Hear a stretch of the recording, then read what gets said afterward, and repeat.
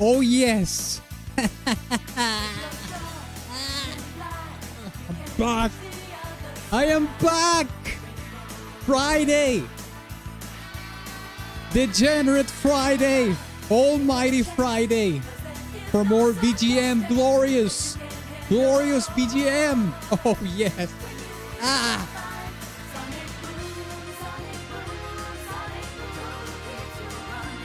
Sonic Boom, Sonic Boom, Sonic Boom, Sonic Boom. That's right. Sonic Boom is now the anthem of this channel. But revised. Revised. Let's wait for the chorus again, okay? Man. Okay, here we go. Sonic Boom, Sonic Boom. Oh shit. Sonic Boom, Sonic Boom, Sonic Boom. Sonic Boom, Sonic Boom, Sonic Boom.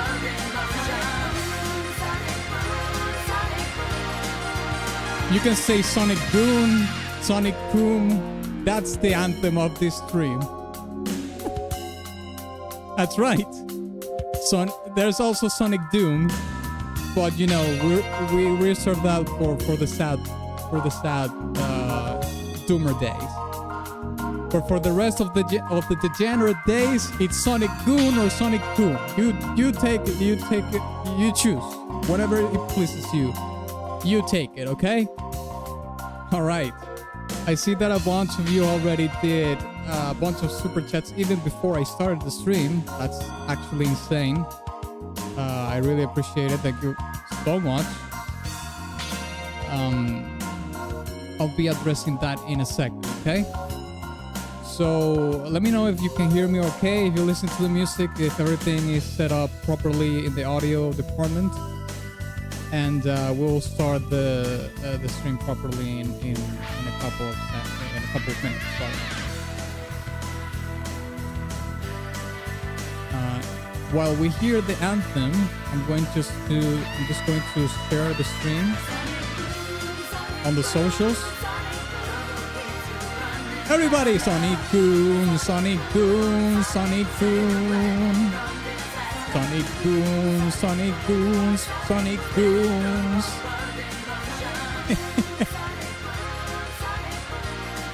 Oh man, this is such a good track, especially if it is about booming or gooning. It makes it even better. Oh yeah. Okay, so let me share the stream on.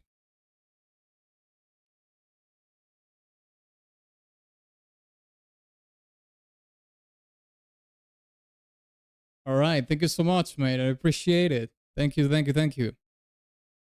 I'll be adding the super chats to the list in a second, okay?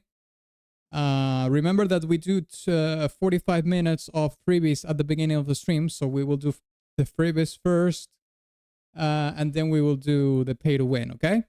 But don't worry, we will add the tracks in a second, okay? So let me finish sharing the stream on the socials, and we will start right up with the stream, okay? Hey, Kylo, what's up?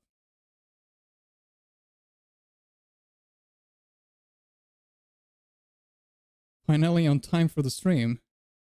You mean me or you? I think I think I was pretty much on cue myself.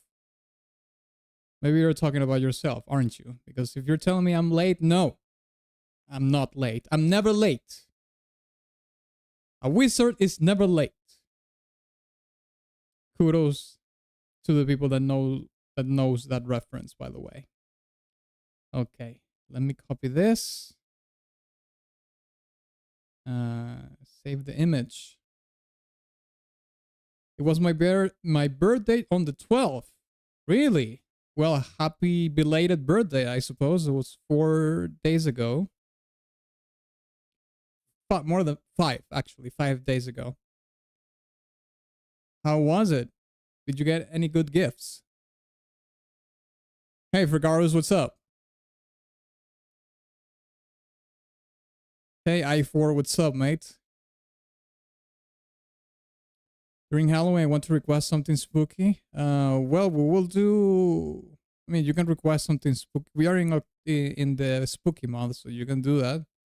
But on Halloween, we will do the spooky tournament, the spooky horror VGM tournament, community tournament.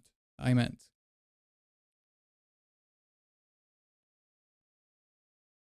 What's on next Friday? We will do the poll in the at the middle of the stream. Okay.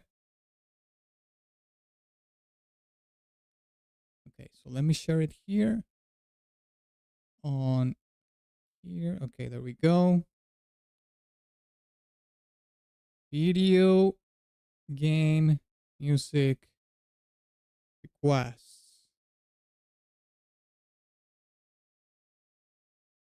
Okay, cool. Whoops. Missed that. And the link. Of course. Copy the link. There we go.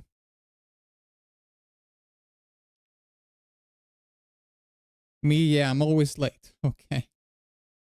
You know what?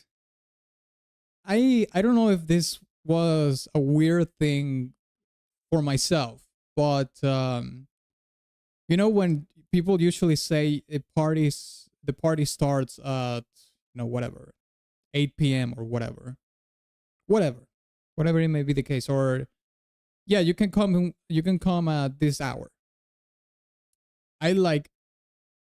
I used to. Then I understood that that wasn't the social normal thing to do. But I will get on time always. Now, for things like school, the amount of university that I did, things that I really didn't want to do, I was always late. 90% of the time I was late because I didn't want to go. But if it was like, oh yeah, come to a party or come to this thing that I wanted to go, I was like sharp on point.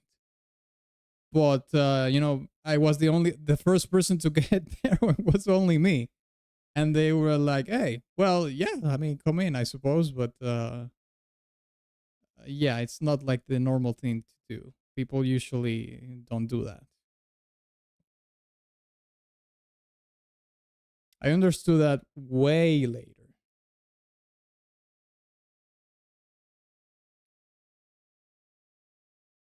Okay. We are done here with Instagram. Yeah, I got a WWE commemorative Money in the Bank briefcase from my cousin. Money in the Bank briefcase.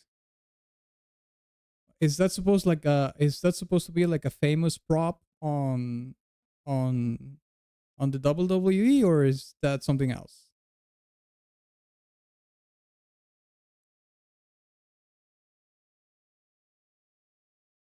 Okay, thank you so much, Conkel, for the super chat. I'll add it to the queue in a second.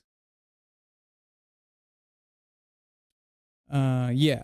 Oh yeah. Okay. My apologies. I'm just not that familiar with the WWE nowadays. I used to watch what was it called, the WWF back in the day, like in the 80s and the 90s, because I think that was the case, and I used to watch that when I was younger. But it's been a really long time since since I watched that. So I don't know who is like the biggest, who are the biggest ones right now. Absolutely no idea. Okay, let me share it on. Royal Rumble is the best thing. You know what I've never played? I've never played a video game based on, WWF or anything like that. I think I never did. No. And none of my friends ever like were super fans of that thing. Not that I know of, at least. So that also contributes to that, you know?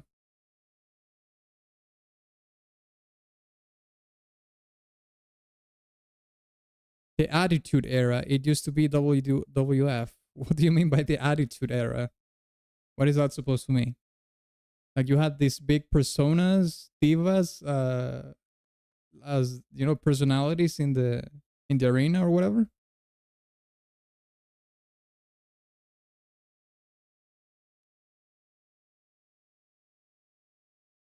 I mean, Hulk Hogan and you know the Undertaker and all those lads were pretty big personalities, that's for sure. I mean, Hulk Hogan for sure, even off the ring, you know, of the show, basically. The Undertaker was, I think, like off the ring, you know, of the show, was pretty much laid back dude. I think I used to watch. I used to watch the WWF back in the day, and I watched like a couple of interviews with the you know with the basically the lad that, but because for me they are like actors, you know, that do the fighting in those events. It's a show, and he was pretty much a laid back kind of lad, you know. But obviously, Hulk Hogan took it to a whole nother level.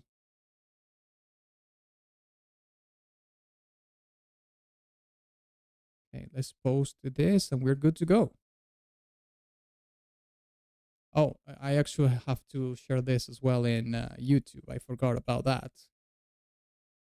Okay, so listen. Why don't you start typing in the chat what would you like me to do as a freebie, and I'll choose one and we will start right up while I do the you know the YouTube sharing thingy.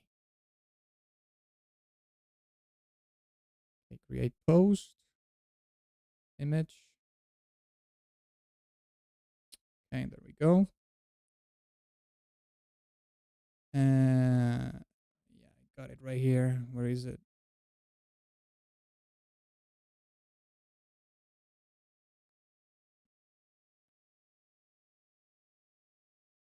Let's copy this and we're good to go. Close the Discord here.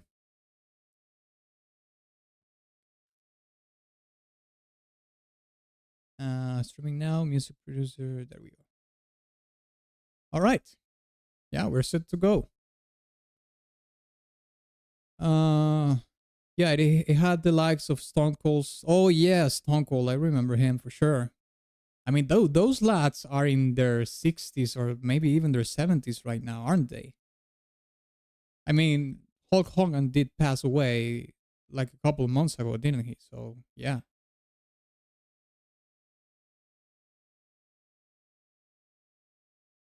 The Rock and the Undertaker, yeah. Well, The Rock is much younger. I think he's more of the 90s phenomenon, right? The Undertaker and Cole Steve Austin were more like late 80s, beginning of the 90s, perhaps. I'm not sure. I'm just saying.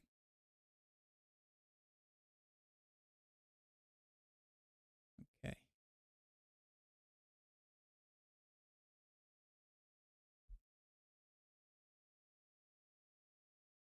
Sonic Boom, yeah. By the way, regarding audio, you're a little quiet. If I have to put up my volume to 75% to hear you enough. I don't know, man. Um I'm not really sure. I mean, I think I'm fine here in my audio levels in OBS, but I don't know if the rest of the chat can tell me if you can hear me fine with the audio. Let me know. If not, I'll make some adjustments. But so far, I think it looks good.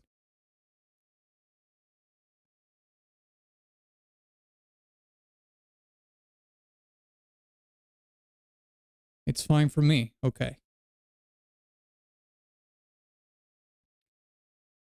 The Attitude Era happened between 97 and 2002. I can hear you fine? Okay, perfect. Perfect. Okay.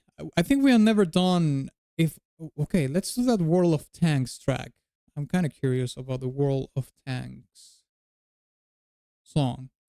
Because if we've done World of Tanks before, it must have been like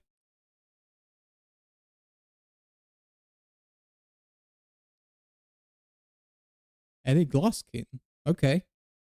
Thank you, Deadhead, for the 2. Appreciate it, mate. I don't remember if we ever did a World of Tanks track. I kind of get the sense that we did listen to a World of Tanks track on the stream once, but I don't remember if. I mean, maybe, I don't know. Trying to remember, but maybe it was such a long time ago that I don't remember. But yeah.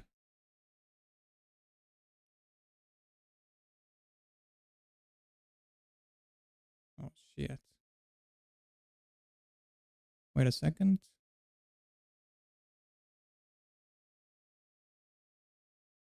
It depends on the volume of the music. Okay. Yeah, that's fair.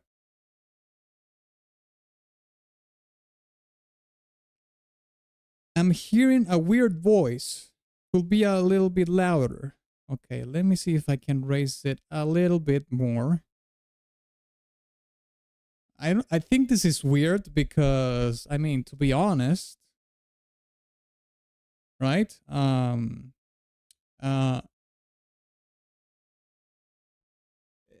mean, I've been using the same settings for all the streams, and now people is telling me that they don't hear me. That's a little bit weird, but okay. I will raise it a little bit. Let me go into the filters here and raise the volume a little bit, I guess. We hear you fine. Okay. In that case, then I'll do nothing.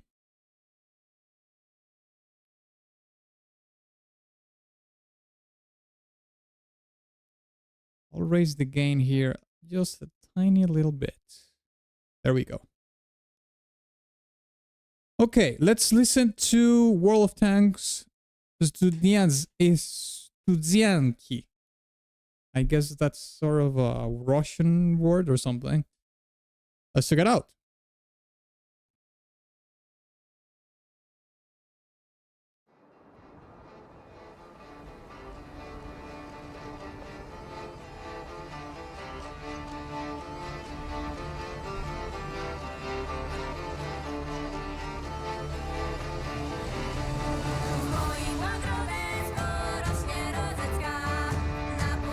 Yeah, this is Slavic as hell.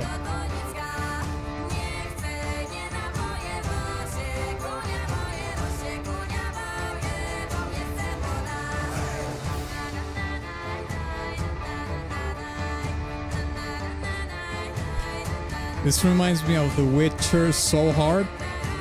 It's not even funny.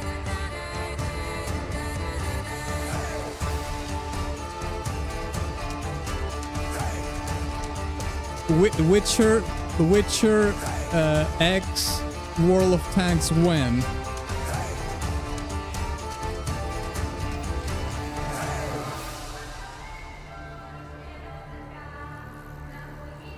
The song is also sung in Polish. Okay, well, I mean, I suppose The Witcher was a good comparison then.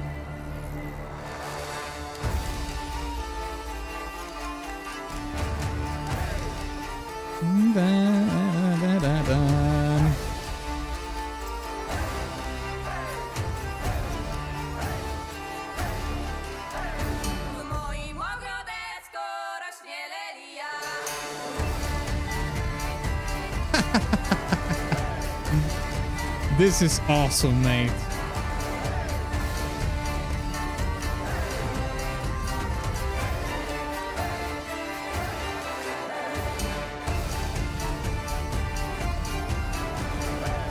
They're showing all World War II tanks fighting, like Russian tanks and German tanks.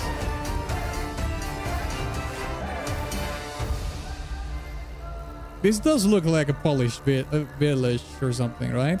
It could pass as a Polish village.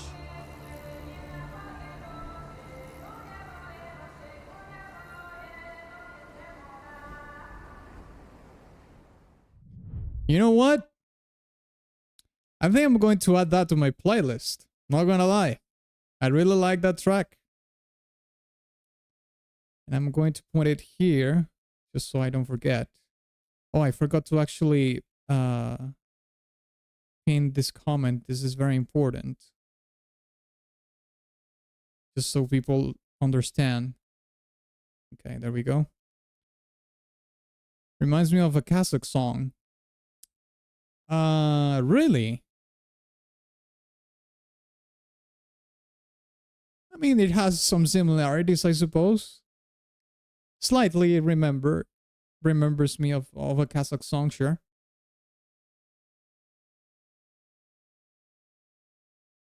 One of the top comment literally say, steel for human, silver for monster, gold for tank.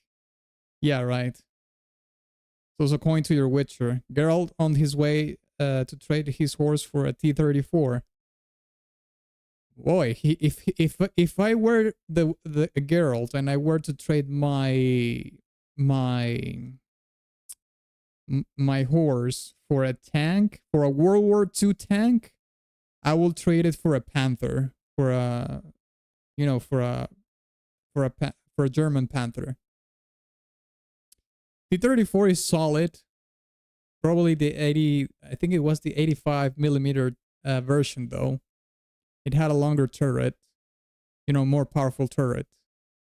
The IS-2 was pretty solid as well.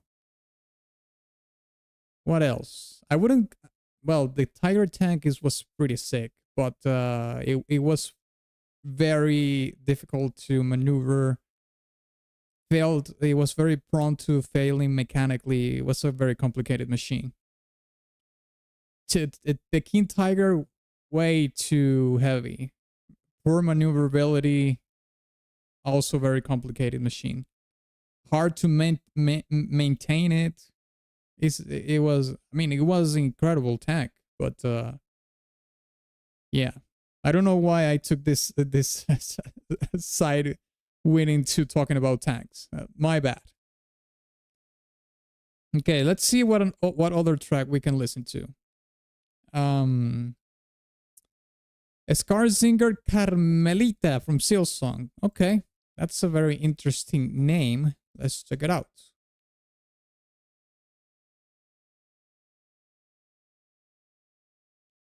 Skarzinger Carmelita. Okay. This is an extended version, so you might as well listen to the OG one. 148. Let's go.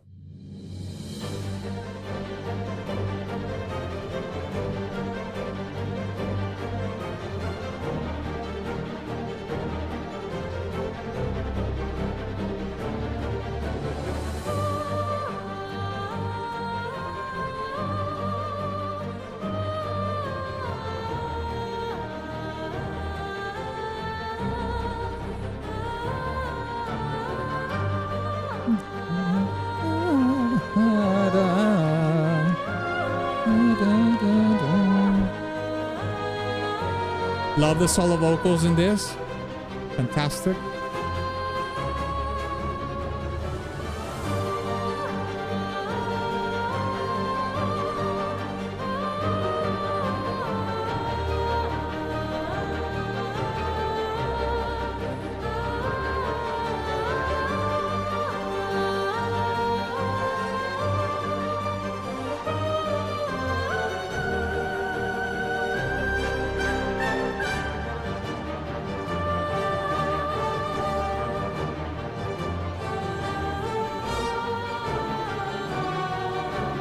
Ooh.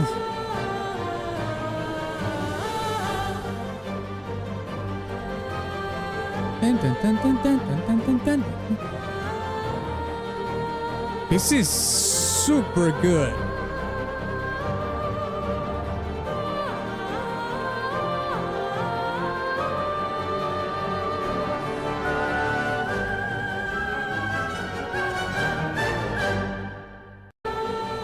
This is a fantastic track.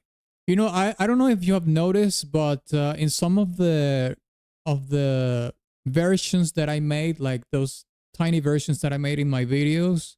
For some songs, I have used an individual, solo vocal line. Sometimes doing the main theme of the track or something like that, or the main melody or the main phrase, and that is something that is within my style of making music and composition. And obviously this is like a very, I don't know if I should call it like selfish or narcissistic way of seeing music. I mean, you gravitate towards something that it identifies as something that you do, perhaps, or that you can see yourself in the music as well. But I love.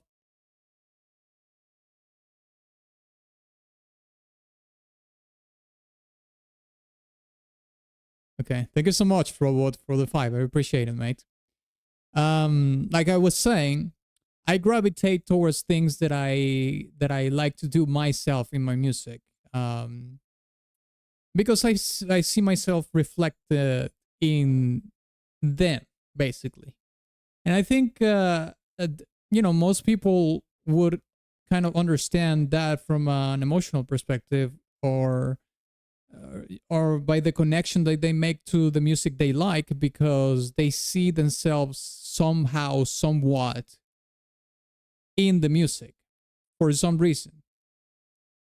Most of the people that are not musicians or don't have the language to kind of articulate why that is. I mean, I even sometimes don't have the language to describe why I gravitate towards something, but I just accept that that's the case, and that's fine for me. Like that's enough for me. But at the end of the day, I think that there is like at least a tiny bit of ourselves in the music that we like, and that's why like we see ourselves reflected in the music. It doesn't have to be entirely like a whole reflection, but it can be like a glimpse of who we are in the music.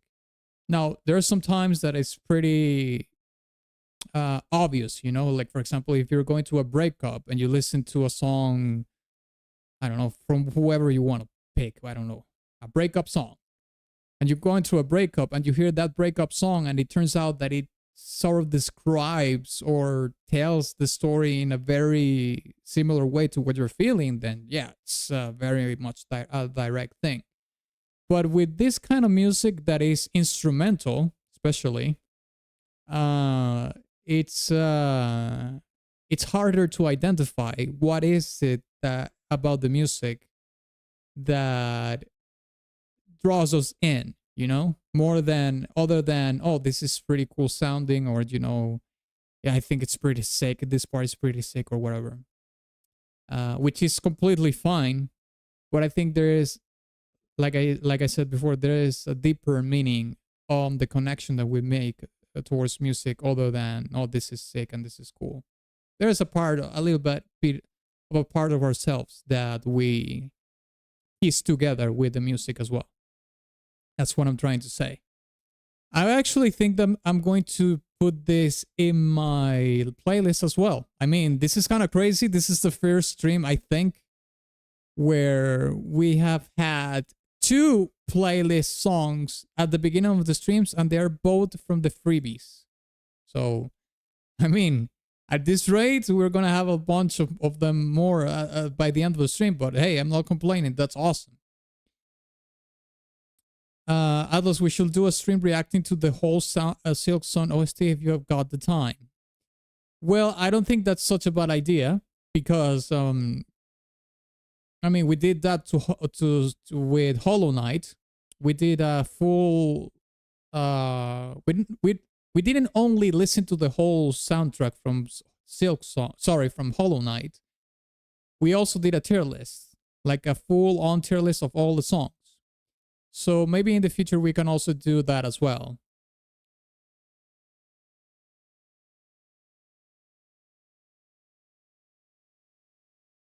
Okay, thank you so much, Conkel. I appreciate it, mate. So yeah, that's a possibility, but I need to...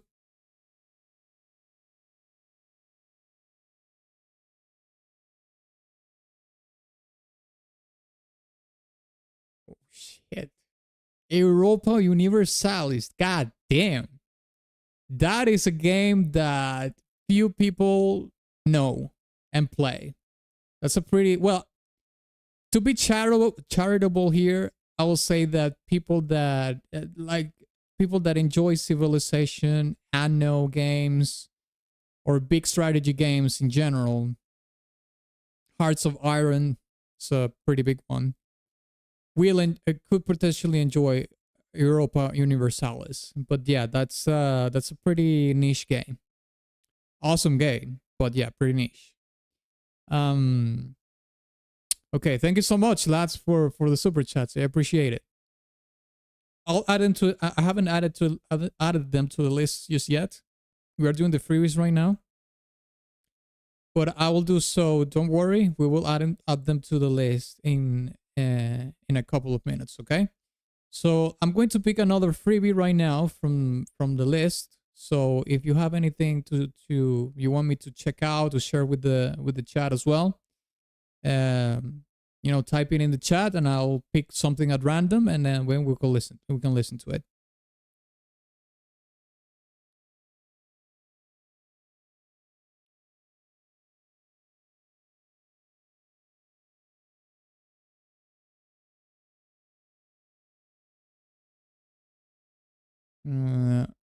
Okay, there we go. Let me check something here. Okay.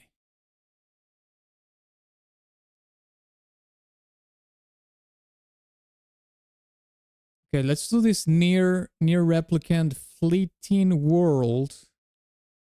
Near replicant. Okay. Okay, let's check the near replicant one. Okay, near replicant, fleeting words, outsiders, version 1.22. I'm guessing it is this song. Okay, let's check it out.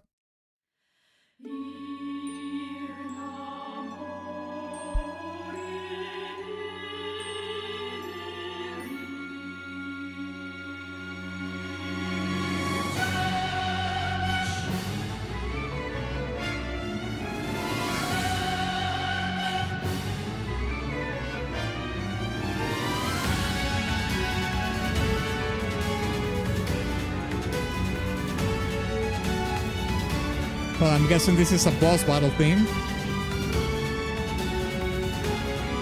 based on the footage.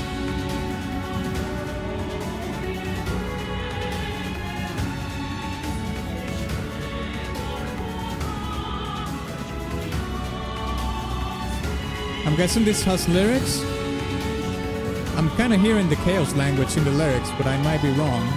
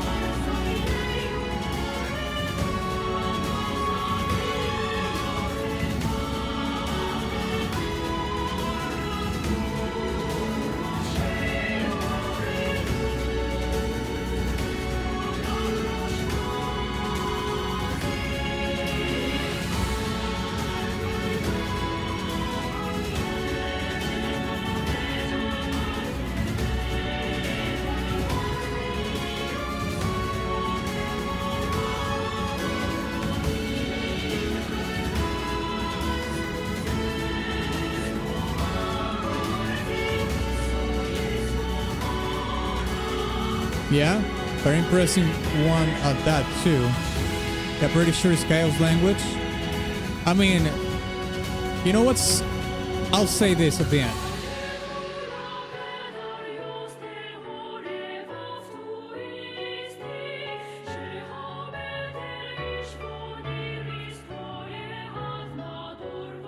Oh, that was beautiful.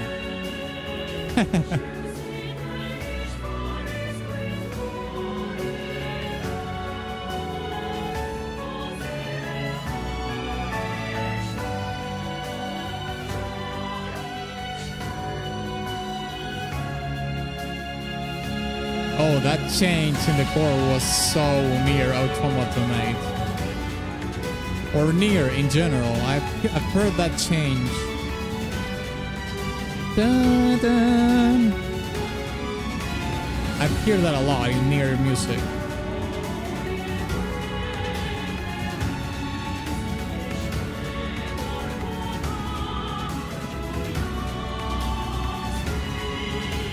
It's such a good game.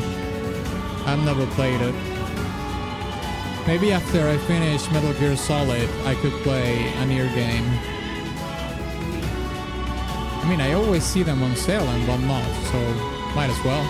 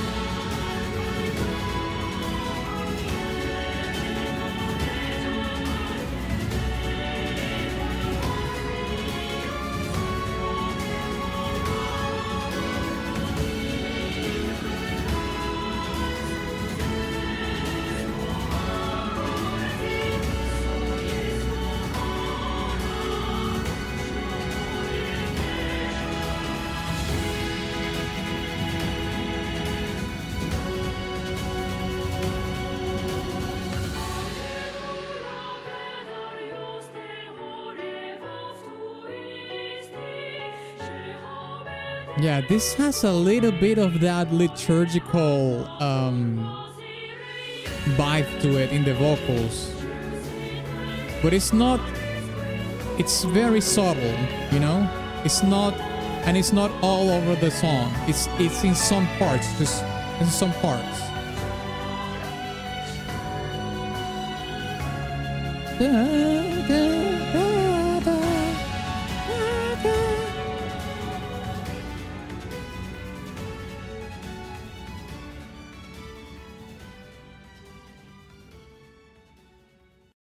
I mean, obviously, since this is a boss battle, you have the percussion and the strings doing a lot of the heavy weight for the tension of the fight. But the vocals are add like a contrasting layer to the track that is sort of soothing and, you know, melancholic even, perhaps. And sometimes it has that liturgical essence in some parts of the performance. Not in all of it, but in some of it. And that liturgical vibe that the Nier, I don't know if all Nier games have this, but I certainly have heard this in Nier Replicant and Nier Automata. You know, for example, when you hear Shadow Lord's Castle, and you hear the organ, and you hear the chaos language sang sometimes in a very liturgical way. And when I say liturgical, what I mean is that it sounds like it could be a song sang in a church, something like that. Or you hear those songs that they sing in, you know, in Catholic churches, or I'm not gonna say Protestant churches because they are quite different. Sometimes Protestant churches do more of pop culture music, you know, like rock. You also have, obviously, the gospel, which is entirely different.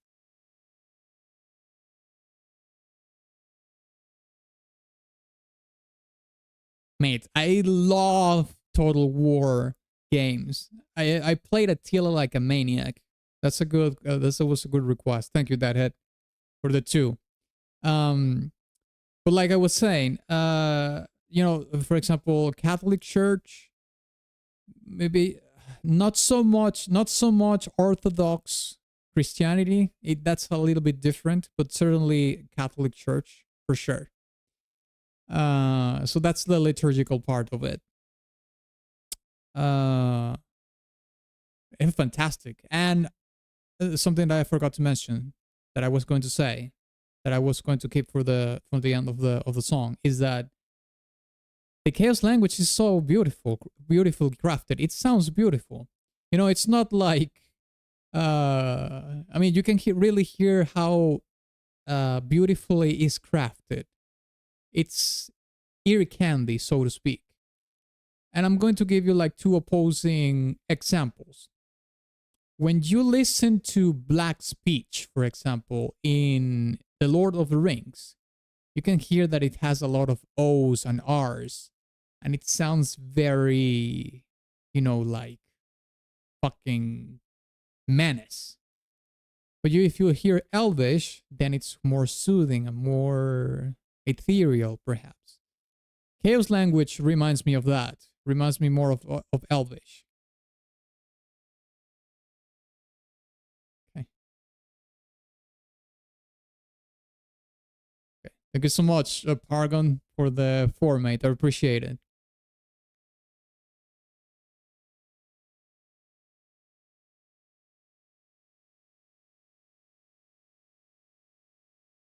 Okay, thank you so much, Conkel, for the 650. Appreciate it, mate. Oh, wow. Okay.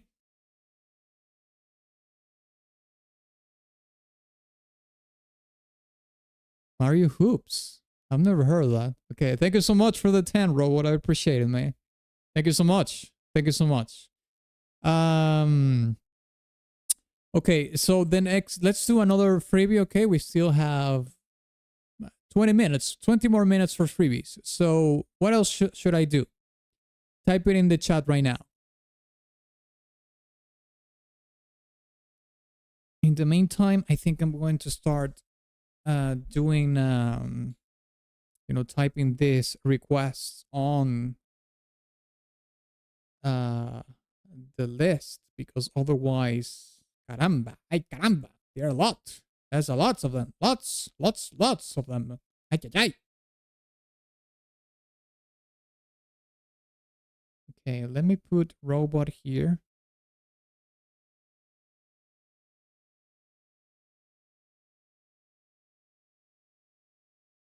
What? Resident Evil 4? Okay. Thank you for the 2. Appreciate it, mate.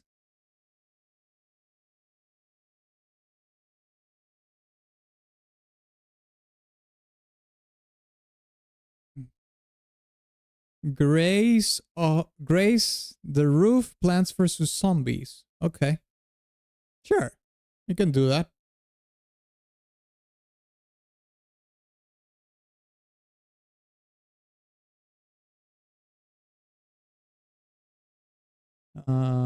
Where is it? Okay, there we go.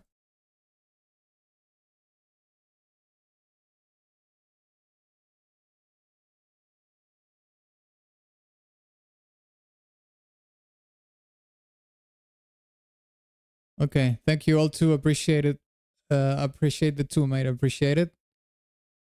I don't know what's wrong with YouTube, that it's like putting these weird names, usernames, or is that your actual username? Is it that long? Because I think it's doing the handles instead of the usernames. And I don't know, sometimes it does that, sometimes it doesn't, which is a little bit weird. Sometimes it does the handles and sometimes it doesn't. And when it doesn't, it actually displays like the regular name. But now it's displaying the handles and I don't know why it's doing that. Like it's always changing. It's kind of weird, I must say.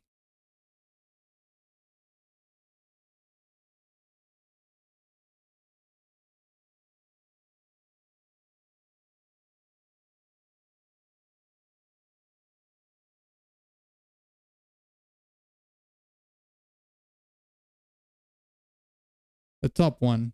Okay.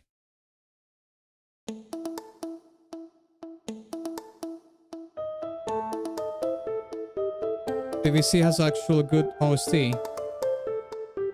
I played PVC ages ago. I don't remember the music.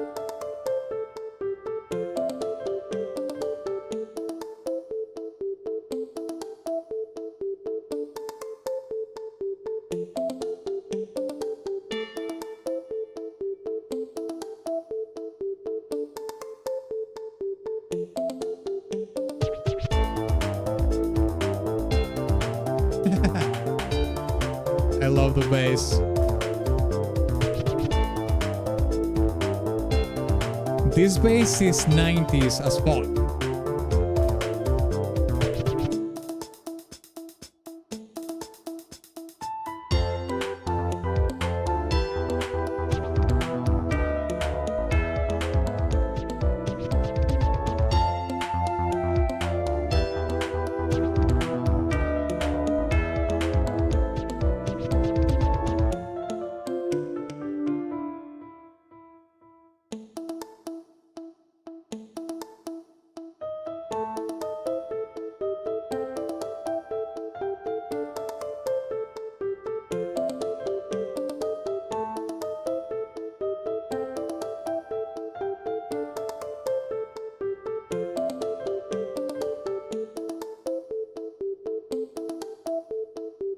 I want them to drop the bass again. Please do the bass line again. I beg you.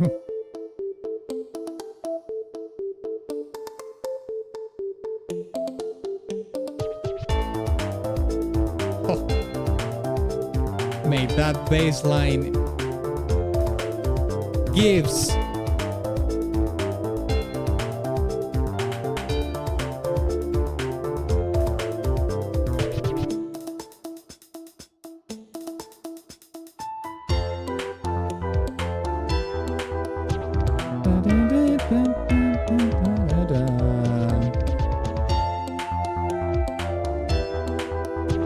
You know where you can hear this sort of bass in Sonic OST?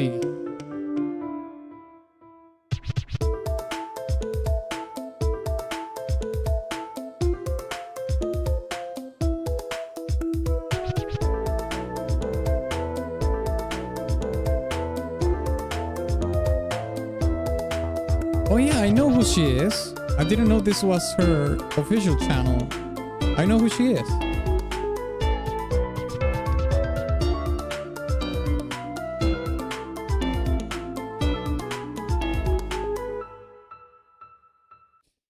I mean, this OST is obviously super playful, you know, somewhat quirky.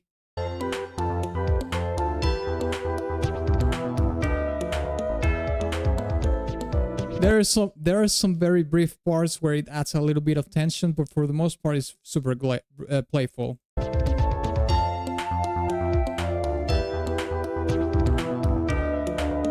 Like that, you hear that note? It goes into a little bit of a darker territory. It adds like a tiny little bit of tension there with that little bit of darkness, but then it returns to the quirkiness, playfulness, the kind of thing that the song has for sure.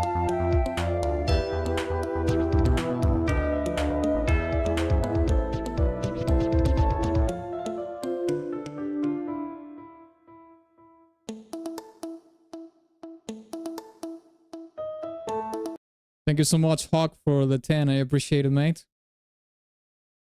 As soon as we finish with the freebies, we will do the pay to win, okay? Okay, let's see. 40 more minutes. Okay. So, you still have 40 minutes of freebies. So, type in the chat what would you like me to do as a freebie, and I will choose one at random, and we will listen to it and react to it. Okay? In the meantime, I think I'm going to be adding these super chats to the list.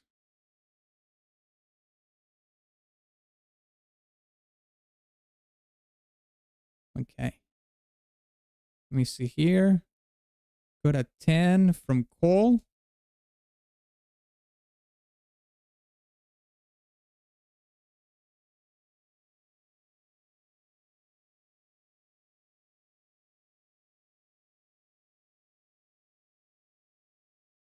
Okay. Thank you so much, Haka. I appreciate it, mate. I'll add it to the queue in a second, okay? Okay. We got another one from Cole. This is another Uma Musume track. Blaze.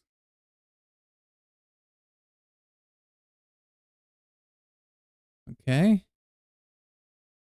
Another Uma Musume from Cole as well.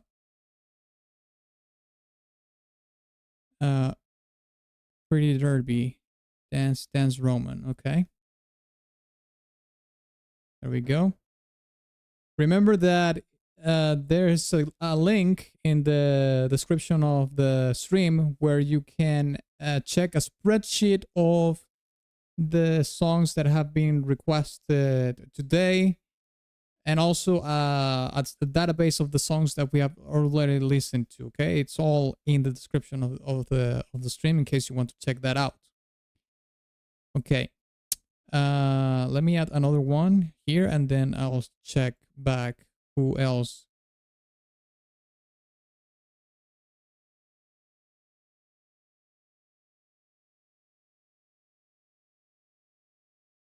Okay, thank you so much, mate. I appreciate it. I'll add it to the queue in a couple of minutes.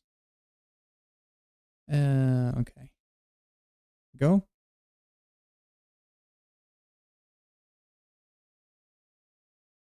Okay. Let me add this here. 4, 7. Kylo. Halo Canticles. Okay. Okay, cool, mate. Thank you so much. Let me add Cole as well here. Cole.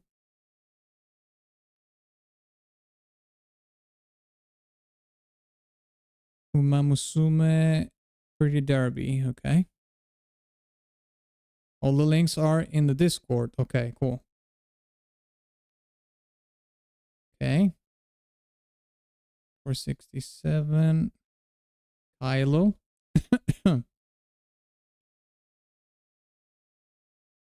Light is green from Halo 5 Guardians. Okay. There we go. Okay, let me check something here.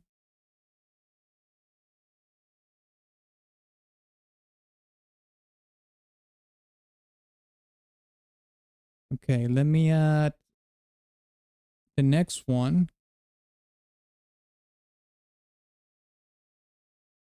This is from Conkel, Mega Man 9. Okay, awesome, more Mega Man. That's great.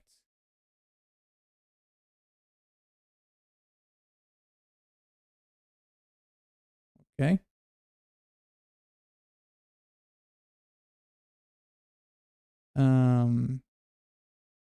Concrete Man theme.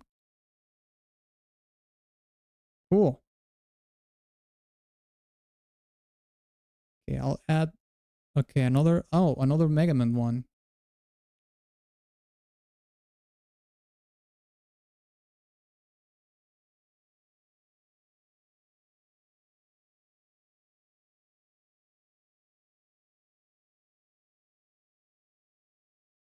Okay, Paragon, thank you so much. Higher. I think I know that game.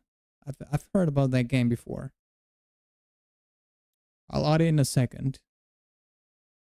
I appreciate it, mate. Okay. I'm going to add two more, and then we will do the freebie, okay?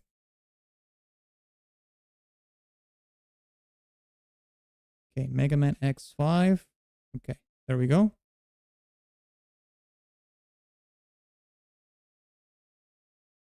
Awesome. Okay, I'll add the rest of them in a second, okay? Okay, let me see what we can do as a freebie right now. Let's see.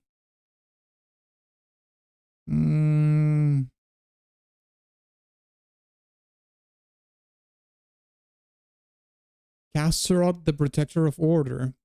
This is actually interesting. You know what? Well, I'll leave that story after I react to the song, okay? But I played like a lot of Lost Ark when it came out. a lot. It was... I loved the game until something happened. Okay, Casserole the Protector. Let's check it out. Oh, this was released 1 month ago.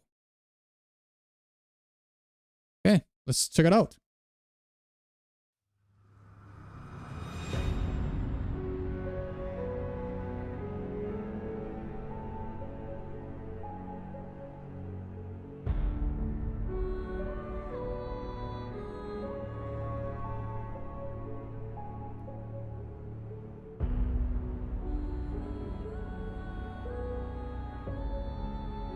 Again, you know, solo voice. I gravitate towards the songs that have solo voices.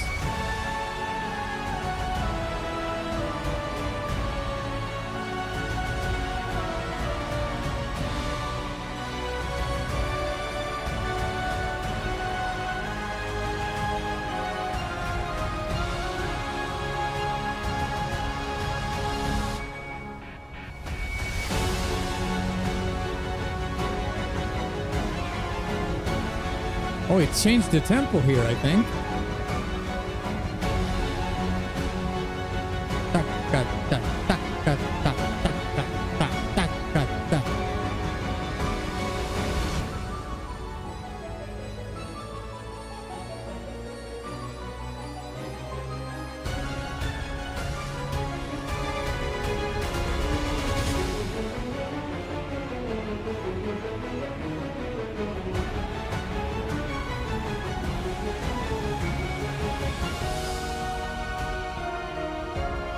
Whoa, that change was sick.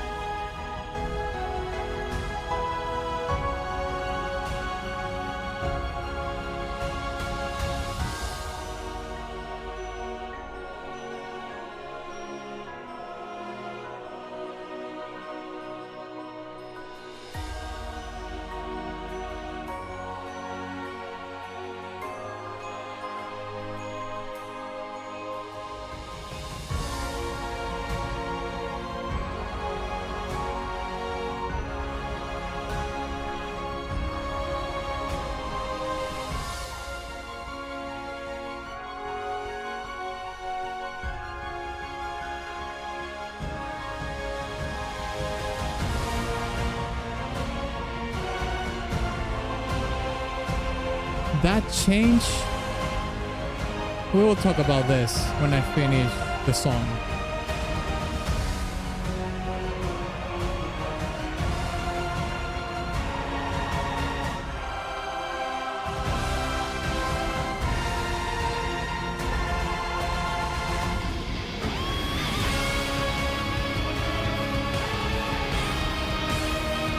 Damn, adding electric guitar? Okay.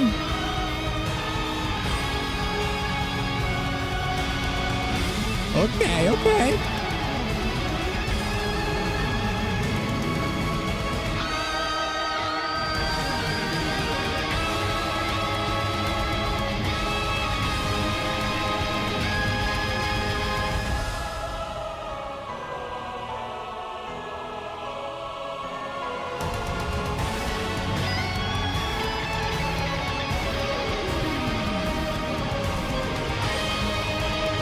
Getting goosebumps, mate.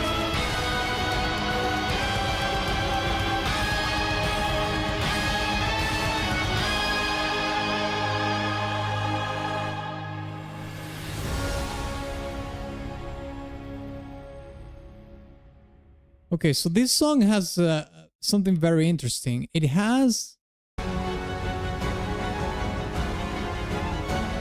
mean, I'm guessing this is like a, you know...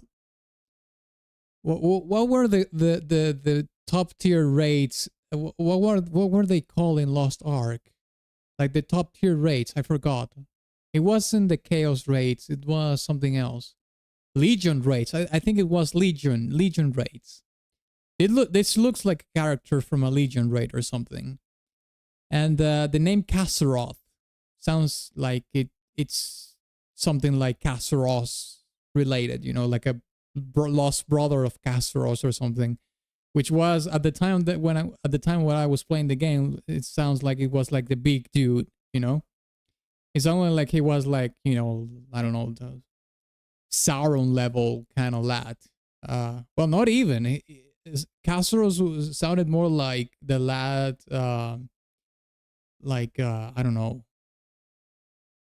something beyond that. I suppose. But anyway, it sounds like there's different phases here. We have like this very struggle, conflict sort of waltz here.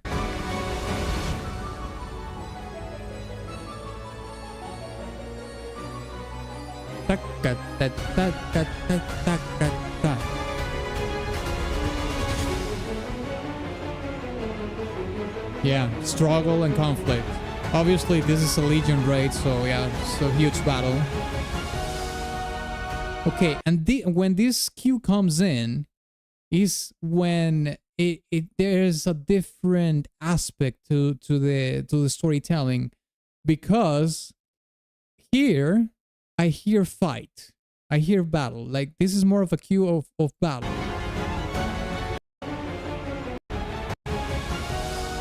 But here, when the cue changes here, this is more about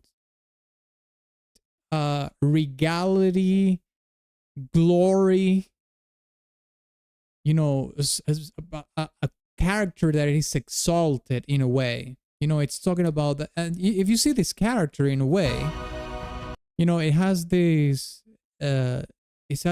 beams of light coming out of it, but the rest of his body looks like pretty demonic in a way. And this reminds me of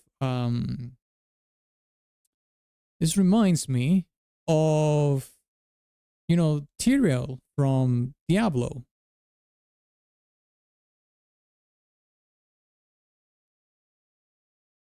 Oh my god. Why are you asking me a captcha, mate? So annoying. I don't have any VPN turned on or something. Yeah, like Tyrael from Diablo, you know? Oh, you can see it there actually. But yeah, this character basically. Right here. You can see there's beams of light that are like wings and whatnot. So it sounds to me like this character was like at one point like a being of light, like a supreme being of light, and got corrupted somehow. Like look at his appearance. It has like beams of light, but they are like enclosed in this sort of demonic thingy.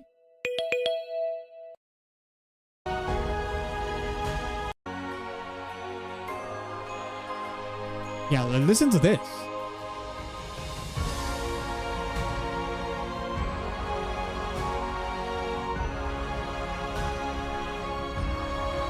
This is gorgeous.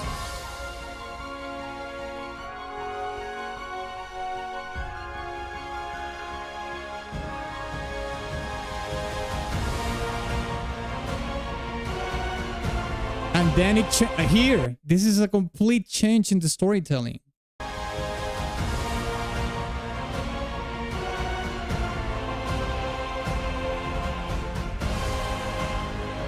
So it's almost like it goes from this divinity sort of warrior of light, if you want to call it that, to menace, chaos, darkness.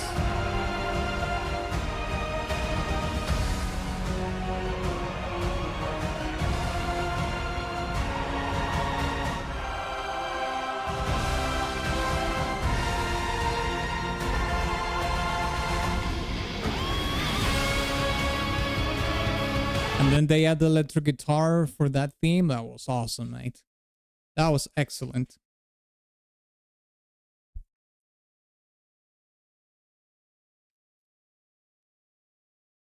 Okay. Thank you, Deadhead, for the 2. That's that spooky game, right? The horror game. Okay, so the countdown for the freebies is up. Thank you so much for everybody who suggested songs for the freebies. I appreciate it. I will say that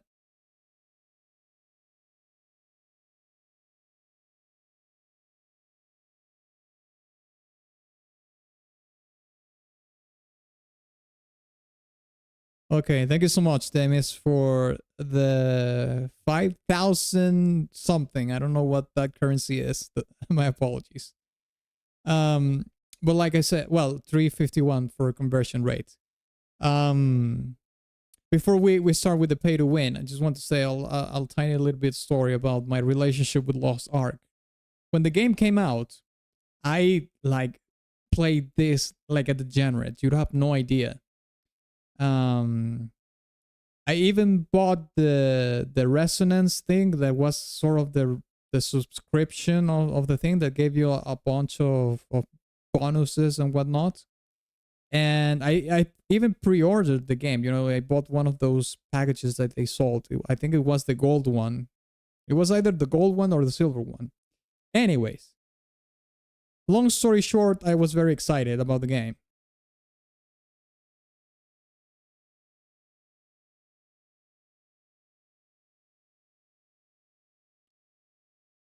Ghosts and Goblins. God damn, that's a blast from the past, mate. Although it's called Resurrection, so I think that's the remake they did, I suppose. Okay. That's a good one. Thank you, L2, for the 2. I appreciate it. So, I started playing the game.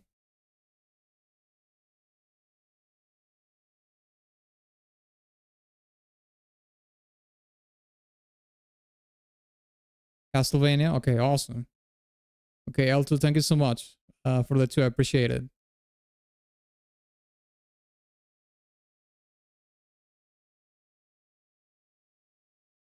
Awesome. Thank you, Conkel. I appreciate it, mate. I'll add it to the queue in a second. Okay, so to finish my Lost Ark story quick, because we have to go to the pay to win.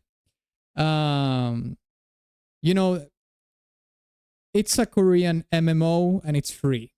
So you know that there's going to be like a lot of stack systems to milk you out of your money. However, I only paid for the sort of subscription resonance thing for a couple of months. And, you know, I'll have to say, hands down, the best combat for sort of this top-down isometrics, you know, ARPG sort of MMO that I've ever played is in Lost Ark. And that's still true to this day. Like doing the Legion raids, going through basically the campaign of the game up until Tier 3. Fantastic. It was a fantastic experience. But then even when I was paying the sort of the subscription thing, that was the Resonance Aura, I think it was called, it got to a point where I felt that the progression was extremely sluggish, extremely slow. And then I started to notice that it was about time for me to just stop playing the game. It stopped being being fun for me for that matter. And then it got worse because I kept peeking into, you know, the Reddit and whatnot to see people grievances about the game. And then, you know, people started to gatekeep the Legion raids based on the gear level and whatnot. And then I said, okay, maybe I quit at the right time because I was not willing to spend more money on the game to get my gear up to the point where I would be accepted in the lobbies for the Legion raids and whatnot. But I will say this.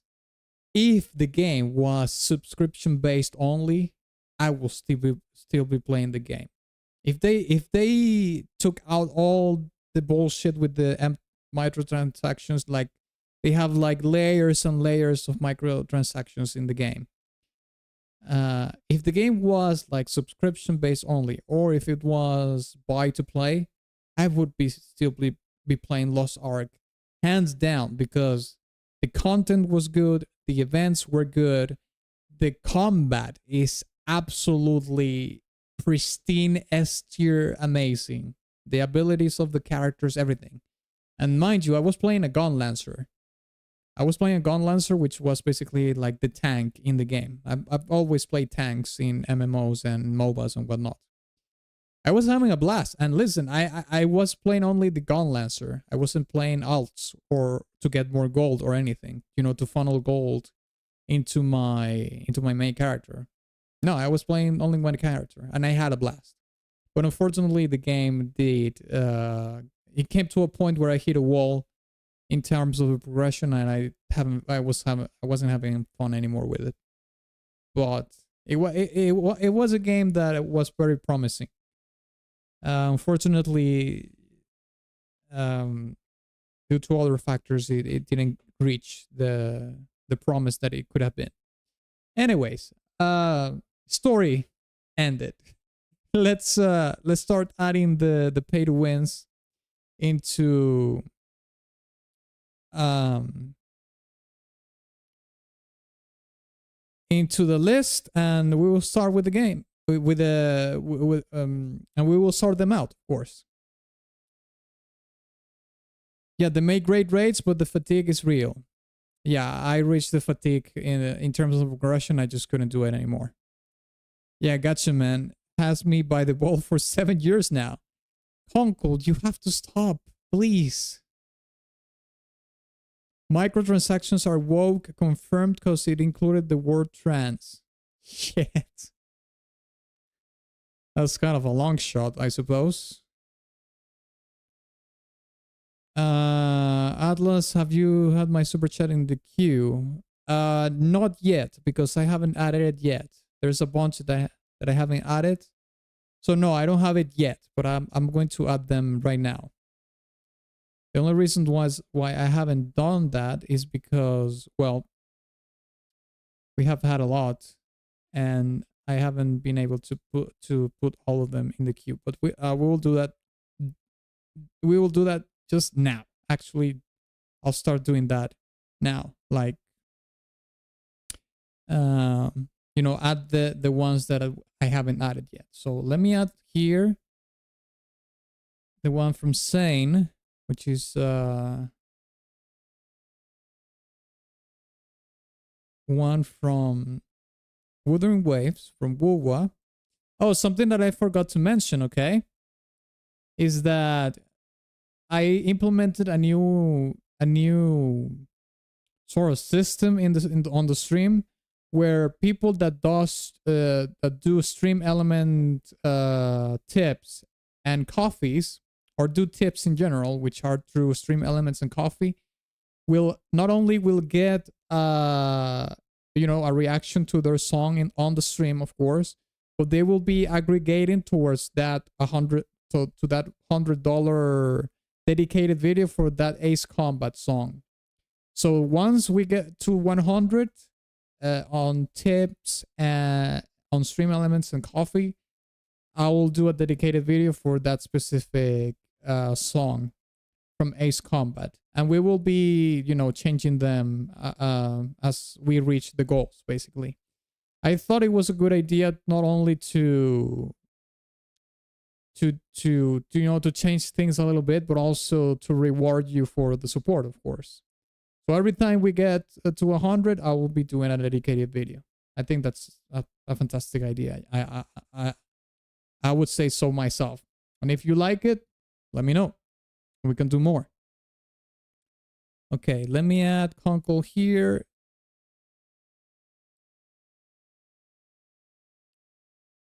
Let me see.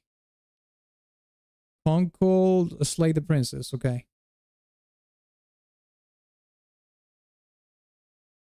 Conkel. Okay, let's add Slay the Princess here. Awesome. Now we had Deadhead. Okay. Deadhead, Eddie Glushkin. I don't know what the hell that is. Never heard of it. chase theme. Okay. Okay, we also have robot with a 5. Bog fables. Okay.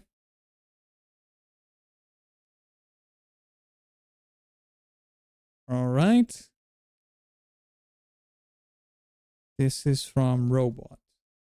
Okay. 5. We have another from Conkel.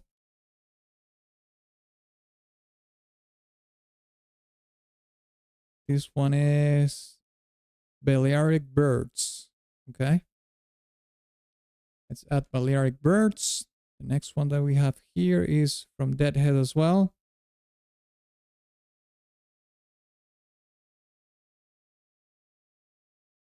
$85. Deadhead.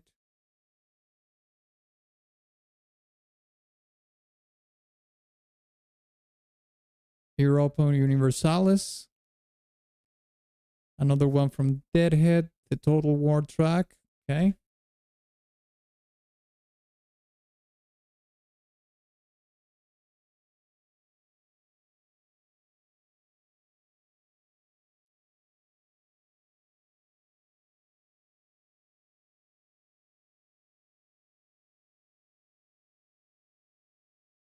Okay. Thank you so much, T-Bone, for the 354. I appreciate it. Final Fantasy 16, okay? All right, awesome. I'll add it to the queue in a second, okay? Just going by the list that I have right now. Okay, I just added the Attila one from Deadhead. Let's add the one from Paragon. This is from Yu-Gi-Oh!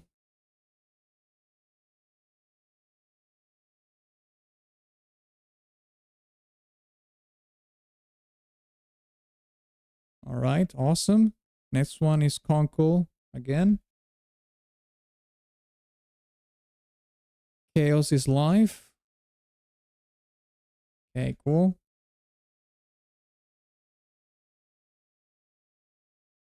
Next one is from Robot.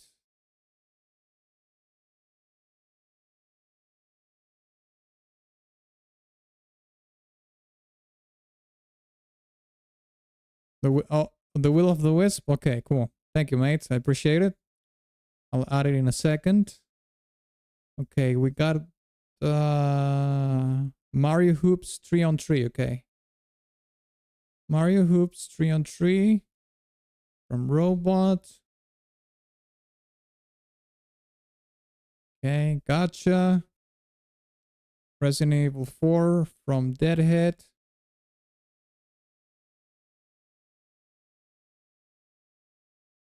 Okay, awesome.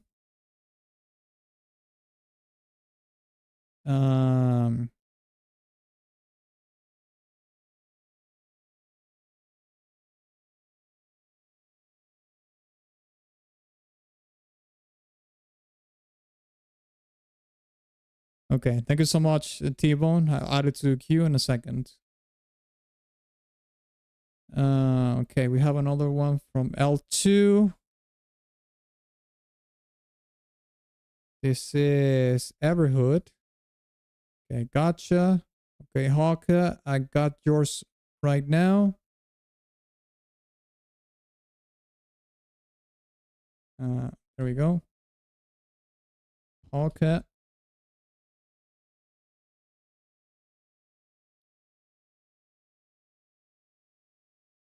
The Fate Extella link. Okay, here we go. Another one from Hawka. This is another one from Fate. Okay. Okay, let's add it here.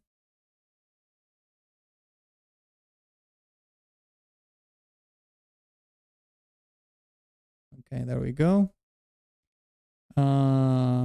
Another one from Conkel. This is Danganronpa. Okay, cool.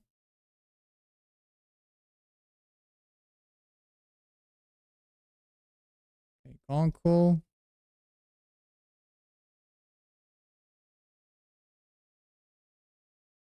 Okay, there we go. Another one from Paragon. This is the Pirate track.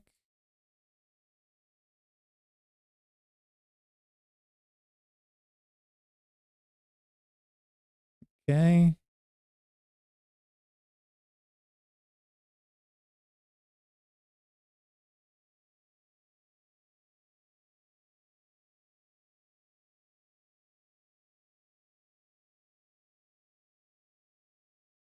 Higher. Yeah. Okay. We also have another one from Deadhead. This is Amnesia. Deadhead Amnesia. Okay. I wonder if I can find a way to automate this. I need to find maybe with I'm going to ask AI how I automate this.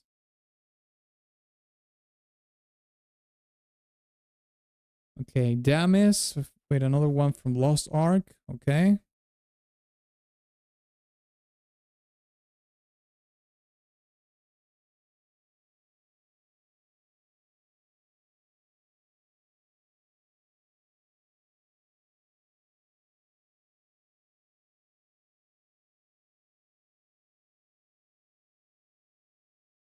Okay, Hawkeye, thank you so much. I appreciate it, mate. I'll add it to the queue. We are almost done with the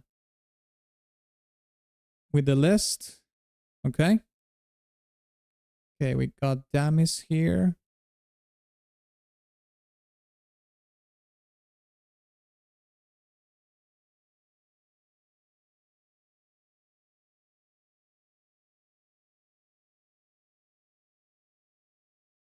Sonic?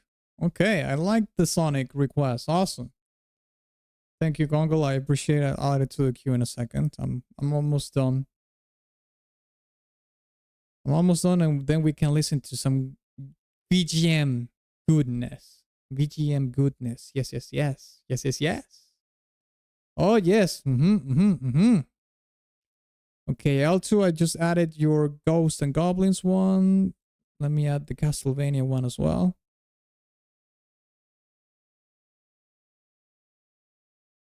Okay.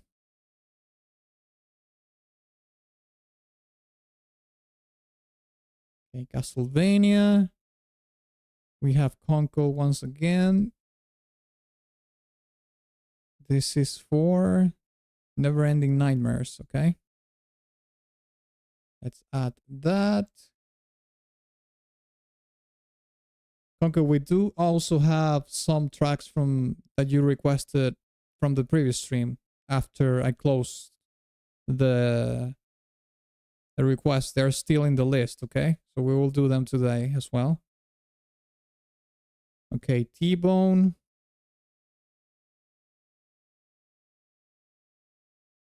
Okay, this is from Final Fantasy. Okay, that's awesome.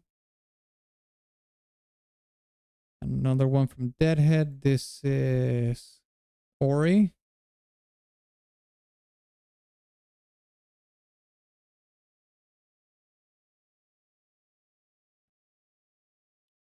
Okay, there we go.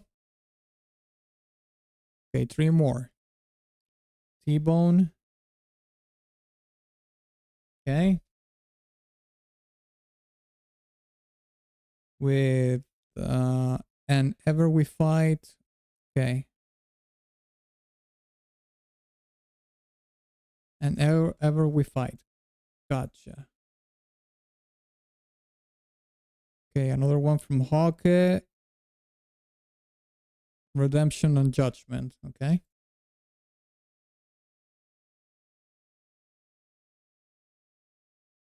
Okay, I'm almost done. One more and we are good. Okay, there we go. And lastly, we have Conkel again. Conkel with the Sonic song. Awesome. Oh, this is from Sonic 06? Jeez. I mean, that game is terrible, but probably it has a pretty good OST. We'll find out soon enough. Okay, awesome. So the list is entirely there. You can check it in the spreadsheet in the description.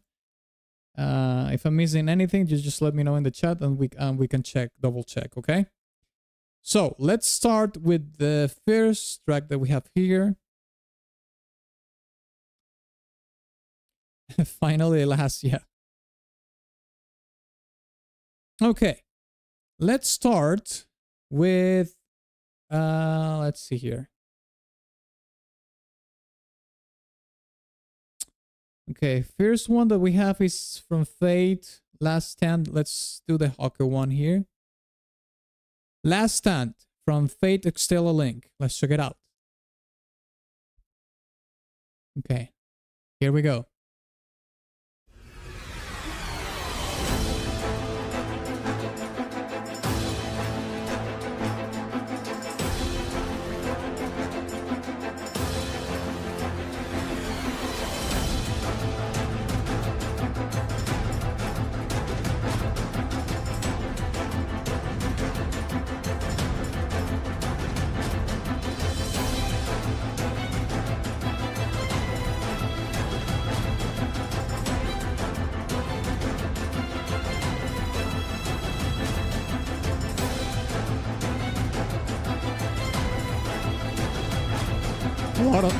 A lot of attack in those strings. And hard, mate. And like, can I add to my earlier request? Yeah, you can add an amount. Sure, and it will bump it up in the queue.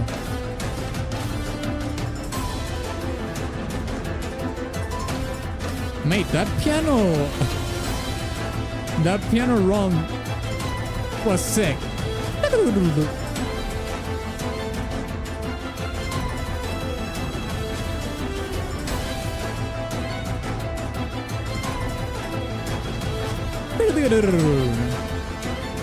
That's actually pretty sick.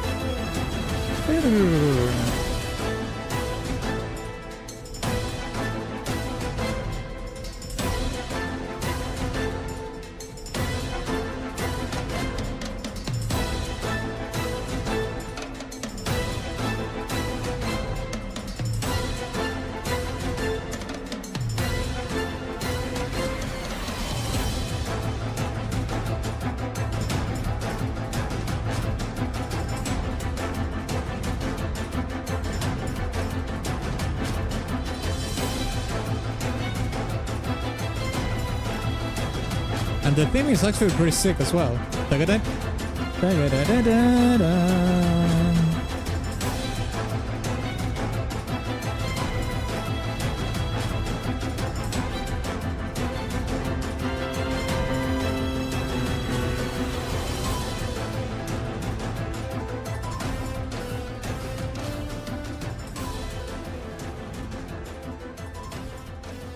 Mate, that piano run is absolutely insane.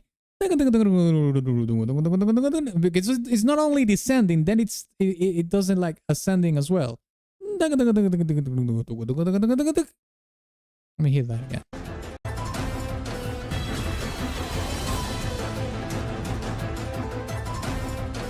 I don't know if this is played, if this was programmed, or this is actually playing that.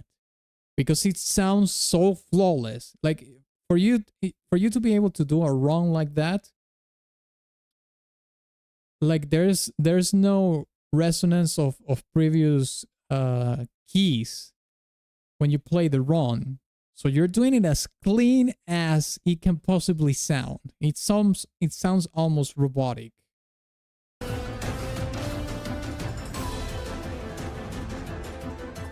But a human can play this for sure. But for a pianist to play this, it has to be like a super high tier pianist, in my opinion.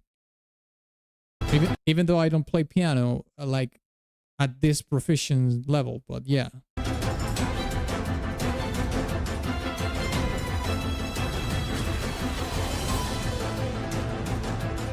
My God, sick, man. Well, here's the thing, right? The song is called Last Stand. And I will say that what is carrying the storytelling of that particular title is the strings, mate. Like the attack on those strings are like, they are like doing it with anger almost. Like the spiccato in the strings, it's really like has a lot of attack, man.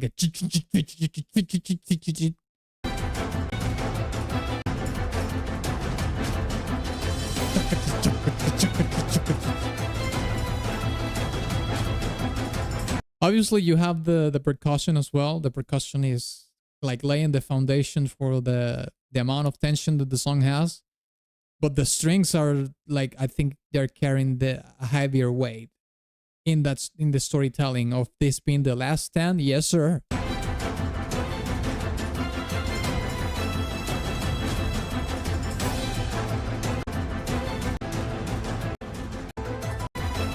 I will say though that my favorite part is the goddamn piano run, mate. That's insane.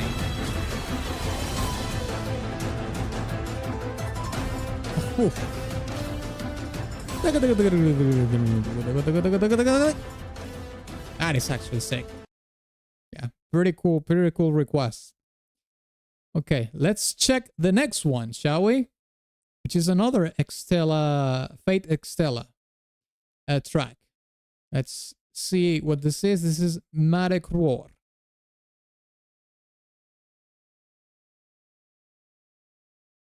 Okay, let's check it out. Pretty sick battle from real, yeah.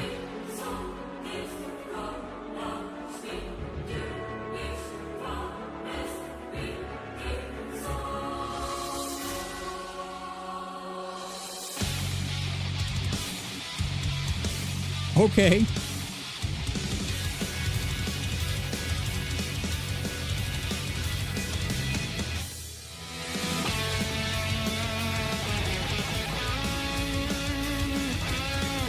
Yeah, this sounds like power metal. Well, the beginning of the song sounded like speed metal, but this is more power metal.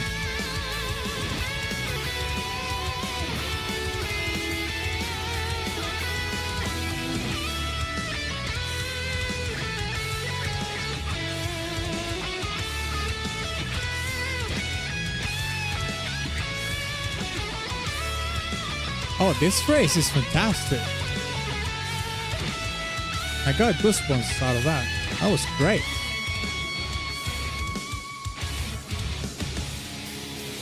Went a little bit proggy, yeah?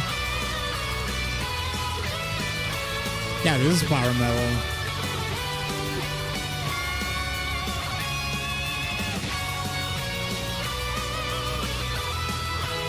I mean, with the harpsichord, power metal 101.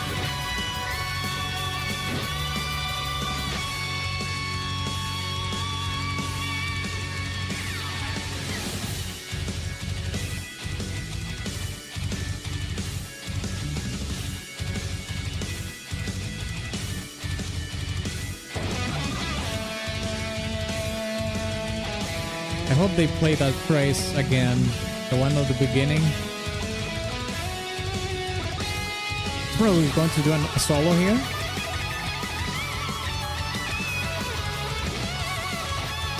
I knew it.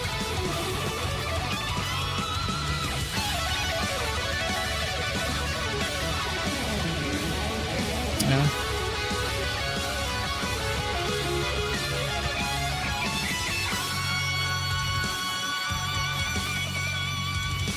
And mind you that he played that solo along with the synthesizer, or I think it was the harpsichord, but the harpsichord is in the synthesizer.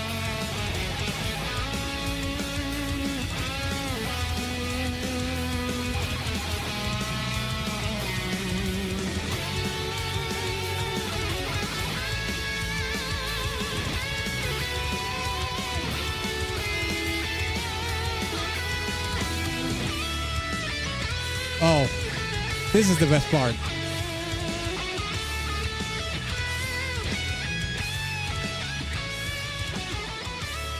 Nah, this melody is great. Got goosebumps out of that melody, mate.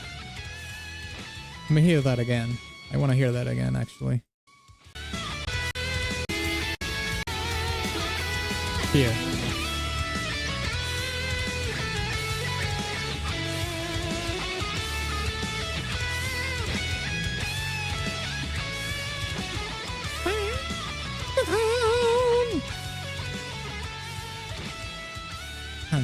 fantastic. That to me, that's the best part of the song, hands down.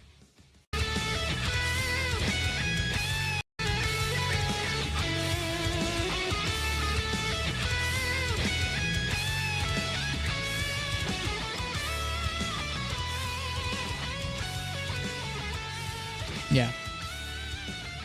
It's a great melody, mate. I love that. All right. Well, essentially, this is, like I said, like a speed metal. It's essentially a power metal song, but it has a little bit of a speed metal in it. I can't really say anything about the title. This is probably Mare Cruor. Could be a character, could be a place in the universe or something. But the judging from the...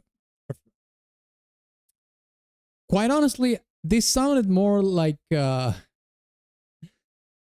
opening of an anime in some parts than an actual video game track. But obviously, you know, JRPGs. So I don't know if this is a JRPG. I'm just saying. I've heard this kind of songs more in JRPGs than anything else. But like Trails games have this kind of songs for sure. Like, you know, The Legend of Heroes, tons of songs like this. Okay, let's listen to the next track. Uh-oh. Okay.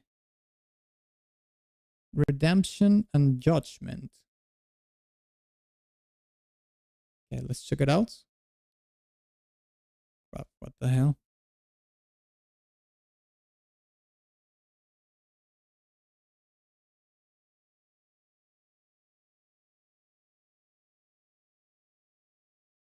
Sorry.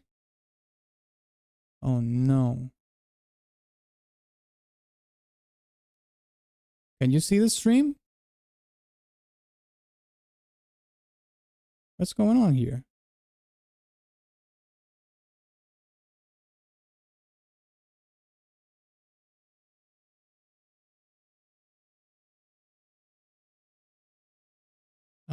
Hello? What the hell?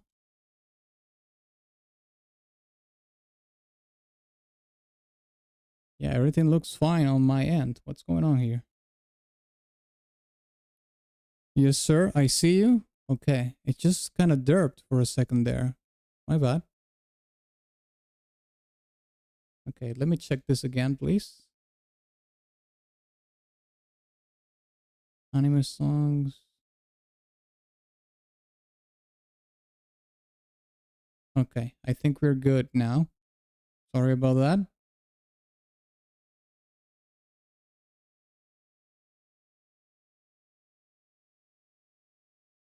Okay, I think we're good. Got a little bit of a scare over there. Okay, next track. Let's do the next track. This is also from Hawke. This is Redemption and Judgment. Okay, so let's check it out.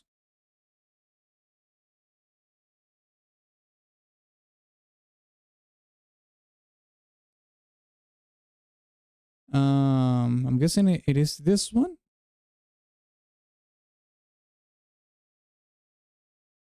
The second one.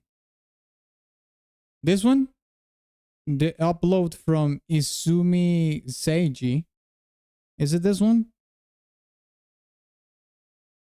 Yes. Okay. Fantastic. Let's check it out.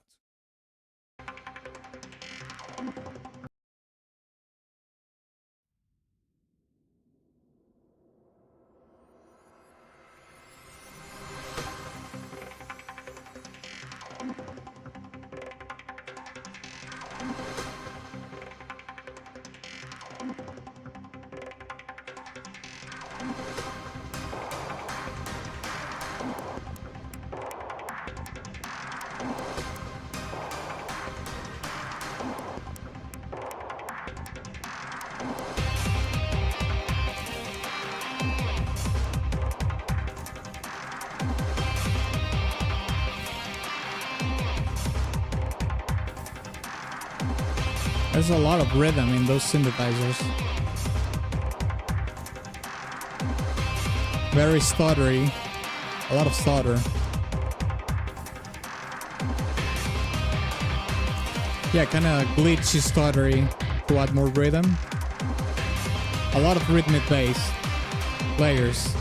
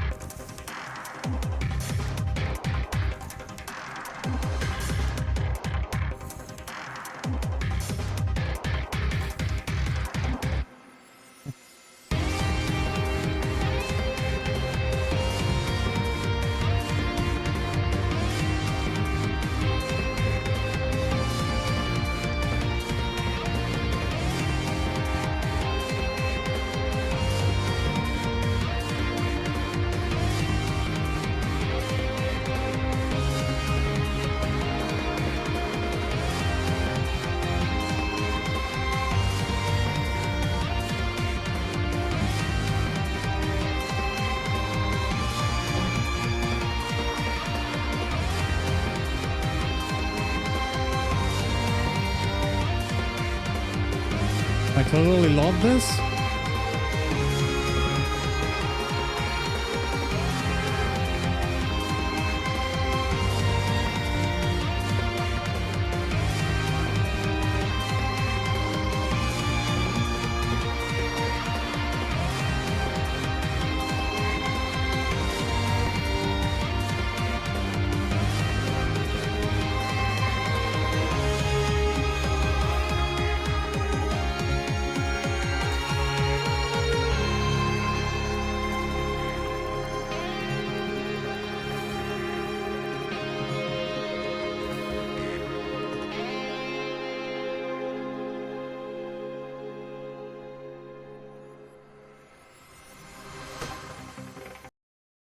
Okay, so there's two sides to this track, right? We have the very rhythmic, stuttery, synthetic intro.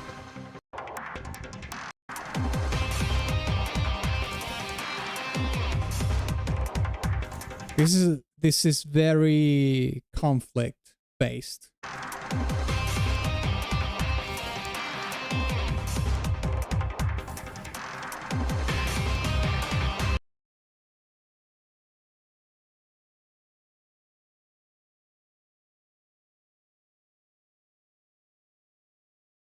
Okay, thank you so much, Hawker, for the 10. I appreciate it, mate. I'll add it to the queue in a second. Like I was saying, this has a lot of conflict in it, and the reason for why I say that is because there's like a sense of chaotic control chaos in all the very rhythmic, you know, stuttery, glitchy layers that the song has. Not so much in the percussion, because the percussion is basically like only the kick doing some accents. And yeah, you have the snare as well. But the synthesizers are doing like the heavy work in introducing us into this control kind of chaos. But then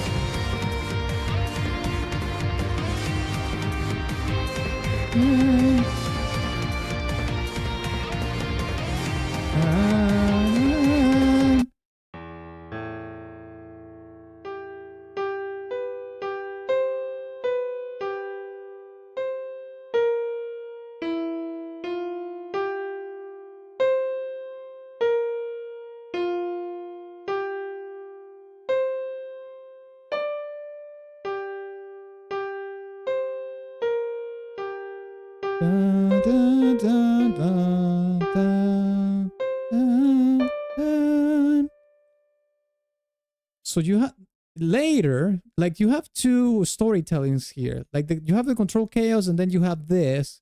And mind you, more than half of a song has this sustained melody over and over again. So this theme that we hear at this stage of the song, da, na, na, na, na, na, na, must be extremely important for the storytelling of whatever is happening in the video game, because quite honestly, the melody or the theme doesn't change at all. It's like it doesn't have any kind of variation. It's always the same. It's, sorry.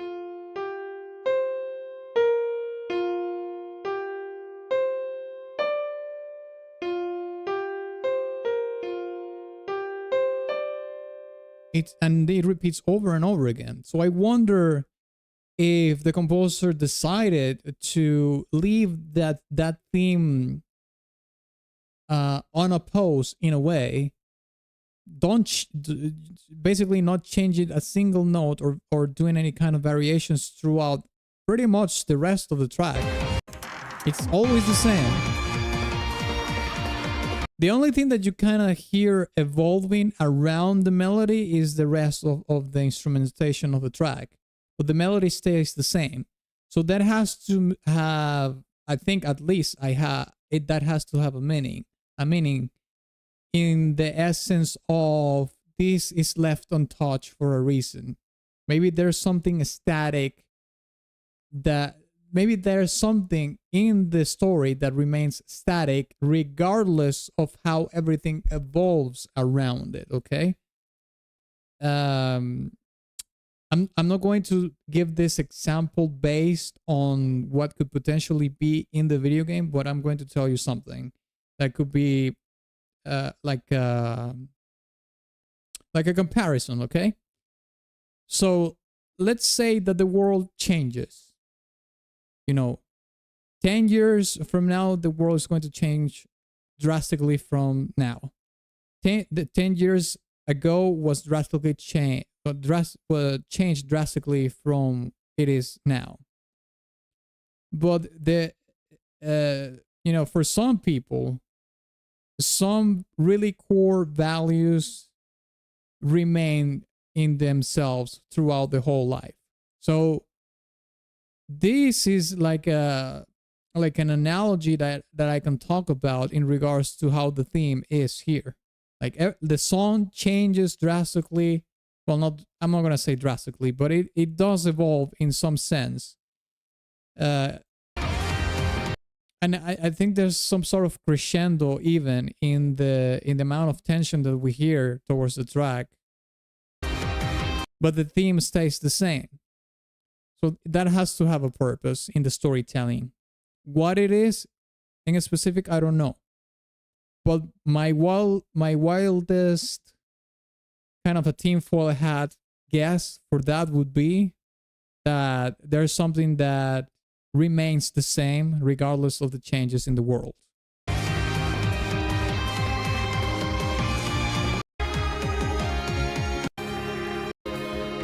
I might be completely wrong, but that's what I think it could be. Poll. I think we are a little bit early into the poll. We could do it a little, maybe in like an hour or something. Okay, let's add the other Hawk track that he just requested here. This is Keita Haga, okay.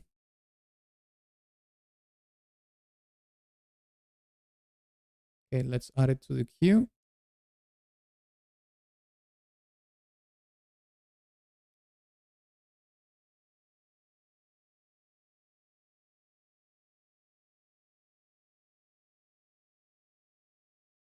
Which is probably the next song that we're going to do, I think, based on the order that we have right here. Okay, Keita Haga. Yeah, it's the next one. Okay, let's check it out. Let's see. Here. Okay, Howl from the Days of Anger from Keita Haga. Okay, this is the Keita Haga topic, so it must be this one.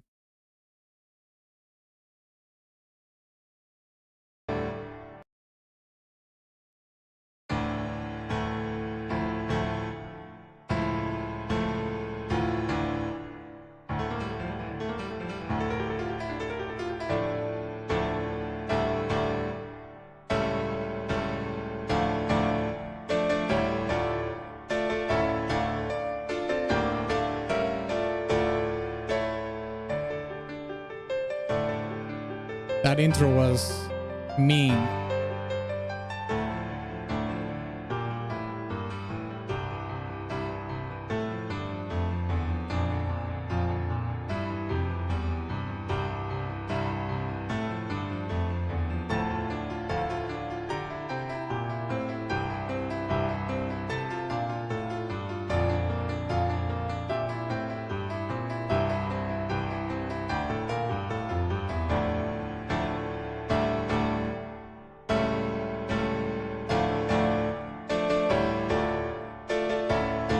A lot of power in those chords, not only in the chords themselves, but also how they are performed. They're like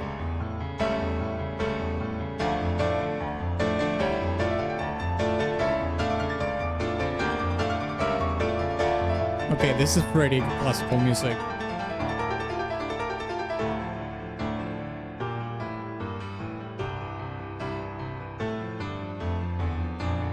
Oh, how they're doing the theme here is fantastic. Dun, dun, dun. Dun, dun, dun, dun.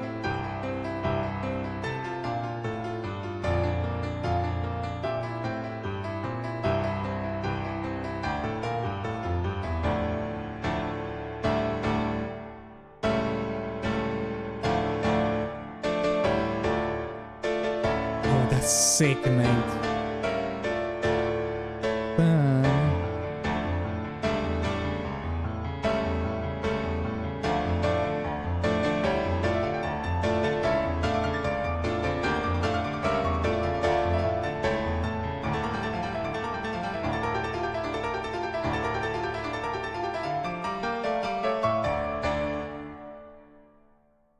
Holy shit. Okay, well, here's the thing, right? The song is called From the Days of Anger. I can definitely hear the anger in those chords, mate. Listen to this.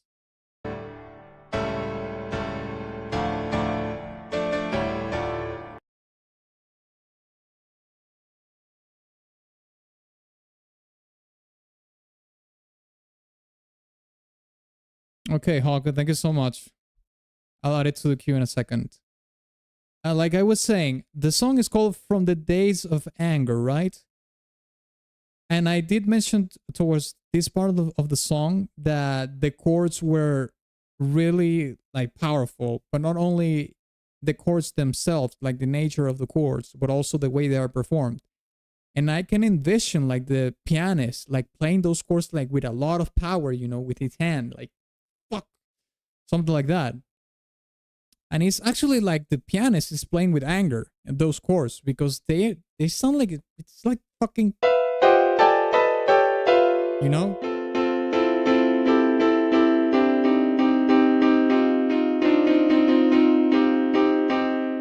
You can hear the power in them.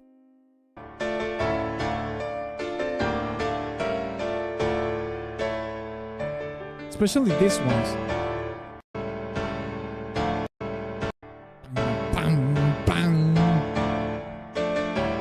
So the song starts angry, okay? The song starts angry.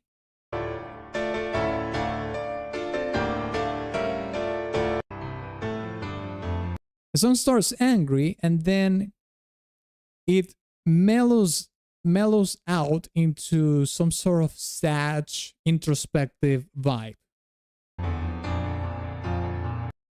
And we also get more of an arpeggiated feeling in the chords, and we start adding more lower notes, you know, bass notes, which makes the song more of a, yeah, it makes the song more introspective, basically.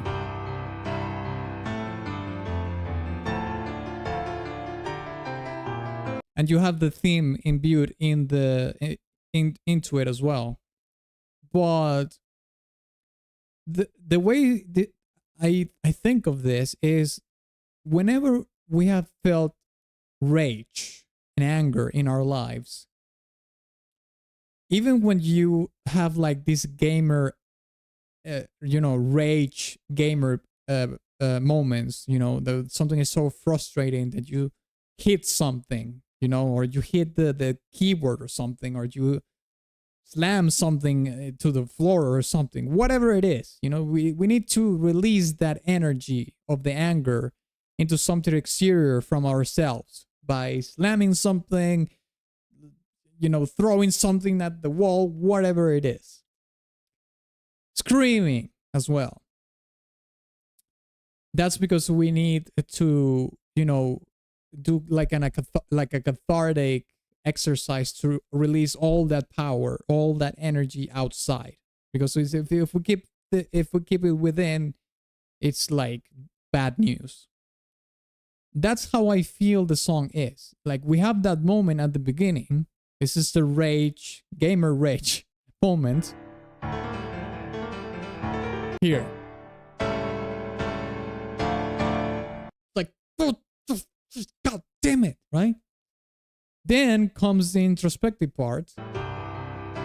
You release the energy, but you're still angry, okay? So you come into the more on the thinking and feeling part. You slam something, you release the energy, you're still angry, then you say, oh man, I should have done that, or this game is so fucking stupid, man, I can't take it anymore, or whatever.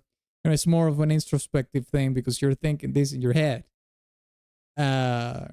Obviously, I'm just putting it in a kind of a funnier perspective, but this is obviously more introspective in the side of being angry, and also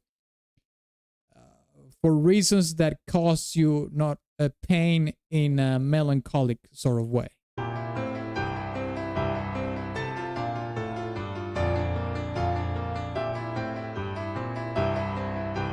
And you can also hear that the chords are not played as powerful in this part as the intro.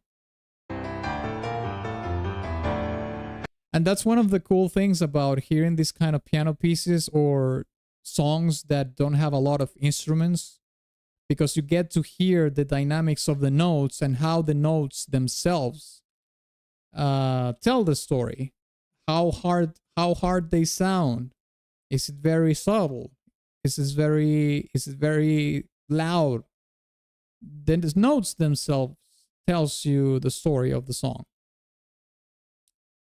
And then it comes to anger again, and then it mellows out again. So it's basically like going back and forth in between those two states of anger, let's say. Okay, so let me add the other one from Hawk here. This is Velothi 3.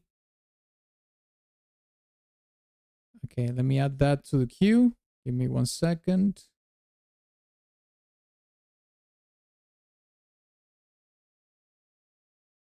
Okay, Hawk. Here we go. Okay, which is probably the next one that we will do. It looks like. From the looks, it looks that way. Yeah. Let's do Velothi 3 now. Okay, let's check it out. Let's search the thing first. Velothi 3. Okay, there we go. I'm guessing is it this one? Hawke? The Hideyuki Fukazawa topic.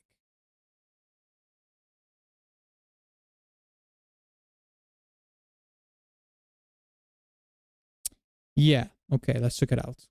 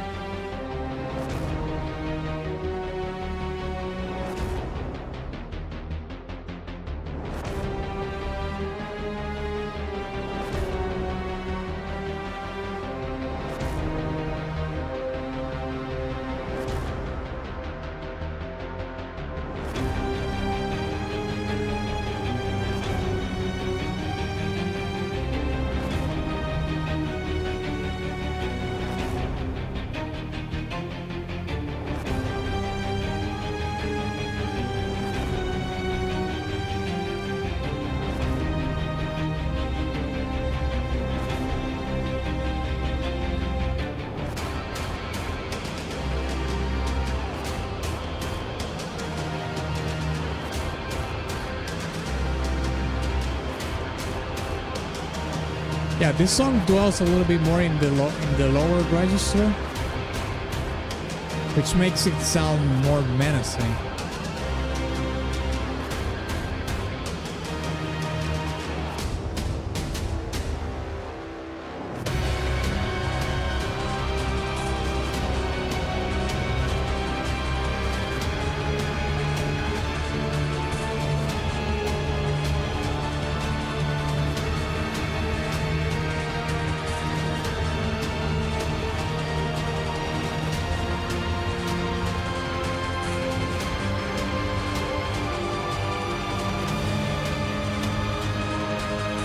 You hear how it went from the lower range into this crescendo towards a higher register?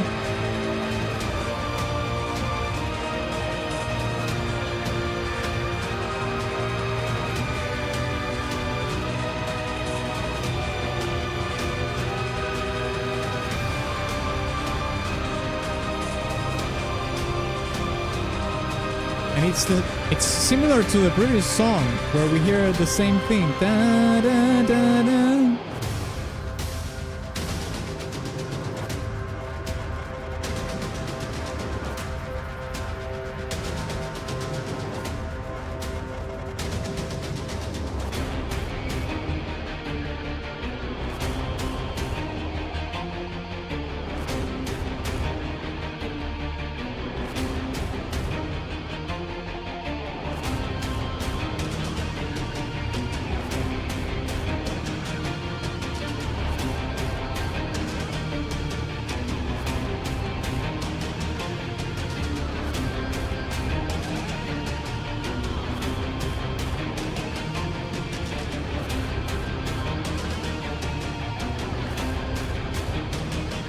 Thank you, T-Bone, for the 5. I appreciate it, mate. I'll add it to the queue in a second. Okay, return again to the lower register in the strings as well. Da, da, da, da, da, da, da, da. This theme here actually reminds me of Company of Heroes track. Funnily enough.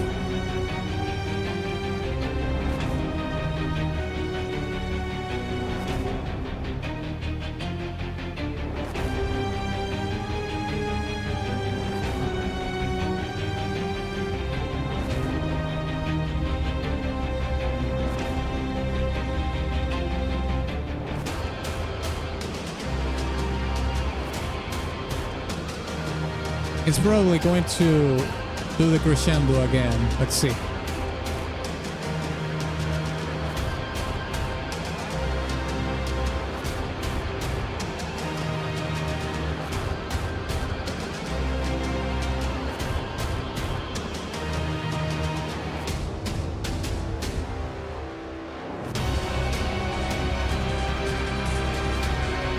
think it will. Yeah, it's doing it again.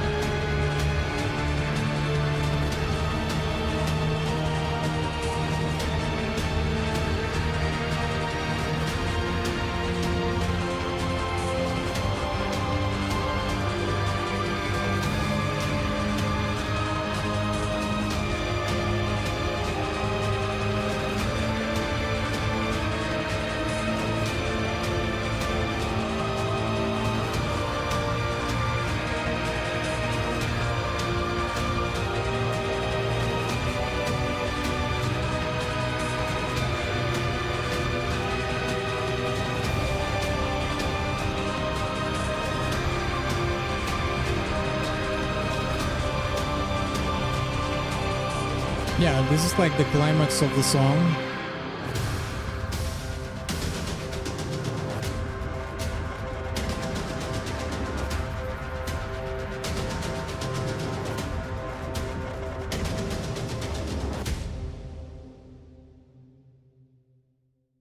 Yeah, this sounds to me like, I mean, conflict, struggle again. A lot of darkness and menace because of those cues that dwell in the lower register of the instruments, but then it does the crescendos. So When it does the crescendos, obviously, when we go to a higher register, the da, na, na, na, and then it goes up in the register.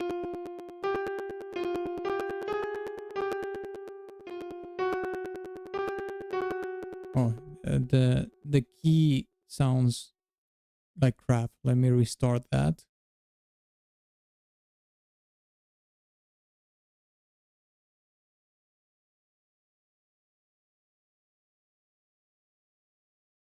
Okay.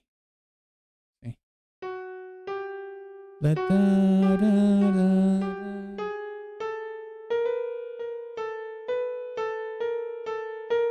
And then it goes higher and higher.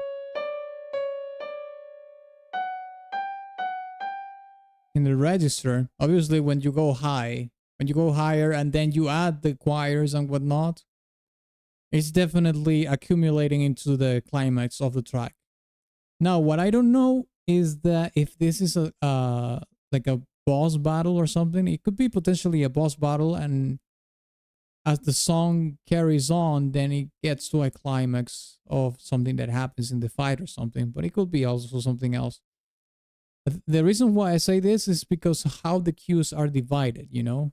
But also, I mean, this song repeats the climax twice. You know, when it does that crescendo towards the higher register. So, I mean, I guess the song could have been shorter than this. This is like 2 loops from what it sounded like. But yeah, something along those lines. All right. So let's see what we have next. We have Umumasume Pretty Derby. All right. Oh, you did tell me that the links are in Discord, so might as well just check that out. Music share, right? Okay, I'm guessing you put them in music share. Which one is the first one? Love, Devour, Cry. Okay, let me see.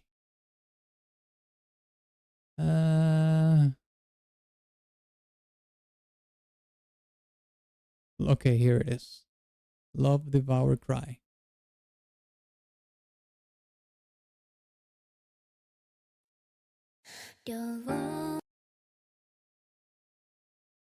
Okay, let's check it out.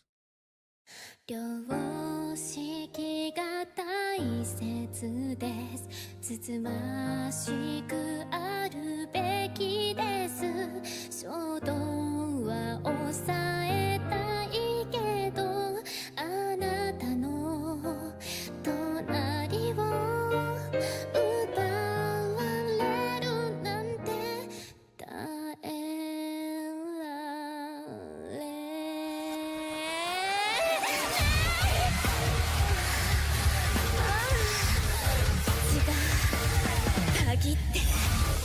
Mate, what?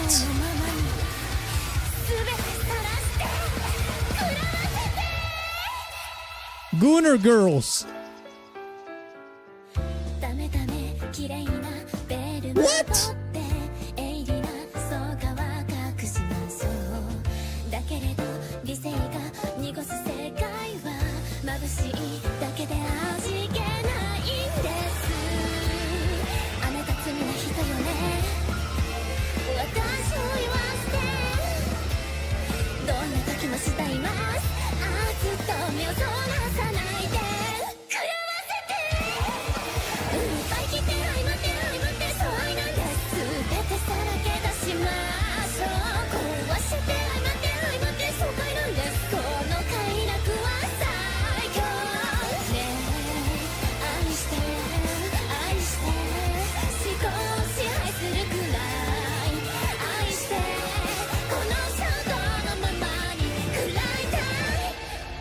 Mate, the thirst is real. She's so thirsty. And by the way, the song has changed genres like 4 times or something.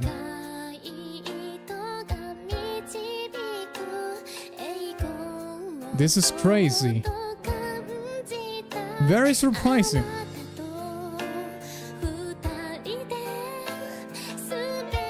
now it's basically like a piano ballad. 奪いきり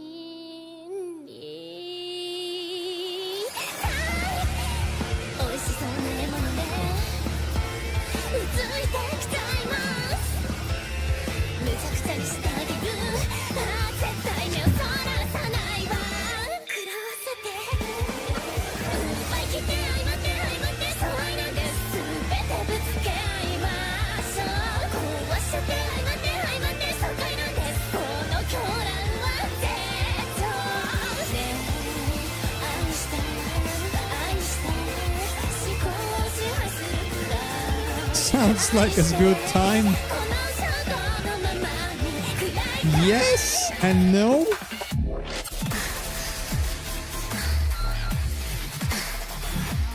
Mate, how many genres are they mixing in this bloody track? Like 5 or 6 genres. We've got dubstep, we have piano ballad, we have metal, funk.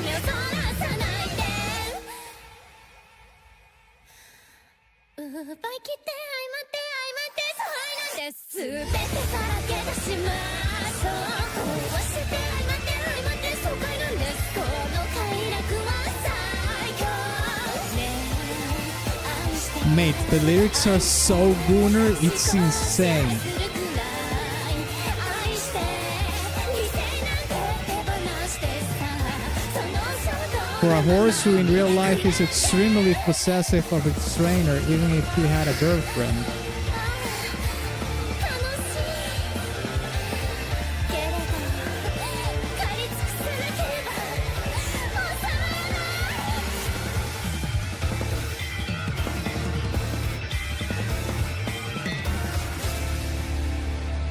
Whoa. Whoa. Okay, well, here's the thing, right? Basically, the song is this character. I mean, I know Uma Musume is about this horse racing. These girls that do horse racing. More, that will be the more accurate term, I suppose. Because they are not in any shape, way or form a horse. But they do horse races. This is like a character that goes in between love and lost. And you can hear that when she goes into the lost, the genre changes into something that is more abrasive and chaotic. Like this girl wants to fuck the shit out of you, you know what I mean? But then also after the fucking, perhaps she wants to lay down and love you and cherish you or whatever.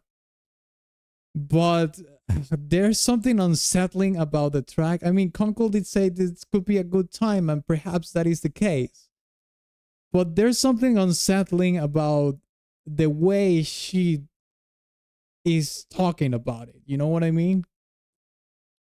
Which, by the way, I'm not saying this is a bad thing. Like, for entertaining and storytelling purposes, this is awesome. I'm just kind of extrapolating this to real life and imagining having not even a girlfriend, but a girl that has.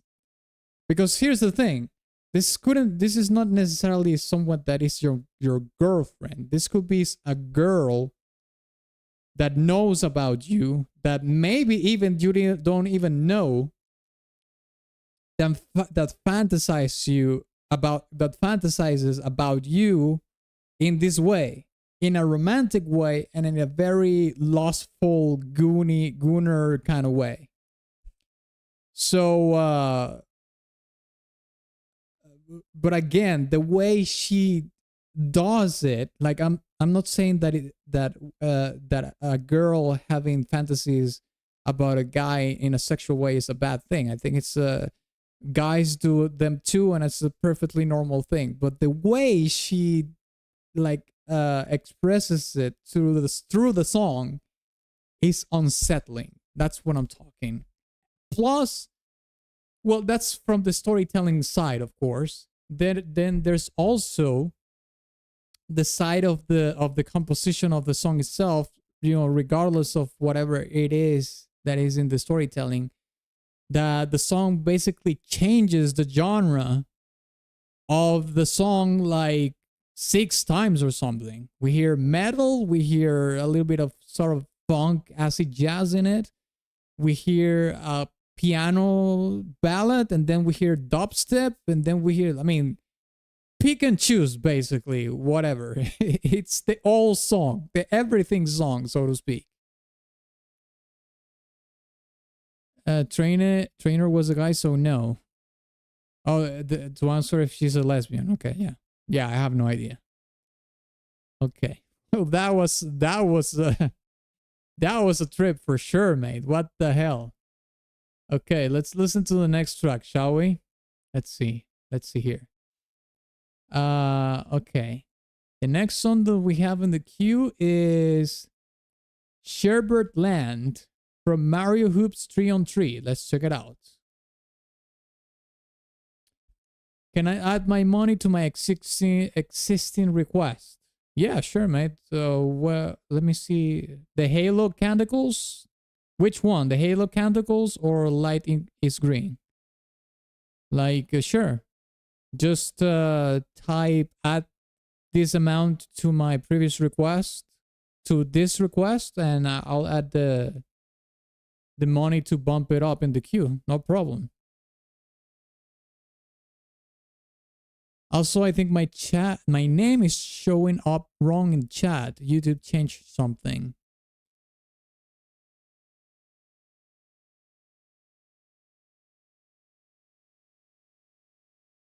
Okay.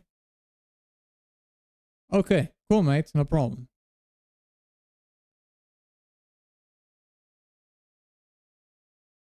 Okay, give me 1 second here.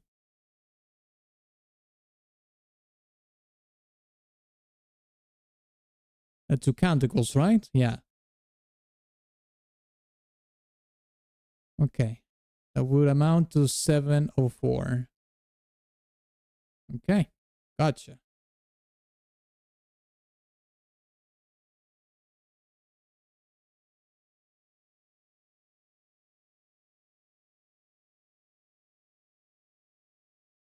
Okay. Cool, mate. Then that would amount to the same. Let's sort this out. Yep. All right. Yeah, you are now 1, 2, 3, 4. Sorry, 1. Basically 2 spots away from getting your songs done, okay? Awesome. Yeah, Nerve. Sometimes YouTube does this. I don't know why it does that. Sometimes it shows the handle instead of the username. But yeah.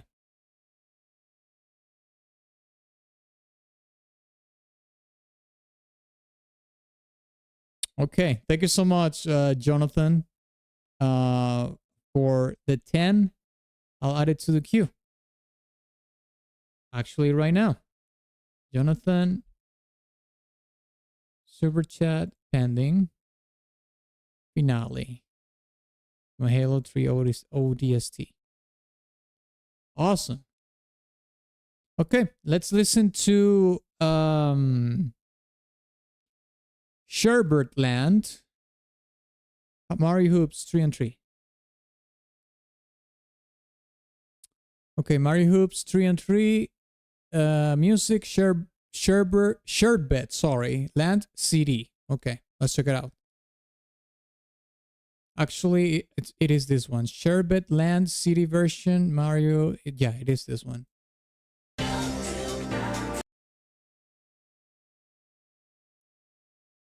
I noticed you haven't heard much Halo soundtracks, so yeah, we haven't had a lot of Halo, actually.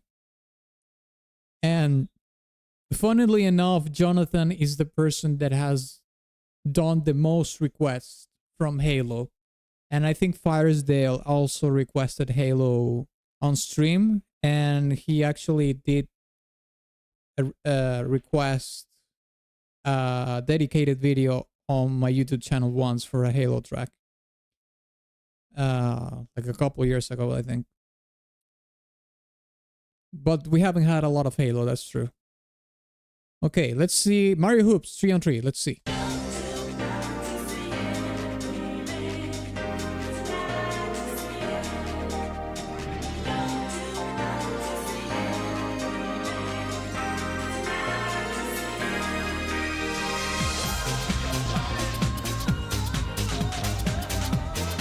Man, this is screaming 90s like hell.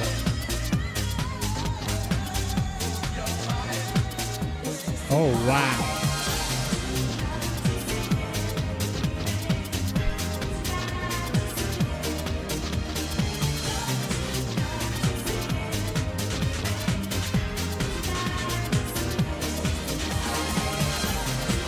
Nah. Actually, you know what? This kind of sounds like like Sonic. This is a song that could happen in Sonic, in the Sonic universe in the 90s, easily.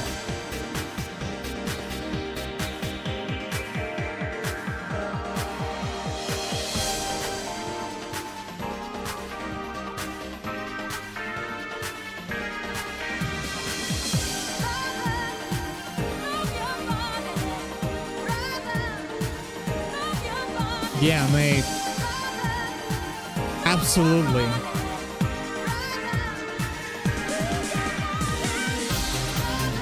This is like 2 Unlimited, Corona, all that jazz.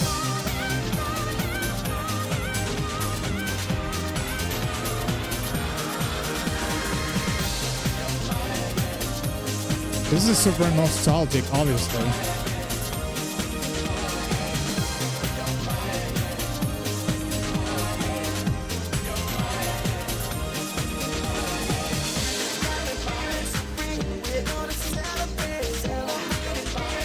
No fucking way, they sampled Daft Punk.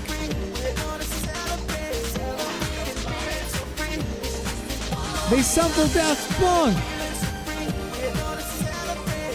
Mate, I was not expecting this.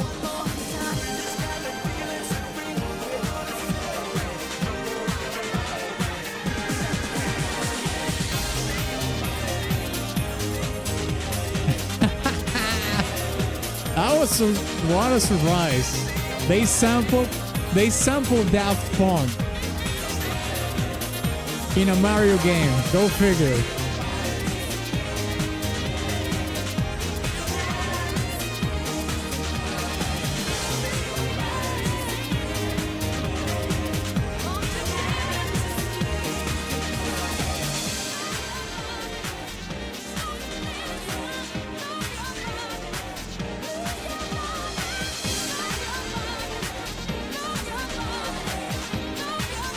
Yeah, they basically are doing this Euro dance pop throwback track to the 90s, and they on top of that they sampled Daft Punk on it. That is actually very surprising.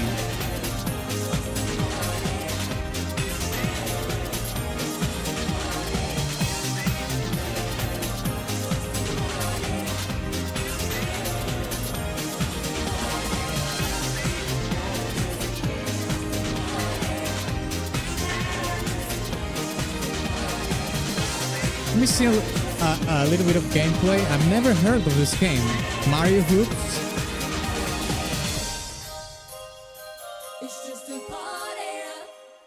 Oh, it is a DS game. Mario Hoops 3-on-3. Let me see the gameplay.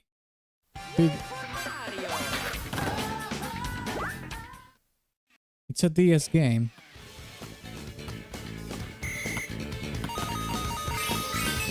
Yeah, I kind of figures why I haven't heard of this. I've never played any games in portable consoles. Well, that's not true. I once in a lifetime played a Sonic game in a Game Gear. And I might have played like 2 games on Game Boy, but they weren't mine. They were my friends' things. But yeah, but other than that, not anything in DS, no, never. Okay. I never thought I would listen to the Daft Punk sample in a Mario soundtrack, but there we go. There you have it. Okay. The next song that we have in the queue is actually a Halo 3 track from this is the one that Jonathan just did. Let's check it out. Finale from Halo 3 ODST. Let's check it out. Yeah, there we go.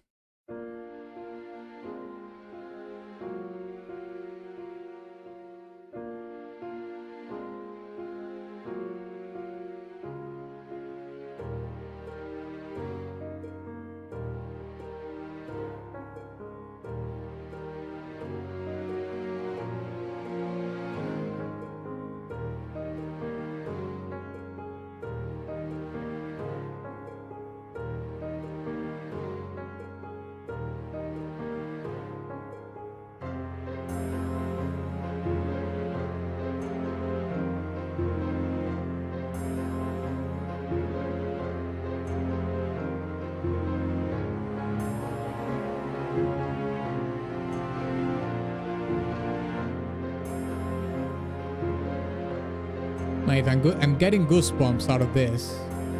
I'm really liking this so far.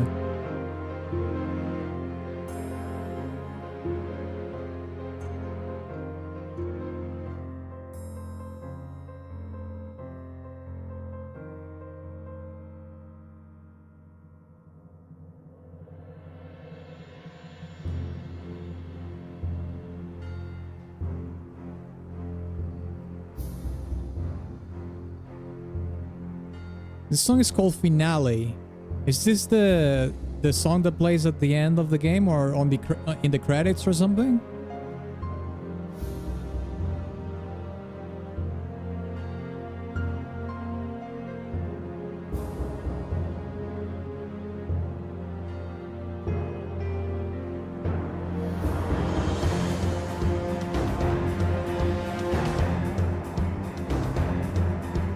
It's during the last level cutscenes. Okay.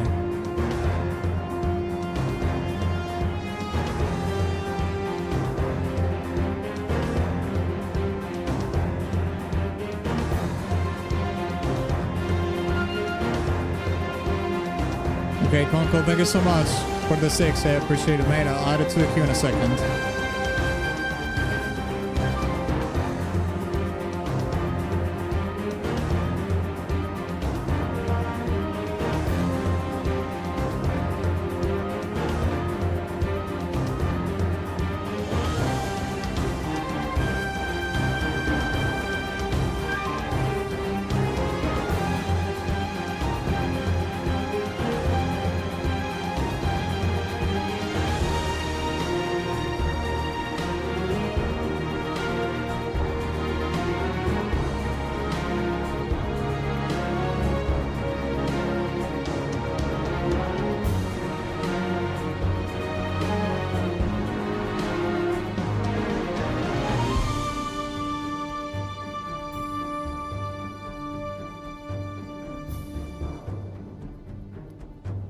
Okay, this is like the 3rd cue that we have heard so far.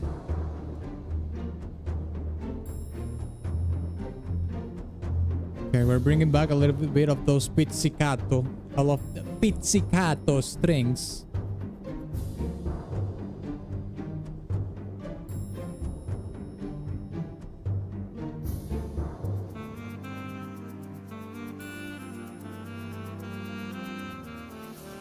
Damn. Dropping a sax? You're getting a sassy sax in Halo? What?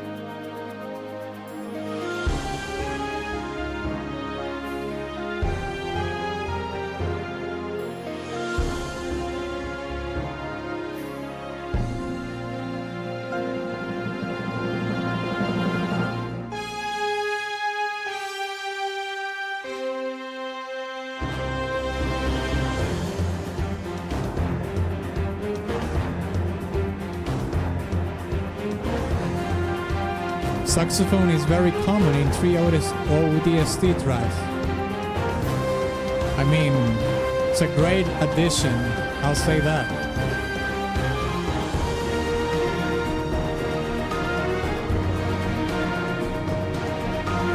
I mean, these kind of cues when you hear the percussion and basically all the layers involved in music, it's like the, come on, it's the last push, let's go.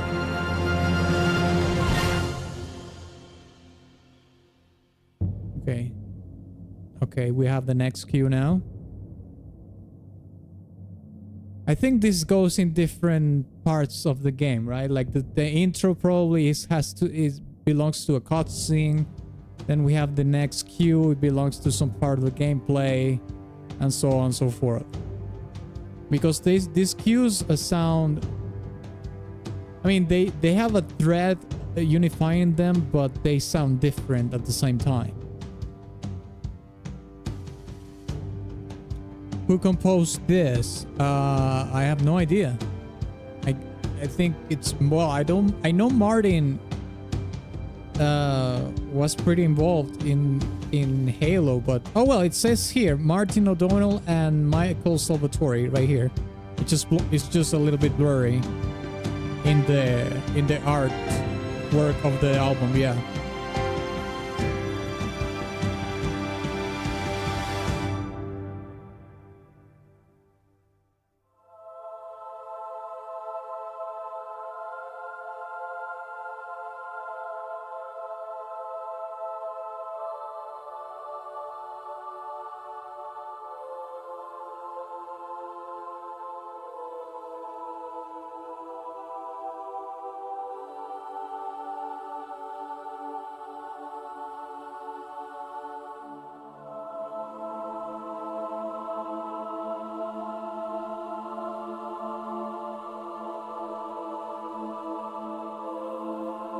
Because from Halo 4 there were new composers since it switched from Bungie to 343 Studios by Microsoft.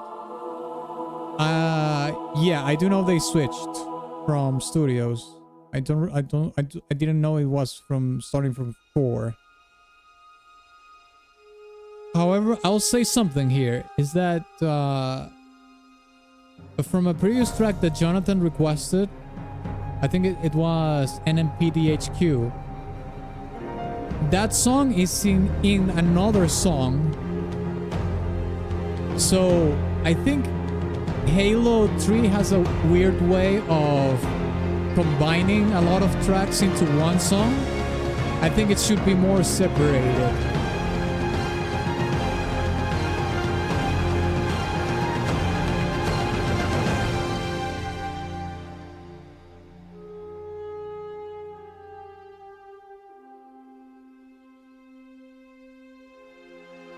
This finale brings back many key parts of the other OST from 3 ODST. I think Final Fantasy VII has also a track that is like a collage, you know, a compilation of all the themes in the game.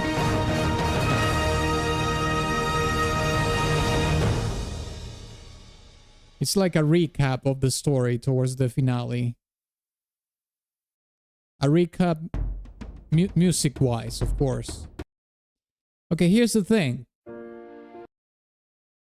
I think this song should have been broken down into maybe 3 songs. Because even though all the songs combined sound fantastic, and I do understand that doing like a compilation of all the themes and leitmotifs that you were mentioning serve storytelling purposes, like a recap of the story in the music. For listening purposes, for a soundtrack, I would have preferred to have them split up, because there was another instance in which Jonathan requested a song that was like inside of another track in the soundtrack.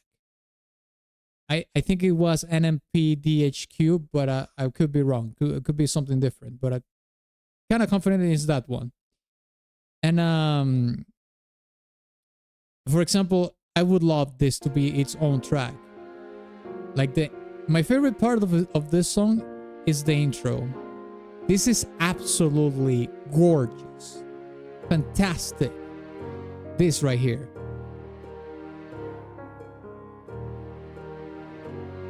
This is S tier. And you had that ostinato in the piano. Actually, the piano and the harp are doing the ostinato in unison. And you have this swelling, low register strings, you know, coming in. Oh, God, it sounds amazing.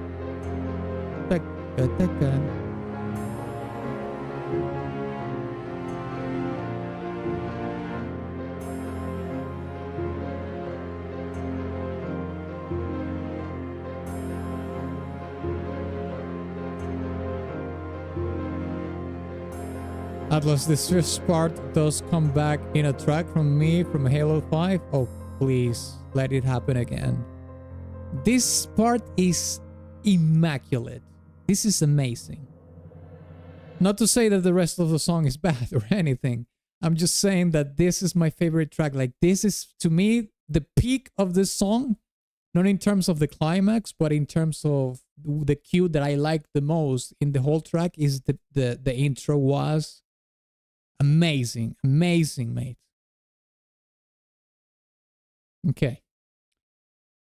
Thank you, Jonathan, for the request. Let's listen to the next song that we have in the queue, which is Firebound Angel from Wuwa. Okay, so let's check it out.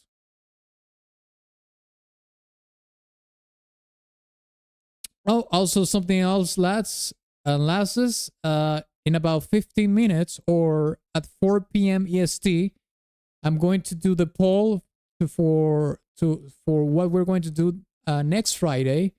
But also I'm going to be closing the requests for today, okay? So if you want to request something else during the stream for today, make sure to do it before 4 p.m. EST or basically in 15 minutes from now. All right? So let's listen to Wuwa, Firebound Angel. Okay, let's check it out. Shine bright, the ever-flaring fire. Oh, try internalize the tide. Through all broken sign, despite the torment inside, until the glory of my mind. Damn. It's a fantastic vocal harmony, mate. Damn.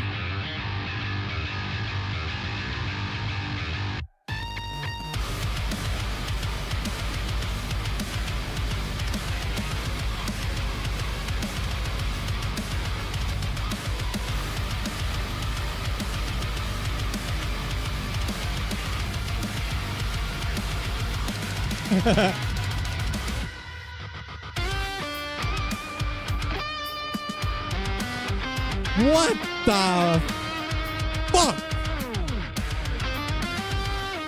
You're going gent on me? Genty Wuwa.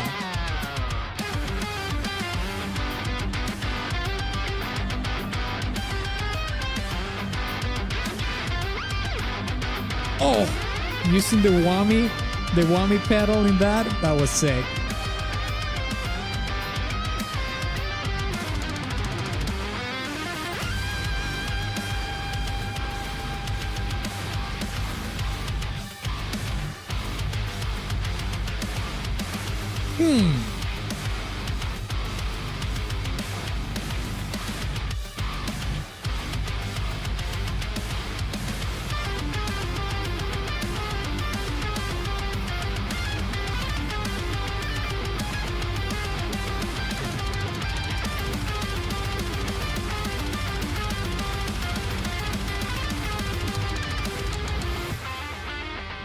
Shine bright, the ever-flaring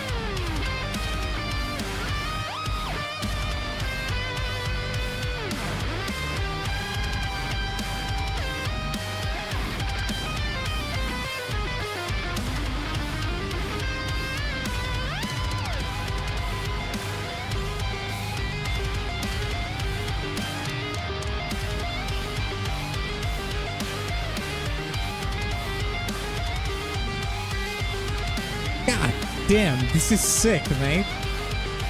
I'm adding this to my playlist.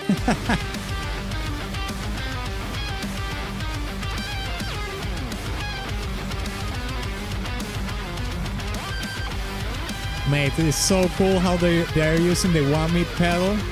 You know, when the guitar goes like, that's a guitar effect. It's called the whammy. New YouTube update is disgusting. The comment section looks so scuffed like Reddit. I haven't seen the update yet. I haven't seen that.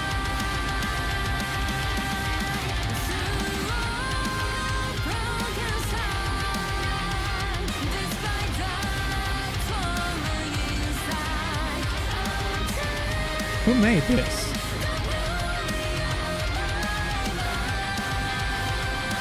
Goto.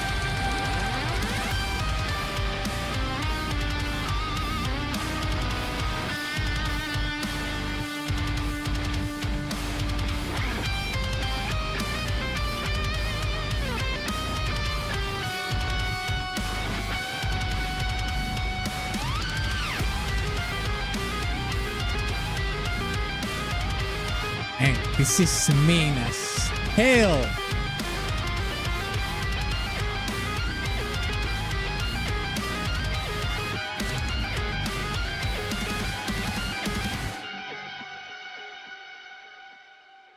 Fantastic. Mate, Wuwa doesn't stop of, you know, surprising me with this kind of things. This song reminds me so much of Periphery. On the vocal side, I could say Spirit Box perhaps. And so the opening of the song sounds a little bit like Architects. All awesome bands. I don't listen too much to Spirit Box, to be honest, but there was once upon a time a place for Periphery where I will listen to a lot of Periphery and Architects as well. So I like metal a lot, and this hits close to my heart in terms of the metal. This is awesome. And this is a soundtrack for Wuwa, mate. I mean, this you could say like, okay, well, a game like Doom Eternal or something, you know, similar to Doom Eternal could have this. Okay, yeah, but Wuthering Waves, really? But yeah, there you go. I mean, they're I think it's cool that they are pretty eclectic with the way they do the music, because they're actually like covering different markets of you know, of people of music. Some people like metal like this. They have a song for that kind of people. They have the orchestral stuff. There's a bunch of people like orchestral music, and so on and so forth. So I think that's pretty cool. And I think they're actually borrowing this from League of Legends, because I'll say this. I don't like League of Legends, the game. I don't play it. But there is something to say about the music department that Riot has.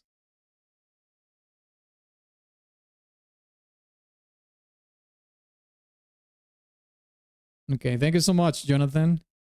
I actually played Jedi Fallen Order. Well, yeah, I did play Fallen Order. The one that I haven't played is Survivor just yet. But Fallen Order was a fantastic game, by the way. What was I saying before? I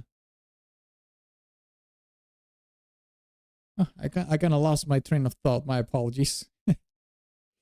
Anyways, yeah, this song goes to my playlist. Okay. Let's listen to the next song that we have in the queue. Oh, actually, let me add the one from Jonathan. Okay, only 10 minutes left to close the request, lads and lasses. And also, when we close the request, we will do the poll for the next stream, okay? Okay, so let me add here Jonathan. Super chat pending. There we go. Okay, the next song, Hollow Canticles, Halo 5 OST. Let's check it out.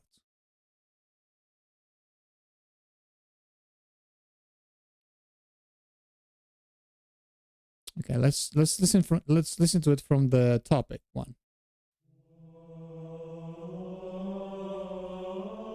Okay, yeah, I know this theme from Halo 1. Classic, iconic. This is probably one of my favorite, if not my favorite track from Halo.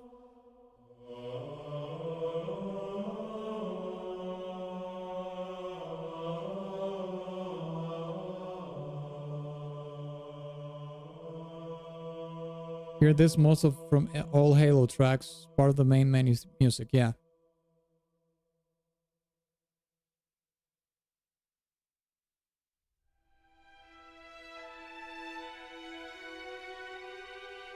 It's just not the same with that Steve Vai. That is very curious that you mentioned Steve Vai, actually. You know your shit. Jonathan, you know your shit. You know your shit when it comes to Halo. I obviously know who Steve Vai is, and I think he's awesome and his music is amazing. Being a guitar player, of course. But yeah.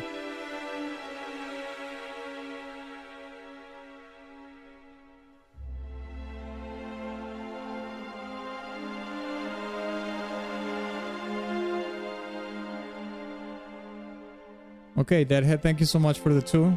I appreciate it. I'll add it to the queue in a second.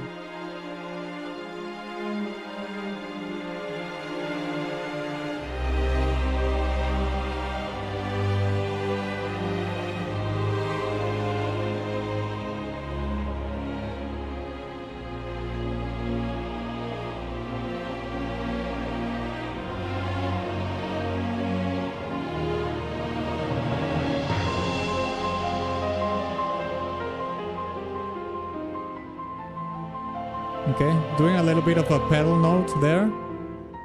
That's pretty straight out of classical music.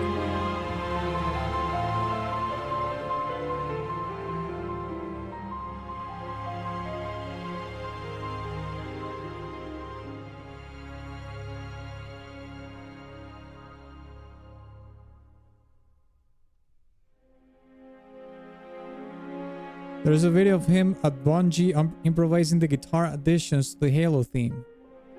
But wait, wasn't he hired for Halo 2 in specific?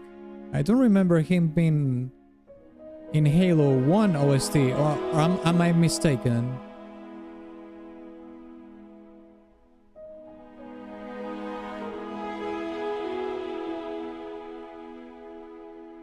Yes, Halo 2, yeah. I do know the Halo 2.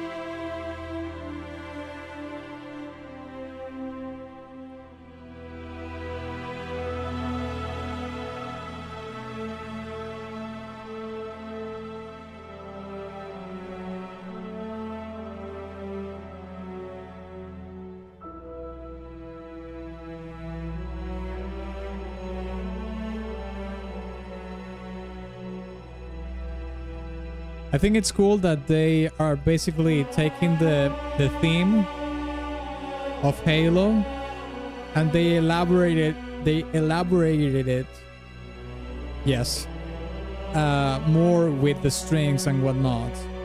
Like, it sounds great on strings as well.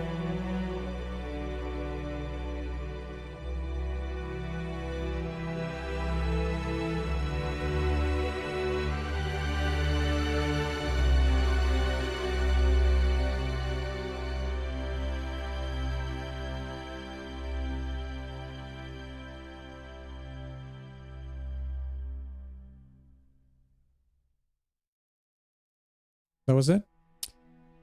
Yeah. The theme sounds really good with strings as well. I think technically this sounds more of I'm not sure if this is the right word to describe it, but the song with the strings and the choir sounds more complete but for some reason, which is probably nostalgia, because even though I wasn't big in Halo games, I did play the first game, and you know, I do have nostalgia for the first game because I did play it back in the day, and that's why. And it's one of the reasons why the menu theme, or the main theme of Halo, is one of my favorites, because it comes from that nostalgia. I still prefer the version from the first game for nostalgic reasons. Like, this is a super biased view of this. But this song sounds like more complete. Like,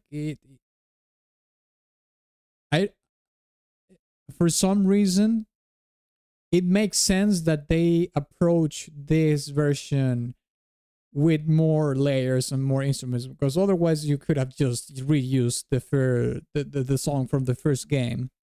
Maybe re-record the choirs with better technology or whatever. But yeah, it makes sense.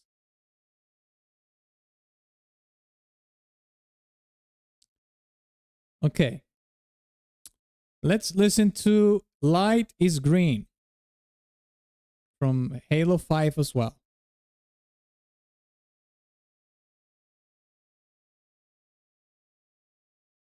Okay. Halo 5, let's go.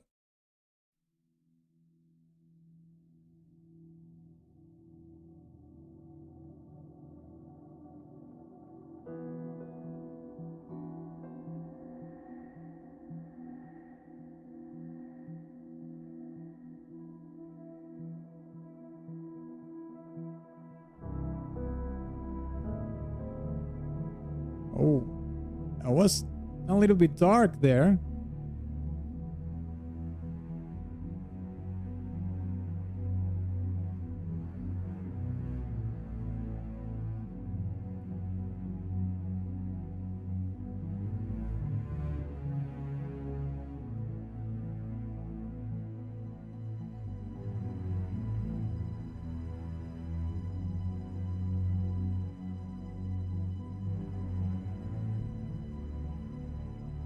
Okay, thank you, Conkel. I'll add it in a second.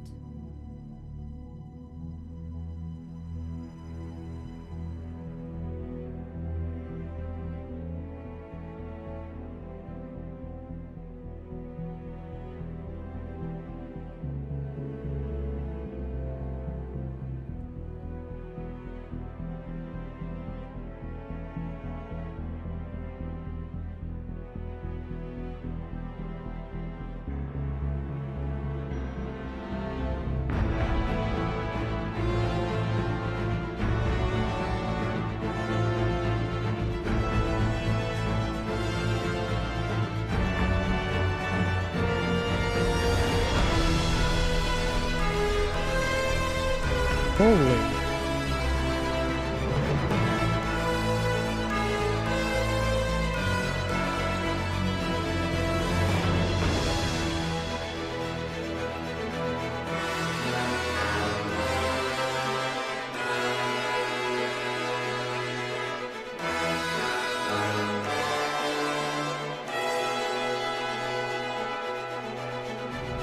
Alright, lads and lasses, I'm closing the requests for today, okay?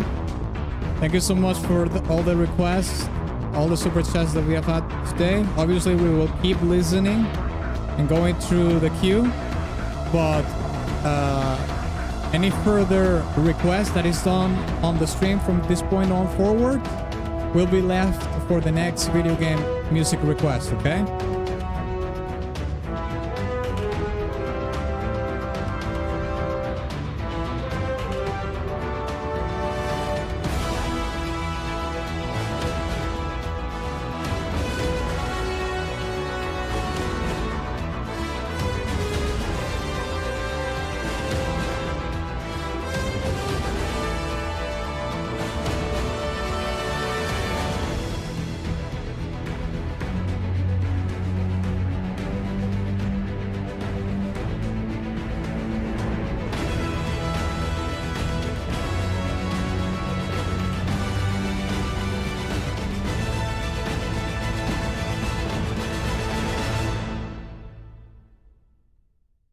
Okay, this song has something interesting in it, which is, let me see if I can actually explain it with Scully Draw.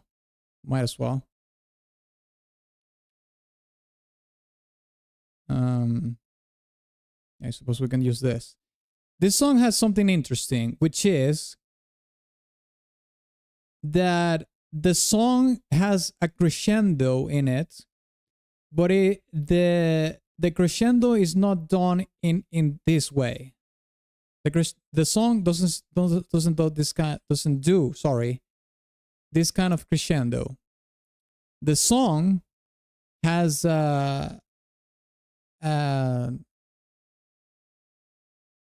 how can I put it?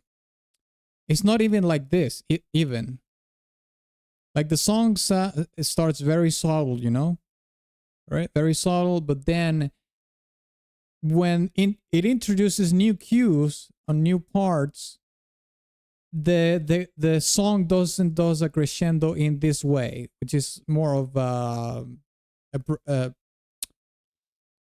more of a linear way, sort of crescendo. No, it does it like this. We have the song like this. It does a little bit of crescendo. Then comes another cue, and we have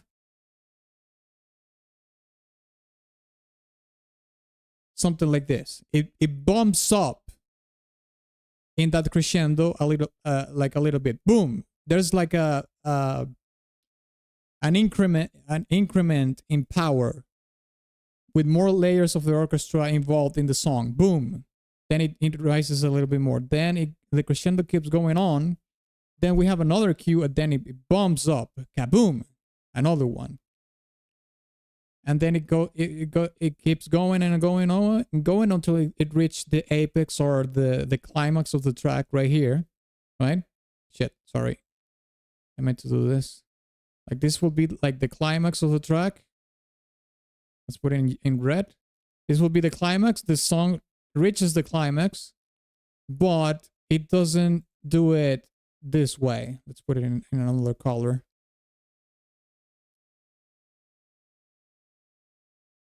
Actually, I fucked this up. Okay. So yeah, the red line is the climax. And this is the actual crescendo, the actual way the song does the crescendo. It's like a stair figure, right? It goes a little bit of a crescendo, boom, it goes up with a bunch of power when a new cue comes in. Does the same thing, boom, until it reaches the climax. It's not this way. Other songs do have more of this crescendo kind of way. When they will start to add like you know, one layer. I have like an ostinato on the strings, but then I add one layer. That could be a trumpet or a trombone or the French horn, and then I will add another layer, and then another layer, and then another layer. So it starts to become more of a wall of sound, introducing all more elements of the orchestra. That would be more of a linear approach, but this is like a stairs approach, for lack of a better word. Yeah, that's cool. That's the first time that I've used this Scully Draw on stream, and I'm very glad that I did, because I have it saved there and never use it. So I'm gonna try to start using it more in the future. Okay, so let me add Conkel's song he just requested. Okay, and then we will do the poll for the next stream.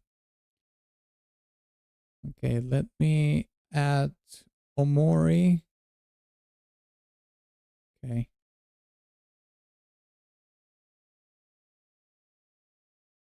Okay, Conkel.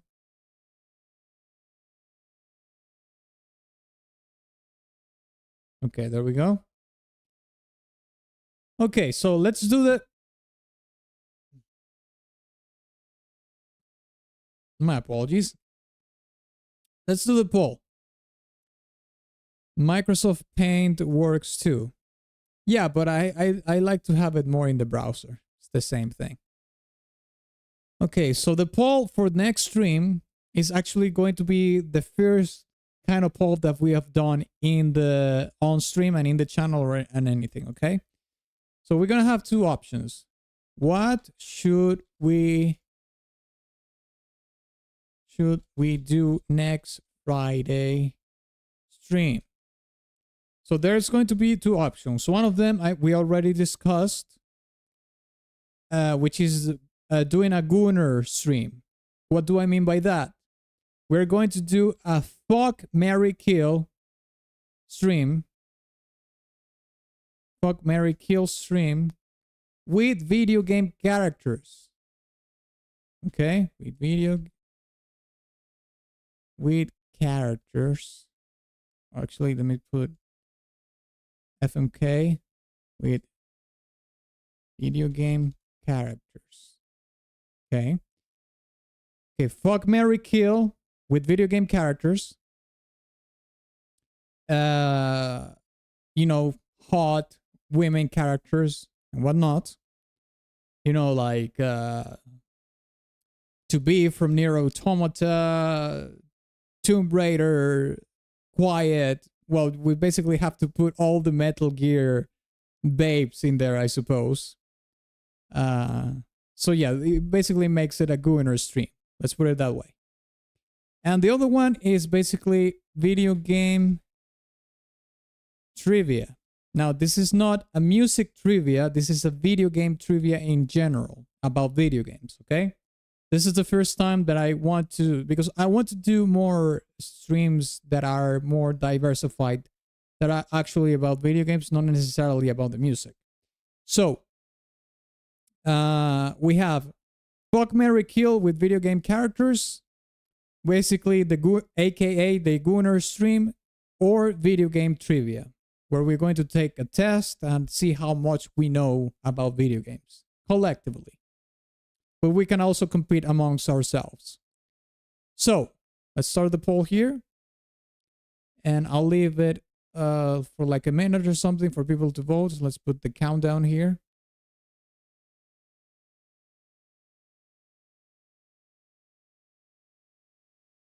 The countdown.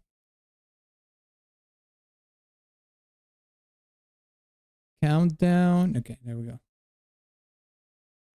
Let's put 1 minute here for people to vote. And when the time goes up, I'll end the poll and we will do whatever you decide for the next stream.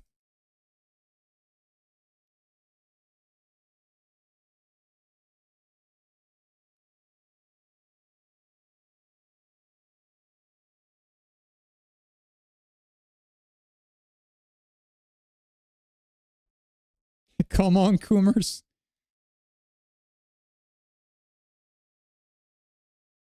Okay, 25 seconds in the clock.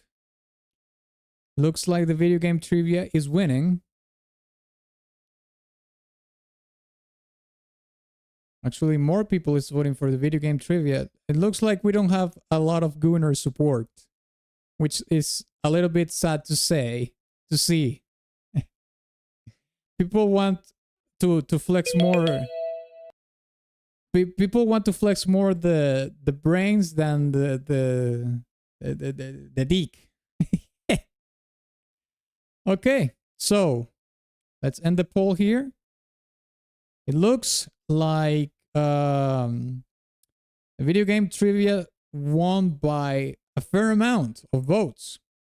So that's what we're going to do next Friday, okay?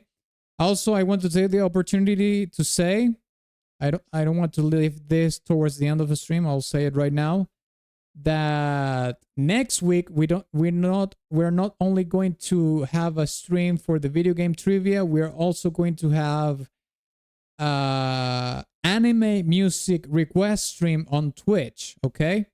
So we're going to have 2 streams next week. One on Friday for the video game trivia, and one another day that I don't know which one is yet for anime music requests.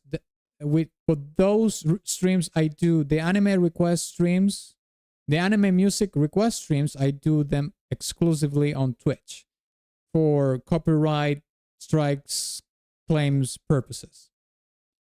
So make sure to follow me on X or join my Discord.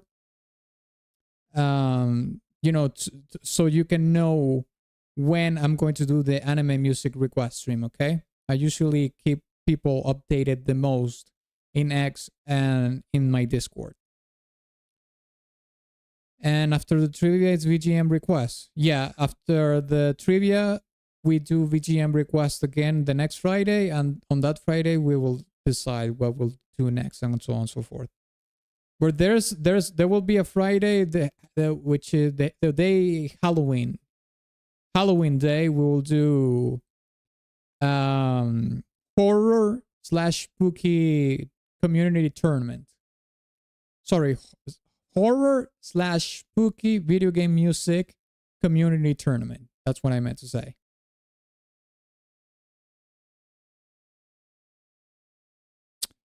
Atlas didn't even plan to do the anime stream. He just wanted at least one Gunnar stream next week. To be honest. Well, I'm not so much of a Gunnar for anime characters.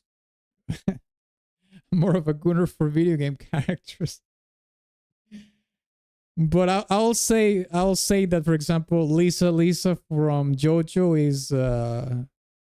is up there for me. For the FMK, I mean, we could do a Gunnar stream, an anime Gunnar stream on Twitch one day, you know, to mix it up. I'm totally open for that. I know what I'm going to vote for Lisa for sure. But yeah. On Saturday, I don't know which day is going to be, but I'll keep you in updated about that. Anyways, let's keep listening to the requests that we have in the queue, okay? Let's see what we have here. Let's listen to Sonic 06 Crisis City. Let's go.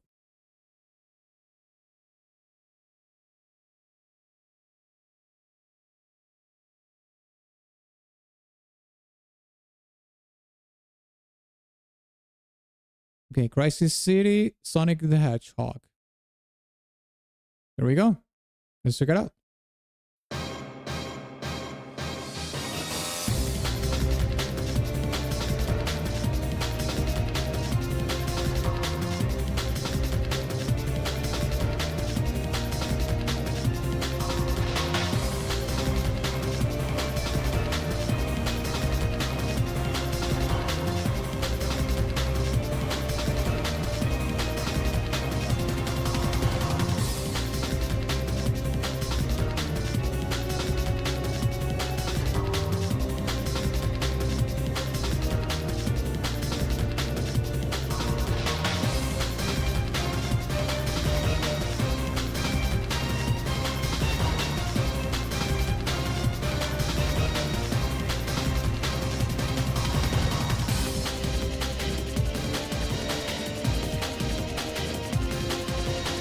This reminds me of a Zelda song. I don't know from which game, but yeah.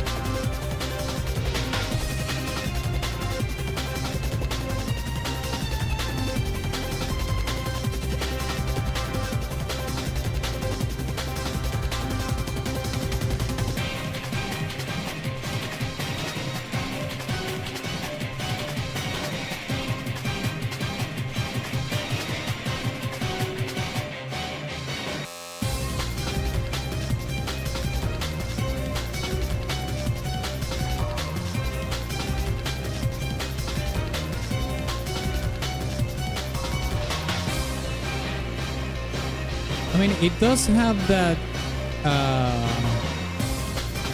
sort of big beat slash jungle percussion for sure.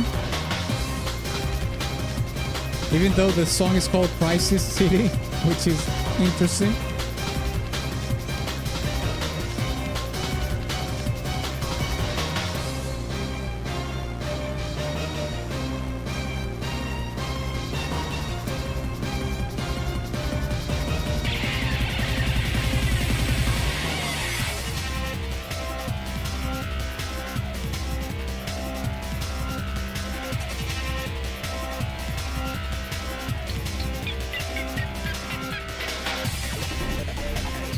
Those are guitar pick scratches, I think.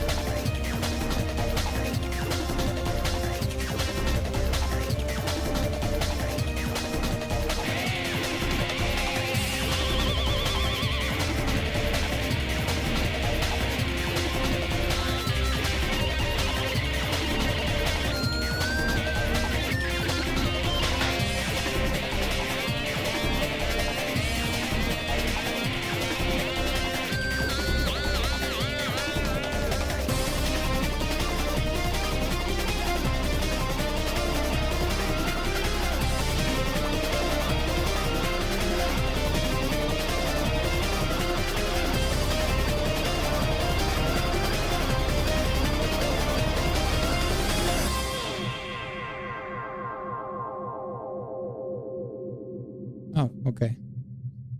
I thought that sounded like a resolution, but it seems like we still have it. Okay, there we go. Fake. We had a fake resolution there. Fakes you out.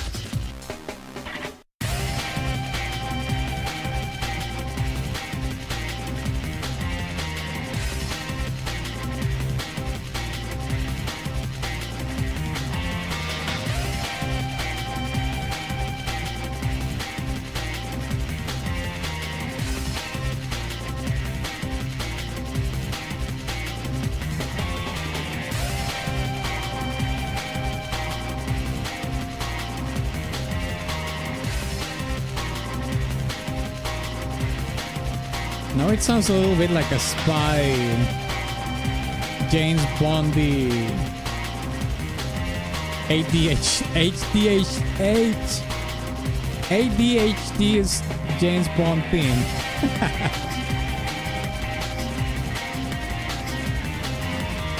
No, not anymore.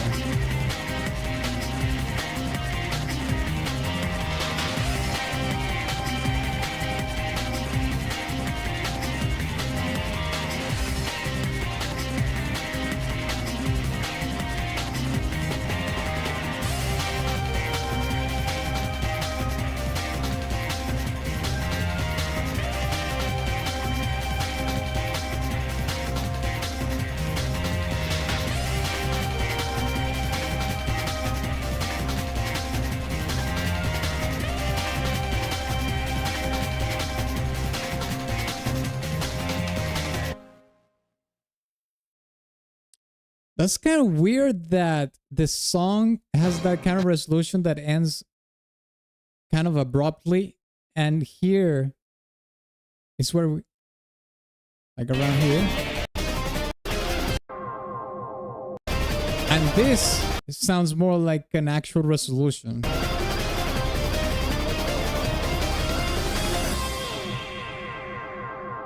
But yet it is not. Interesting contrast in between the fake resolution and the real one. I will say that this song is okay, but I hope this song doesn't reflect the whole soundtrack, because let me tell you something, is if the soundtrack reflects what Sonic 06 is as a game, then we are in big trouble. Because even though I didn't play Sonic 06, and I think that's a blessing, by the way, I've seen the gameplay of Sonic 06, and it's not good, mate.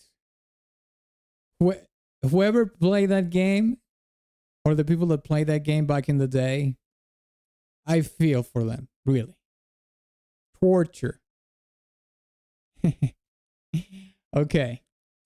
Let's listen to the next song, which is Sugan Ezena from Jedi Fallen Order, okay? Let's check it out.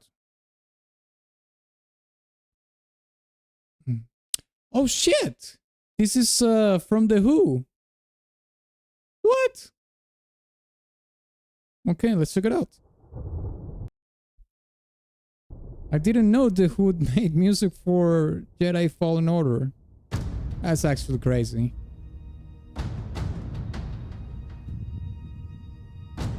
Or we're obviously going to go. We're going to have Mongolian throat singing here.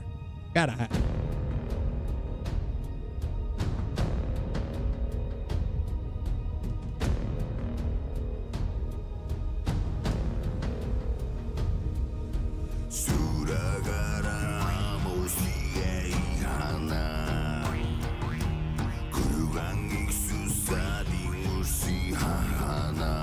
This is sick.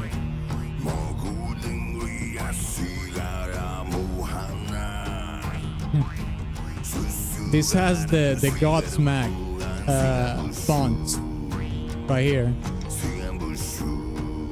For those of you who don't know, Godsmack is basically like a metal band from the 2000s.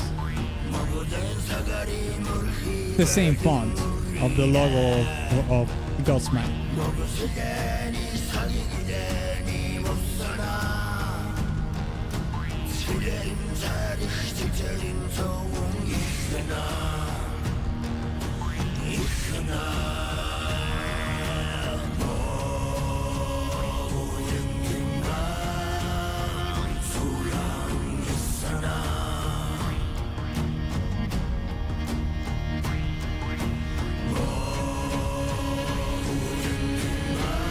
Mate, the throat singing is so sick.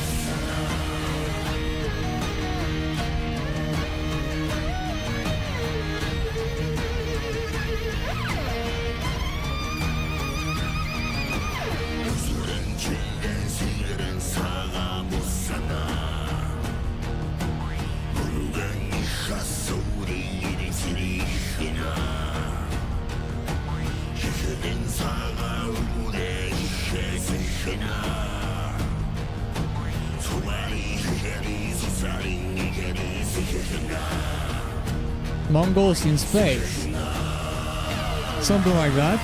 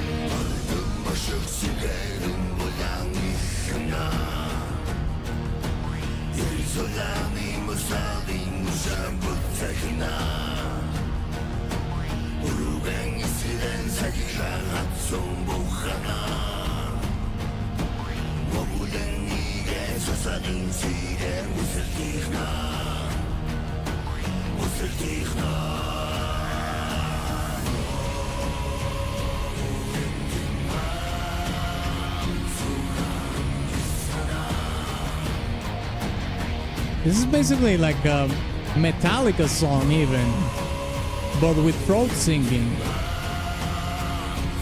I mean, it needs... it's not a Metallica song strictly, but because it needs like the charts, like ching ching ching ching ching. But you can definitely hear like a Metallica influence in the composition of this song.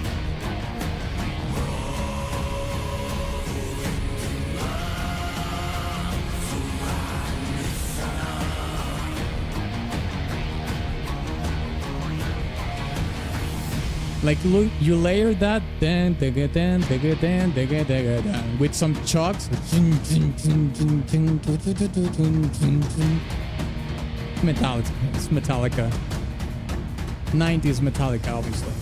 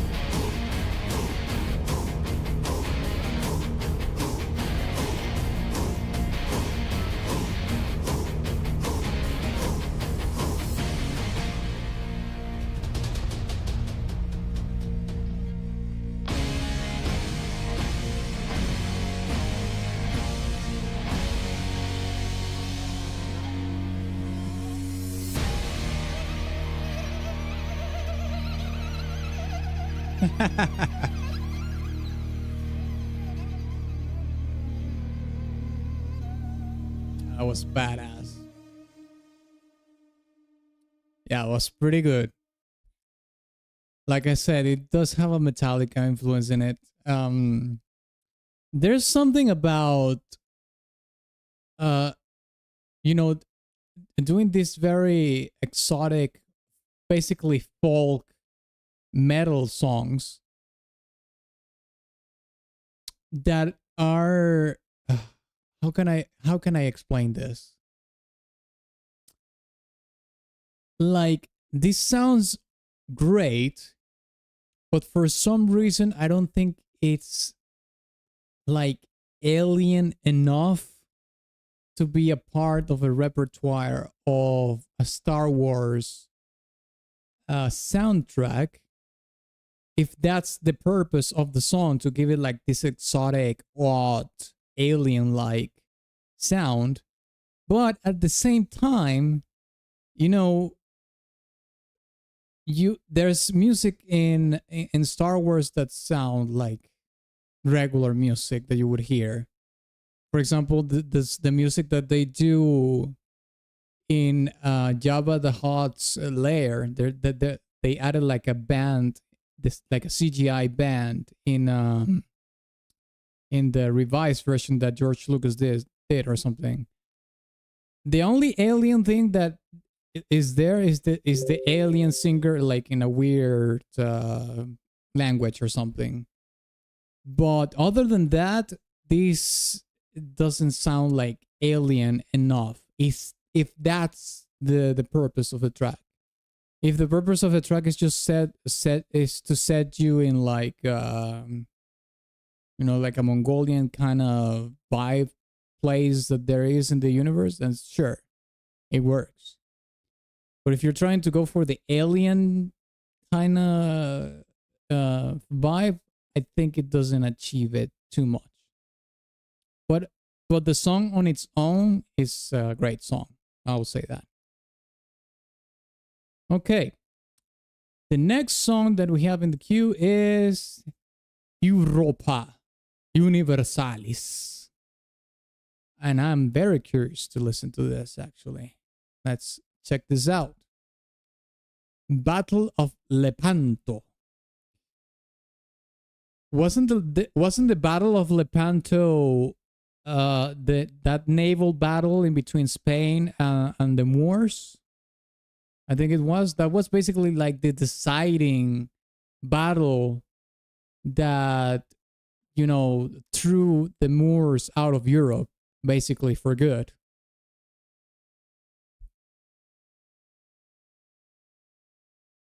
Between Europe versus the Ottomans.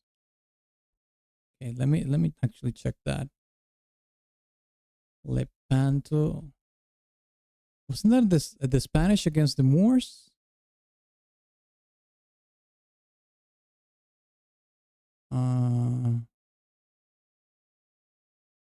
Yeah, part of the Spanish. Yeah. It says it here. Look.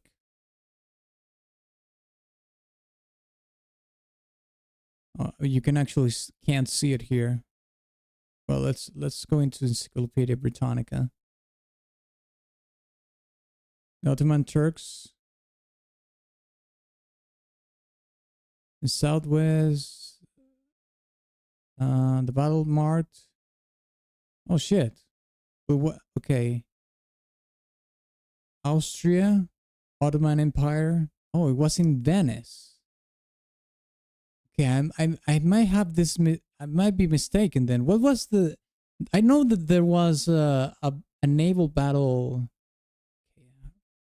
in between Spain and the Moors in the Reconquista. Well, they're mentioning Spain here, though. The Allied. Oh wait, it was an Allied fleet assembled for the Spaniards. Okay, it might be this one, but I didn't know it was like a multi, like an European army instead of a Spanish one. But yeah, okay.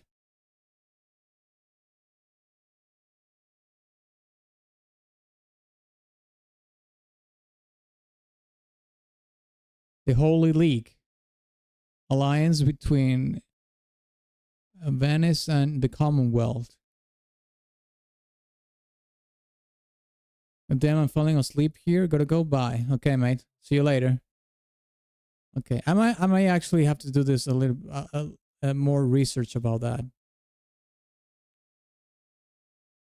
I know there was one thought in the Mediterranean Sea, but on the Spain side in the Reconquista. But I'll check that later. Let's let's keep listening to the music. Okay, there we go. Let's check it out. Miguel Cervantes was in that battle. Really?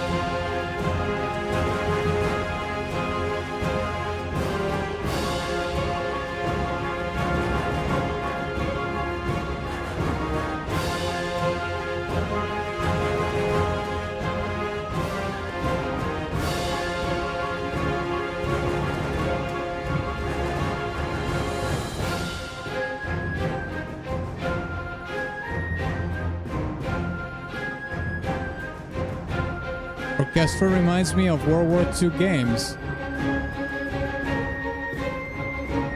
Sure. A little bit. It does need a little bit of that martial element in the drums, though.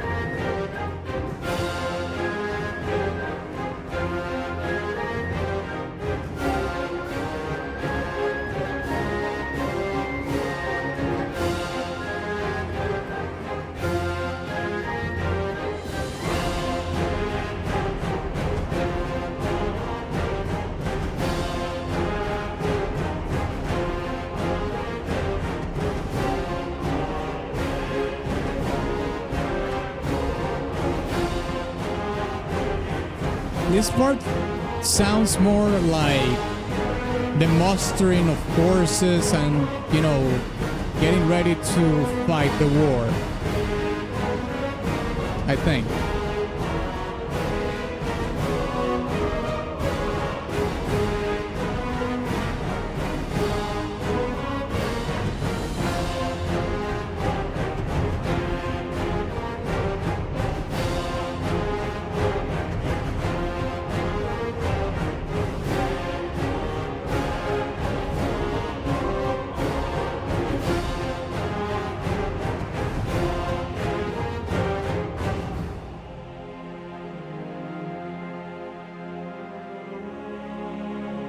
Interesting.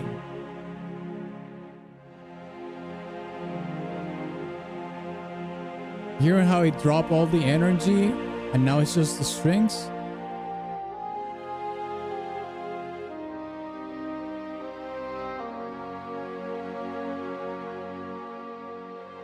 Well, the strings on the flute.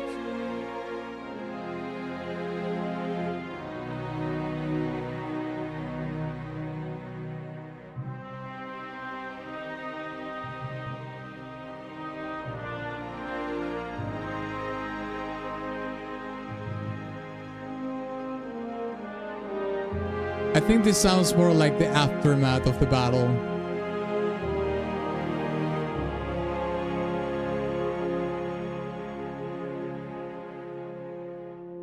It's like the fallen brothers in arms, you know what I mean? Kind of the bittersweet victory in a way. Ottoman galleys intensifies. Yeah, exactly, and that's the resolution of the track, which I think it's pretty accurate, right? You have the mustering of the forces because in that Encyclopedia Britannica article that we read, well, that we kind of, you know, skimmed over it, but it did say it was a multinational force of European powers. So they mustered the forces with the Spanish fleet and whatnot, and then they went into the battle against the Ottoman Empire, and they won. So you have the mustering of the forces, then you have the battle around here, and then you have the aftermath, which is victory, but yeah, sure, great. But then still you have the fallen brothers in arms. So it's kind of a bittersweet resolution, I would say. Like it talks more about the losses of war and the tragedy of war in that resolution of the final cue of the song, instead of the glory and victory of the battle, you know what I mean? Two completely different things, but they live in the same world as well. Well, there you go.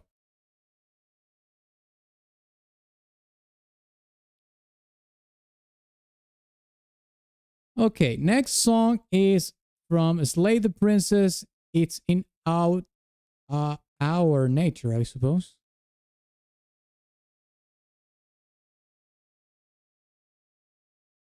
Yeah, there we go. Let's check it out.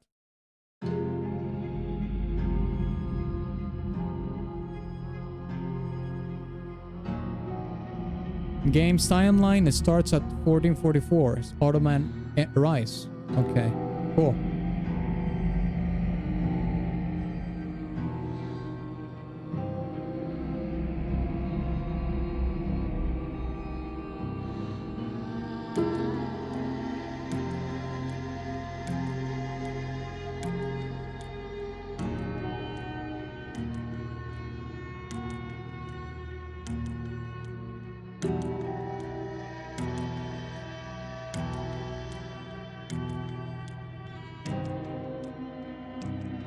Holy shit, that change there was super dark.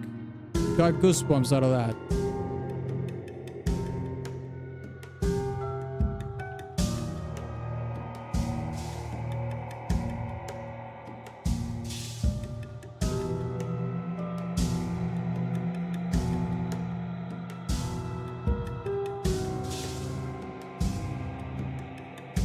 I think it's purposely playing notes in the piano that are out of the key to give it this very unnerving feeling.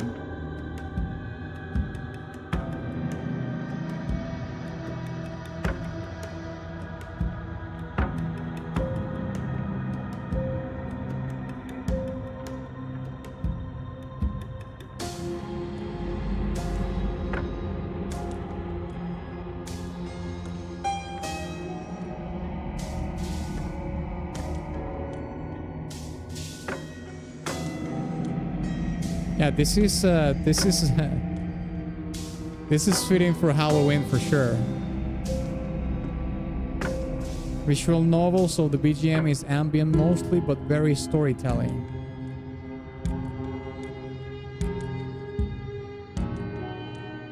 I wouldn't say this is too... This is not really ambient. It does have ambient elements in it. But this sounds more BGM. Well, I know it sounds kind of confusing, but this sounds more BGM than just ambient.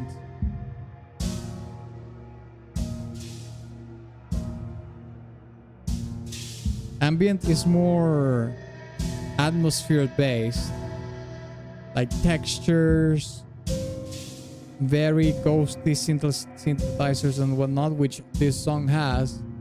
But this song also has vocals and it has percussion, so it doesn't make it as ambient as anything else. But what I find interesting is that the song is somewhat melodic at the beginning. We even have like an acoustic guitar in it.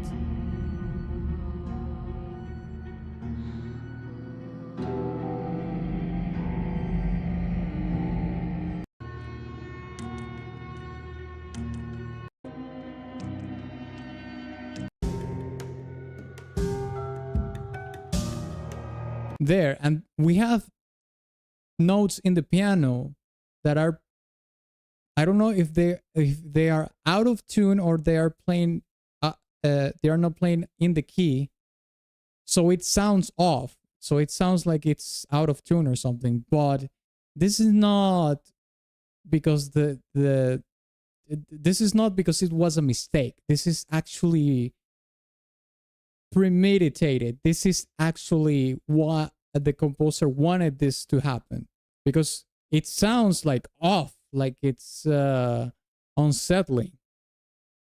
So I think it's a really good use of using that for an effect emotionally in the player.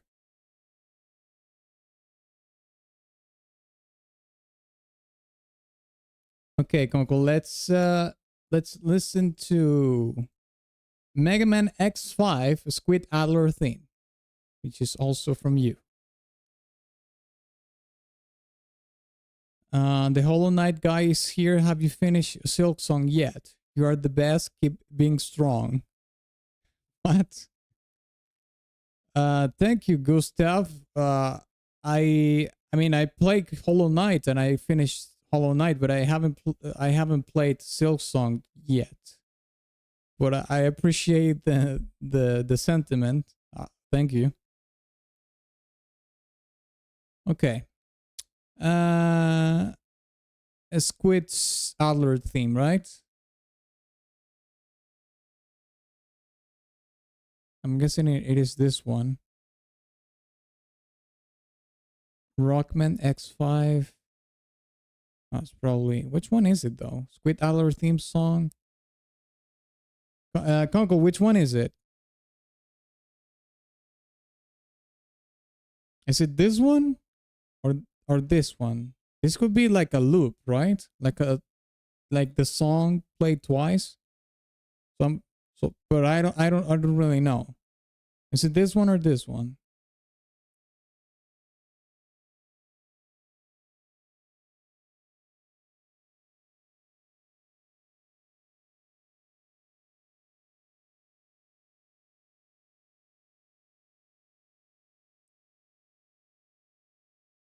The first one. This. No, it can't be this. You're talking about the first one, this one?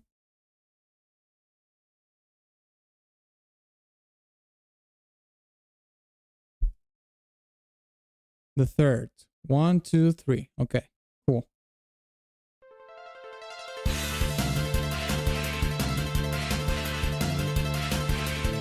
Hey Atlas, just joined the stream. How do we request songs? Well, thank you for being on the stream, FNS.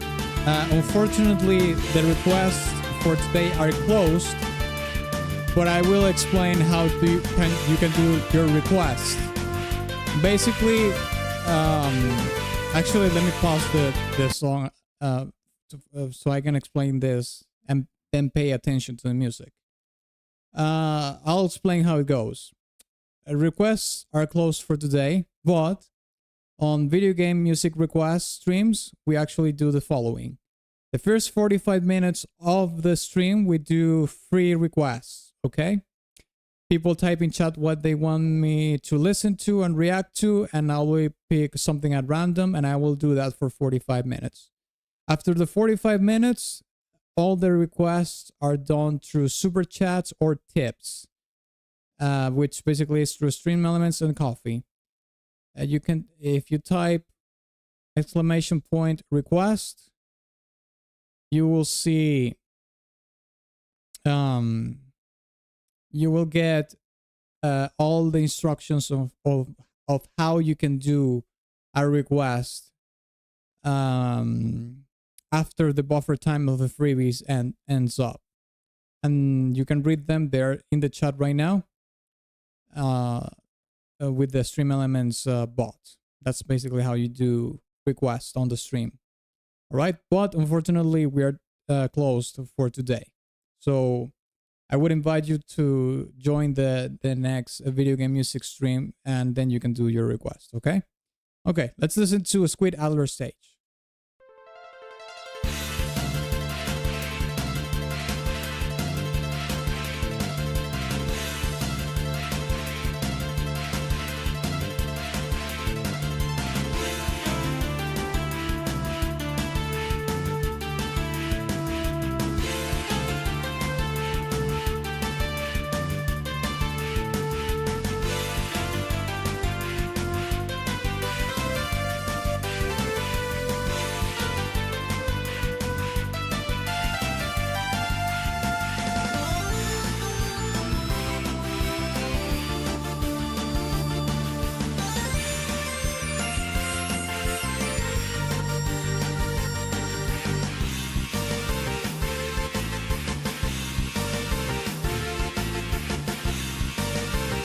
I like the sound of the synthetic guitar. Sounds like it's a synthesizer badge.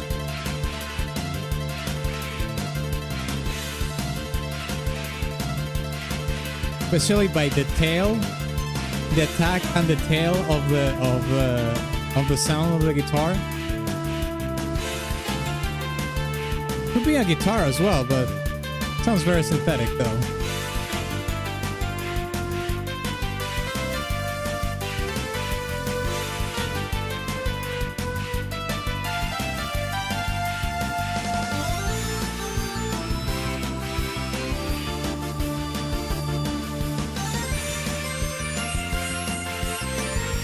This is a boss battle theme? Squid Adler stage. No, this is a stage theme, not a boss battle stage. A boss battle theme, sorry. Okay. Yeah, it sounds more like a stage track. If it was a boss battle theme, it wouldn't sound so, as lively as this. Or at least I imagine that would be the case. So yeah.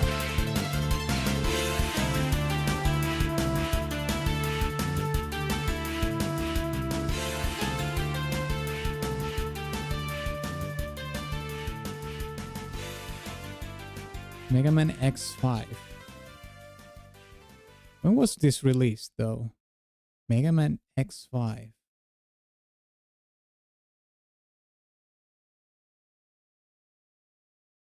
It's from the year 2000. Sharp. Yeah, it's a what? It's a Y2K game. Okay. I mean, by the year 2000, you would okay. Year 2000. Which year was the Dreamcast released? Let's see. Let me see. Dreamcast release date. Oh, in 98. Yeah, this could have been on the Dreamcast. Kind of weird that it has that such a synthetic guitar track.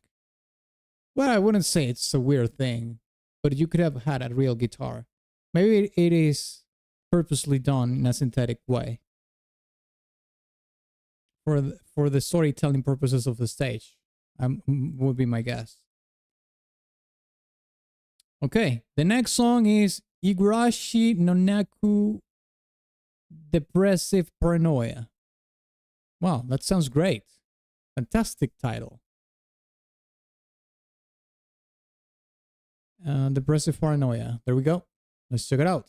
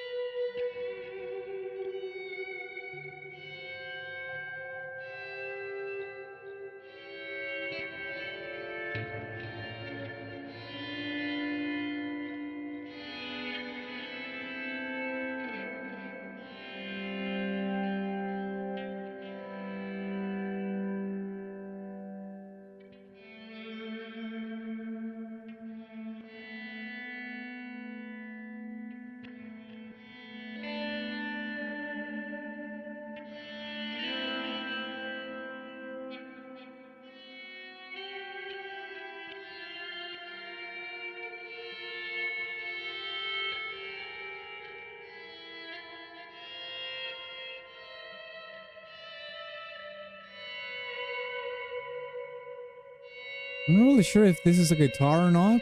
Sounds like it could be like a guitar with no attack, but it also have like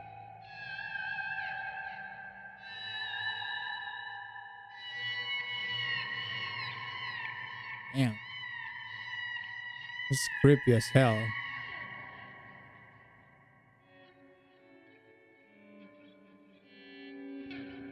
Yeah, this is a guitar. You can hear like the fretting. Yeah, and the sound of... Yeah, this is a guitar. Then this is an electric guitar for sure.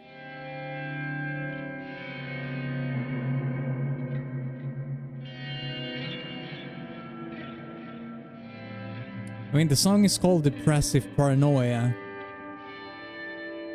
So I think the song is just trying to not give you so much of a storytelling. This is not a storytelling track. This is more of a song that's trying to put you yourself in that state of depressive paranoia. So this is not about... Well, it could be about a character that is going through a depressing paranoia. But ultimately, I think the song is just trying to set you or unset you into the frame, the soundscape frame of what it is to... What it's like to have depressive paranoia.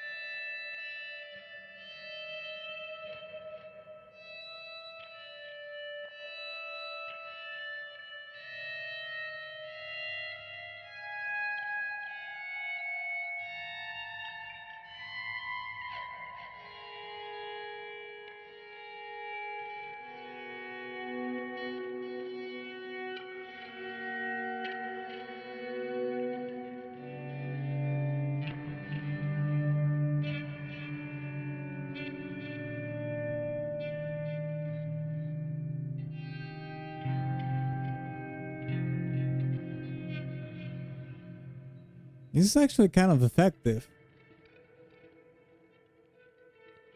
I was going down a rabbit hole for a second, like.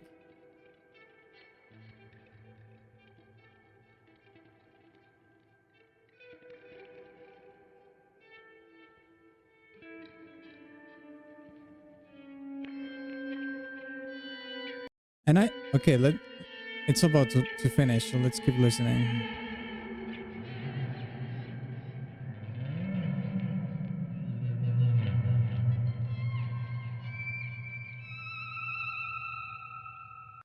The unsettling thing about this is especially when the guitar does the high pitches, because it's when it gets in your ear a lot. You know, it's like penetrating, for lack of a better word, pause.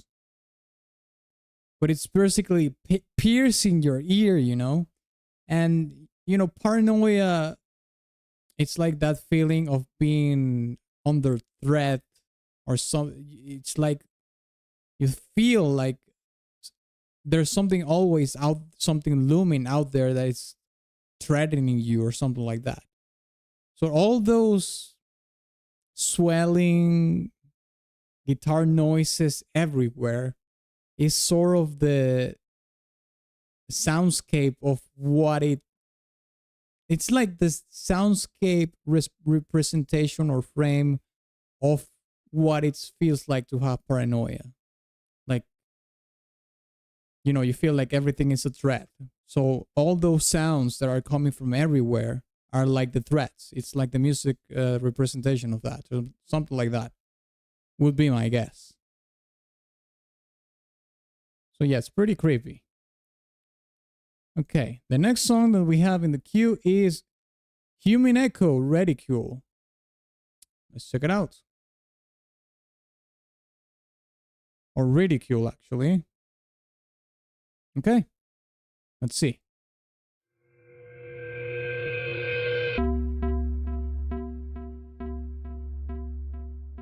Okay. I have the suspicion that this is going to be creepy as hell as well.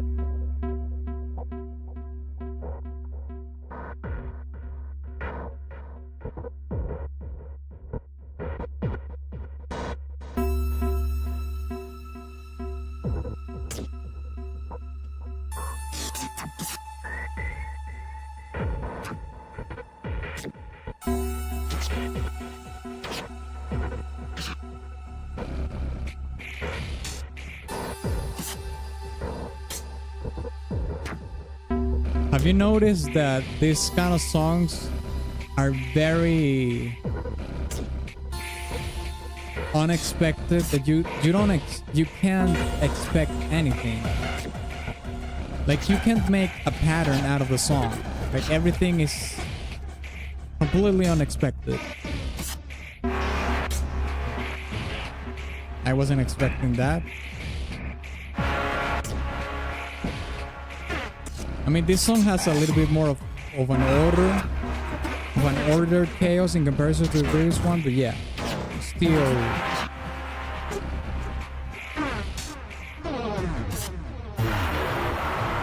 unexpected.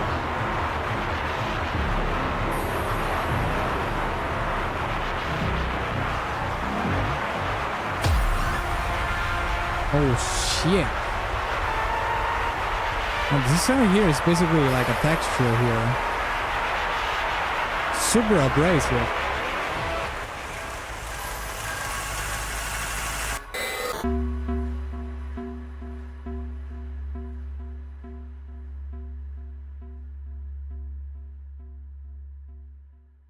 That was it? No.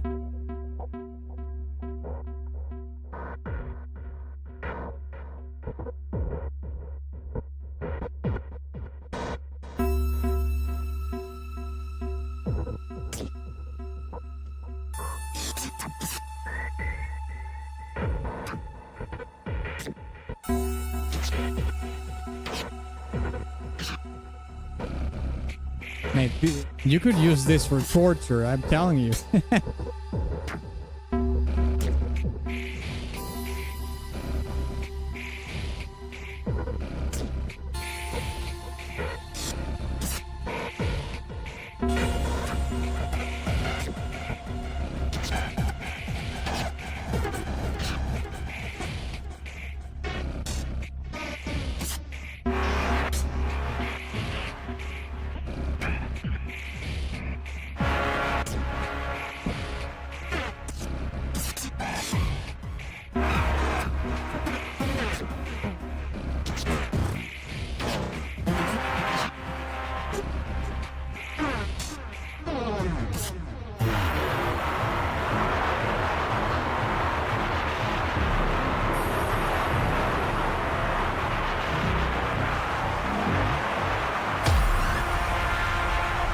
That was sick.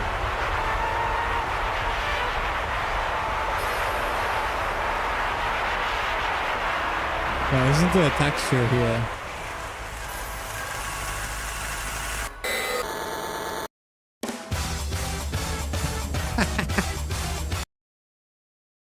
You can't expect anything. This is like legit horror.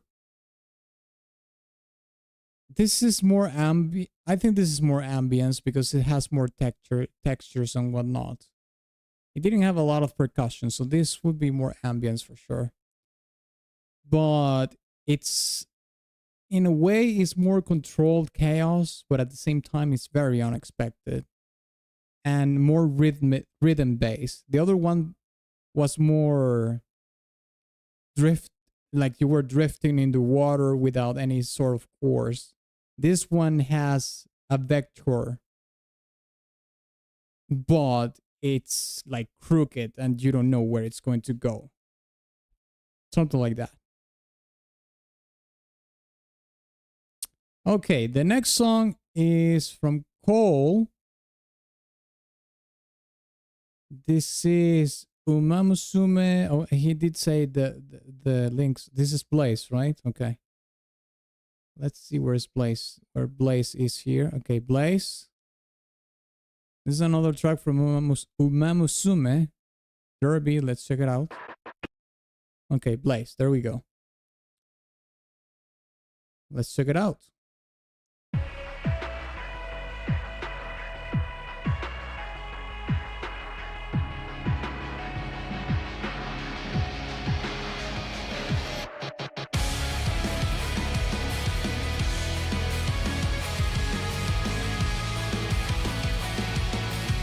What a contrast coming from those other two songs. 目の前から砕け散ったリアリティ手探りの空揺らめくまま落ちてゆく世界は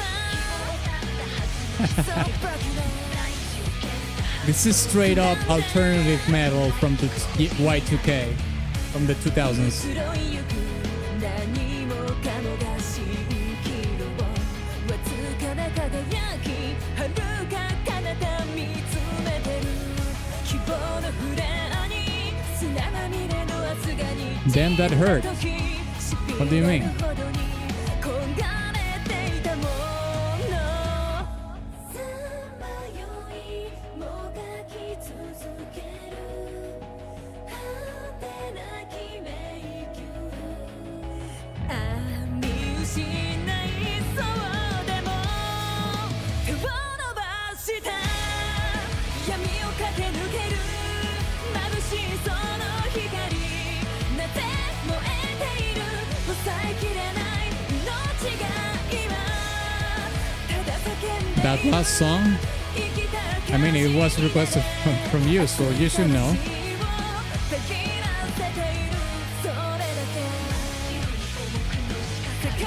Mate, this right here is straight up from the 2000s.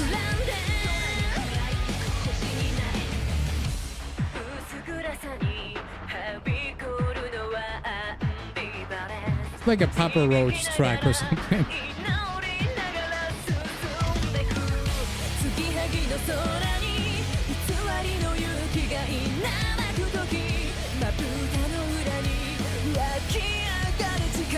It's unfortunate that we don't have the lyrics for this one, though.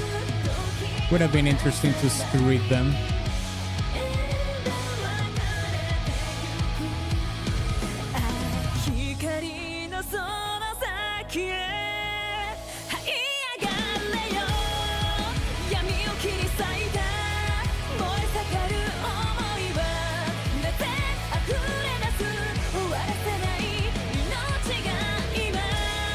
Really sounds like a Linkin Park song.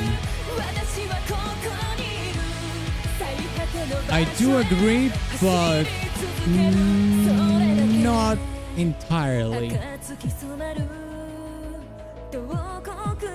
Like, for example, there's like electronic elements that are similar to Linkin Park, but I think in the guitar work, is more varied.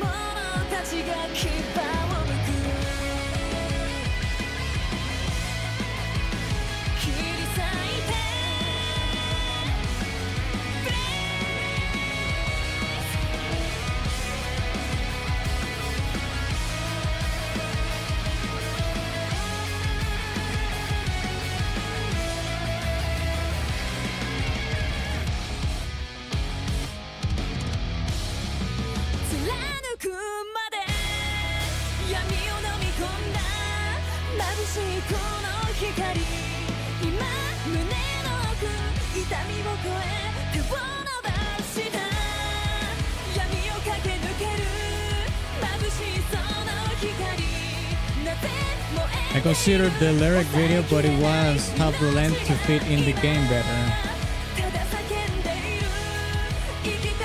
I see, I see.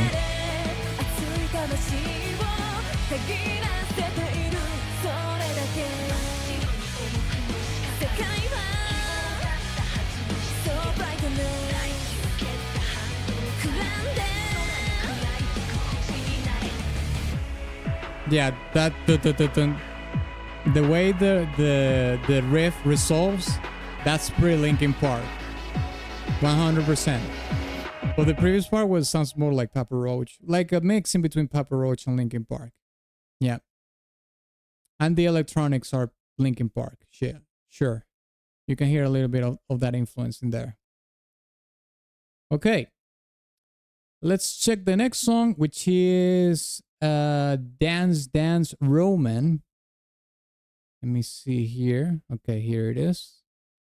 Let's copy the link, put it here.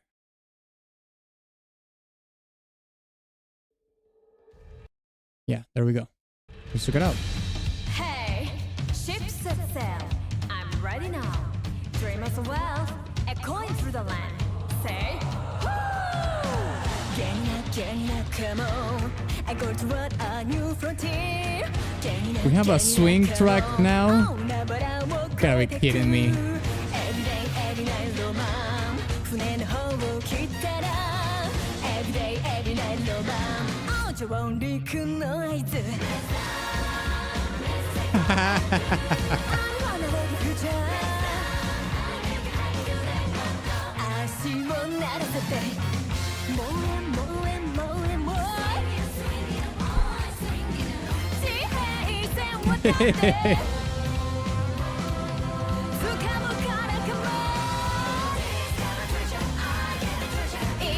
It's a swing song, straight up. Full on swing.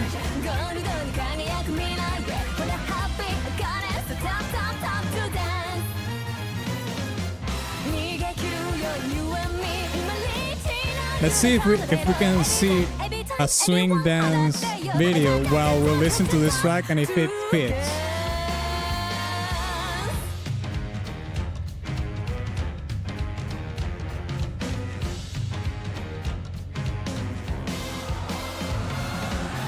Going on, come on. So they can run through new rises.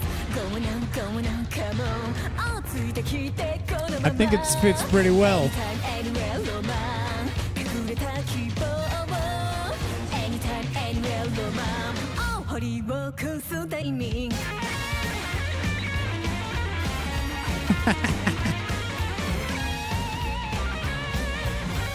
They dance pretty well, I will say that.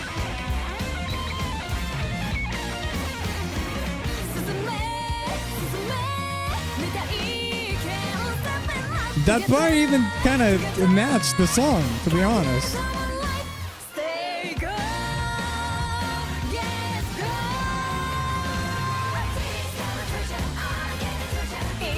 God damn, mate. It's almost... there are some parts in which the dance almost matched the song.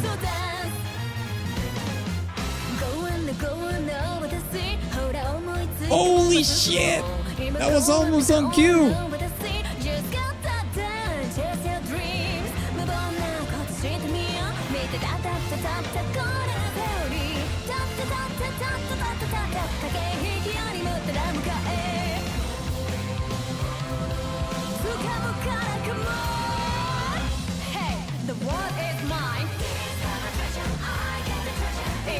It's pretty close, yeah.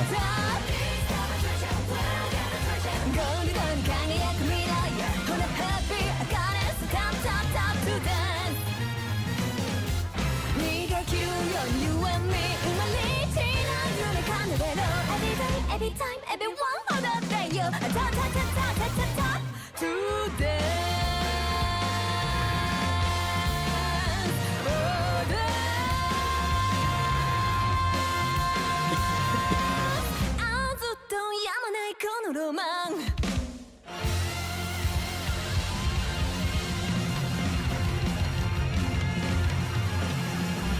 It's pretty sick. The steps, mate. The steps of swing, they're pretty sick. There you have it. We went from an alternative metal track to a swing track, a full-on swing track. So much so that we layered or we stacked a swing dance festival to the song, and it actually matched in some of the cues. So it doesn't get more accurate than that.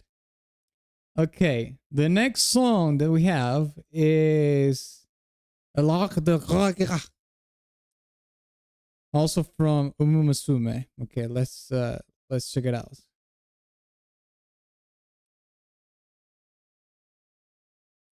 Let me guess. This is going to be a Belle Epoque Claire Obscure Expedition 33 kind of track or something like that. Let's see. Oh no, it's not.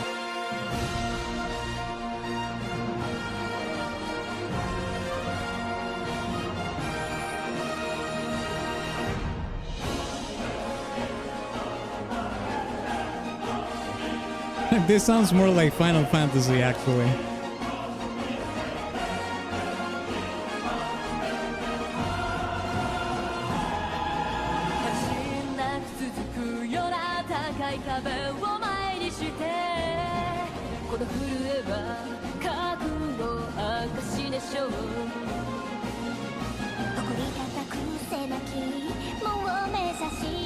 Oh, it has different singers.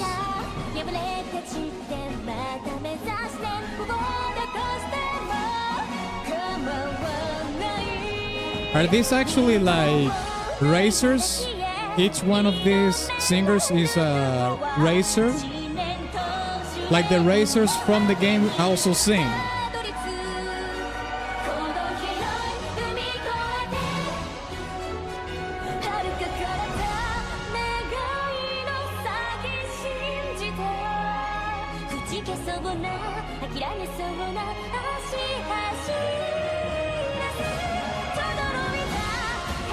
All the voice actors for the game sing their own songs. That's actually pretty sick.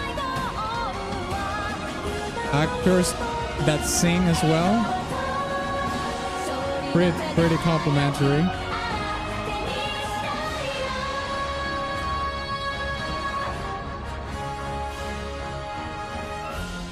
Okay, so I'm guessing this is French for the Arc of Glory.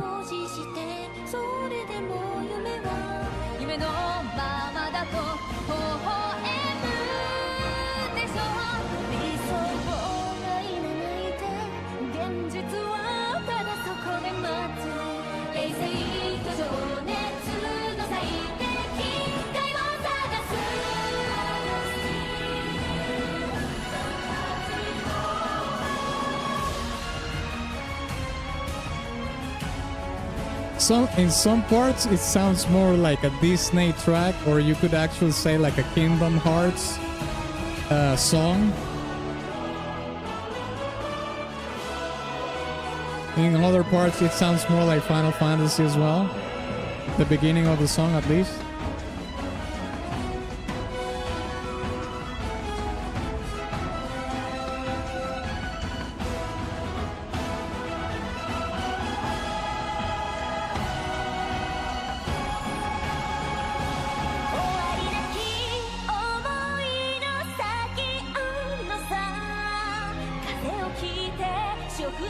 Wow, that descending run in the strings was sick. I think it was a chromatic one.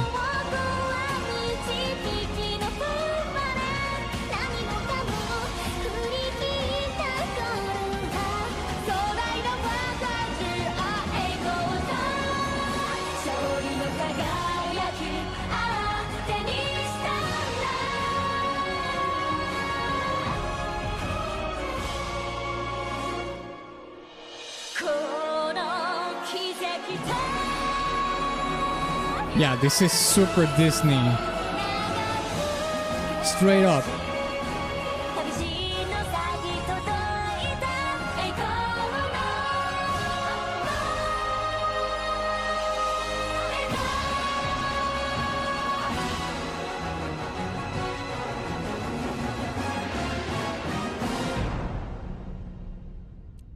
Whoa, that was the resolution shit. Was abrupt.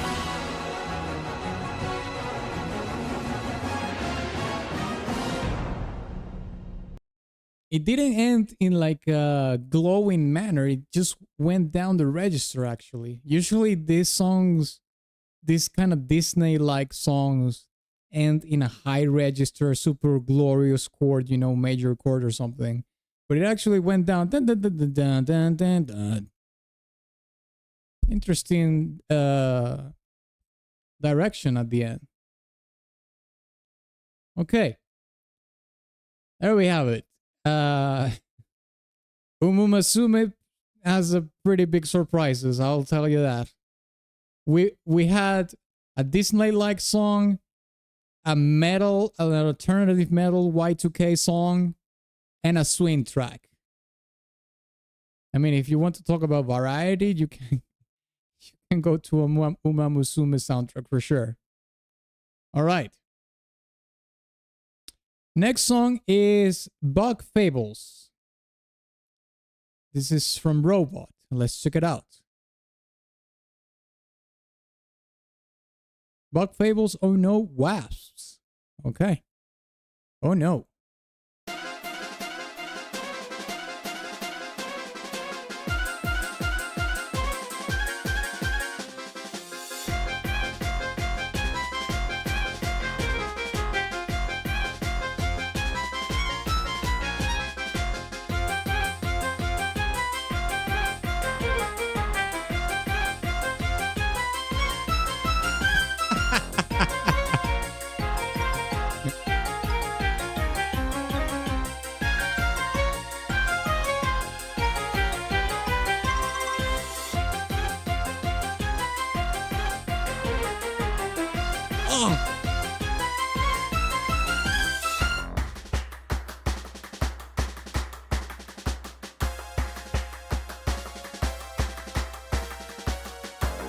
I'm trying to count, but I can't.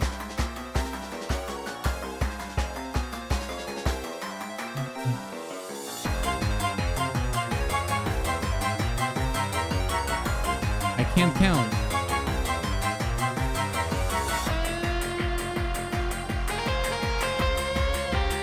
Okay, well, here is different.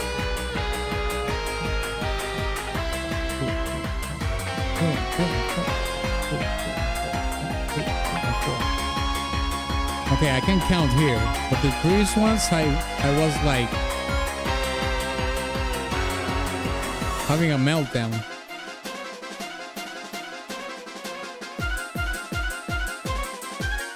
These chromatic thingies obviously are inspired by Flight of a Bumblebee.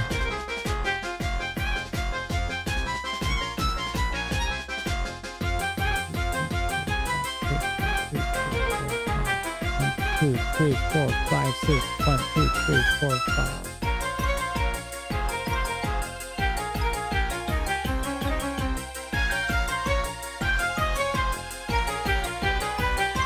This is awesome, mate.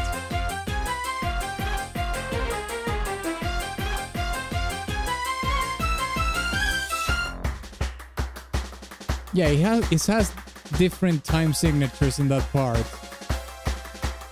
I'm gonna have to really sit down and listen and count to be able to tell what the time signature is. but it changes the time signature in that part.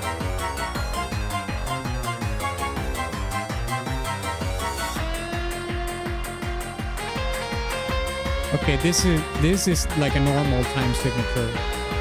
1, 2, and 3, and 4, and 1, and 2, and 3, and 4, and 1, and 2, and 3, and 4. I think I'm going to add this to my playlist, mate. This is pretty fun.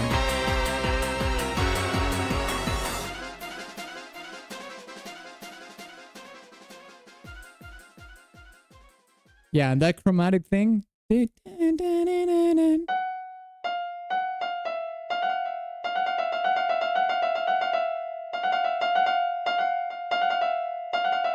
I can't play it as fast as it is in the song.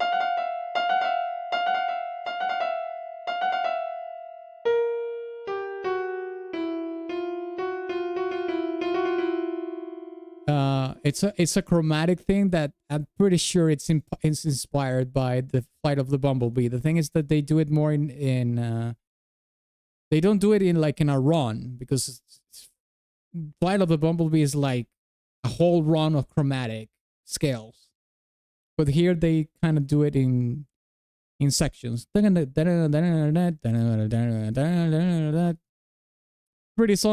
fun song, I'll say that. And actually the change in the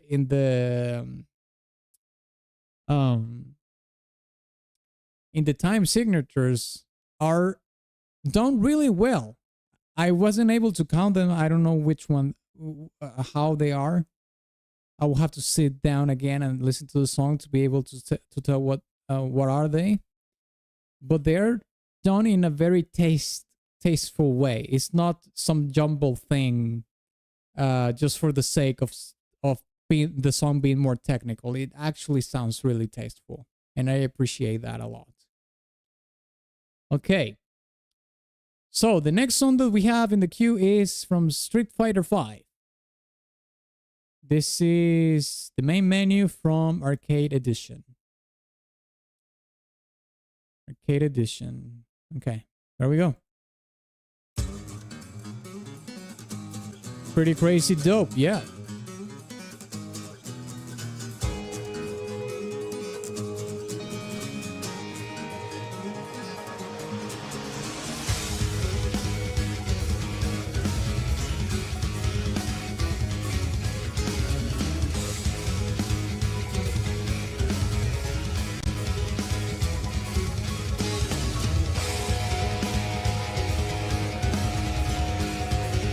Another song with odd time signatures.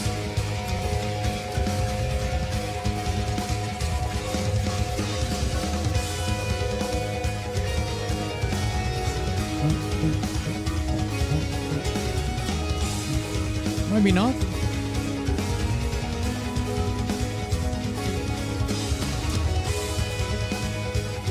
I'm trying to count.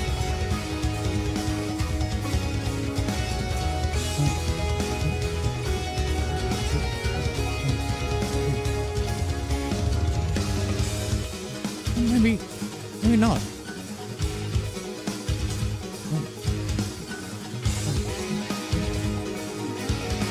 Okay, I might have been mistaken.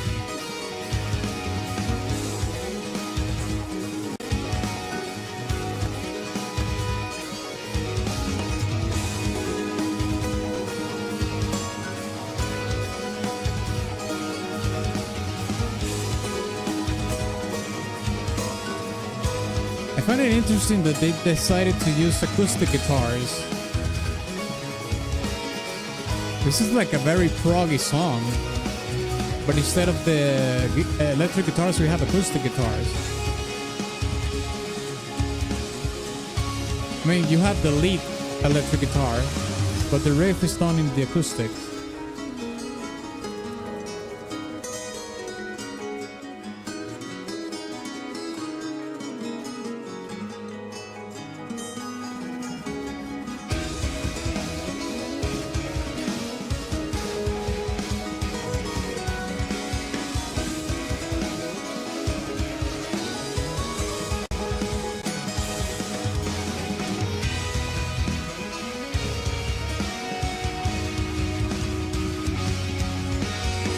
feel like I could be listening to Protest the Hero, which is a Canadian, you know, sort of progressive metal band.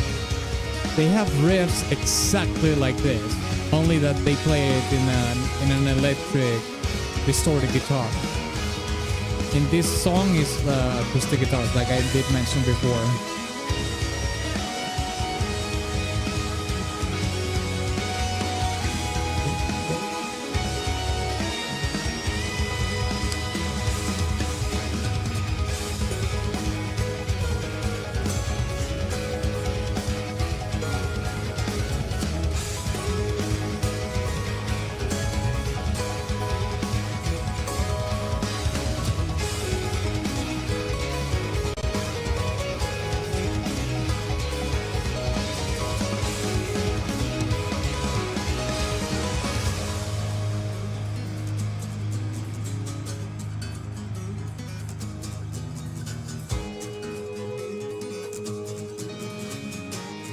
I actually think it's very tasteful that they decided not to use electric guitars for the riff, and instead they used the acoustic guitars. I like that proposition. The song probably sounds really sick as well with the electric guitars being used in the riff, but the acoustic guitars are pretty good. I think they work well as well. So I'm not gonna say that's bad because they use the acoustic guitars. It's actually pretty effective. Pretty proggy. I will say that. The guitar is pretty proggy sounding. Which is something that I didn't expect to hear in a Street Fighter game. But here we are. Okay, the next song that we have is from Yu-Gi-Oh! Master Duel BGM. Let's check it out.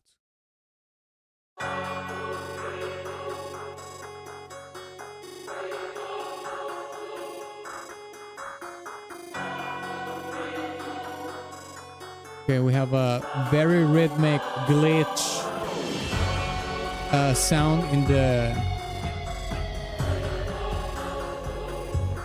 harpsichord.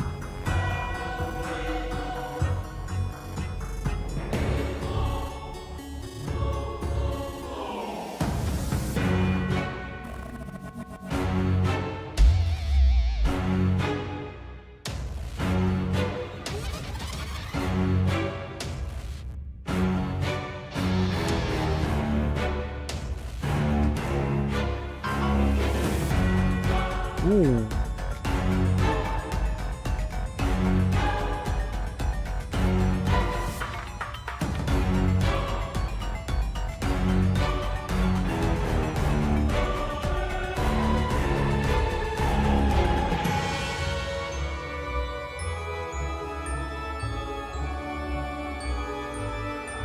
My favorite Yu-Gi-Oh is Magician Girl. How about yours?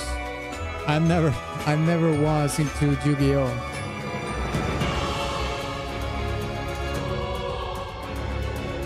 I know a friend that was pretty into the cards and stuff, but I myself never got into Yu-Gi-Oh.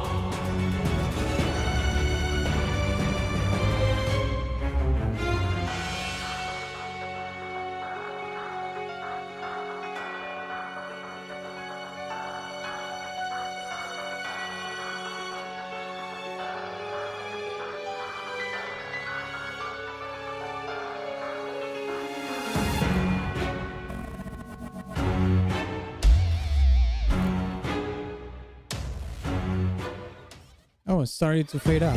Okay. I guess it's supposed to be a loop, obviously. I think the stuttering glitch elements in the song are interesting. But other than that, I think it's okay. It's an okay BGM track. Yeah.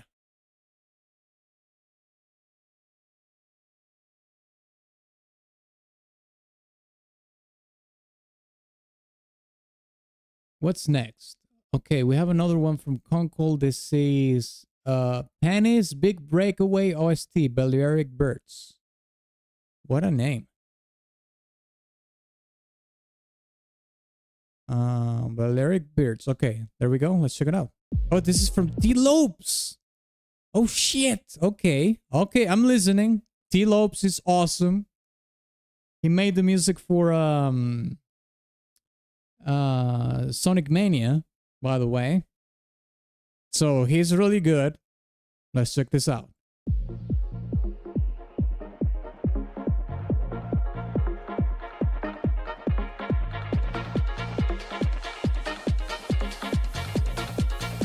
The only type of card game I'm vaguely interested in is maybe Magic the Gathering.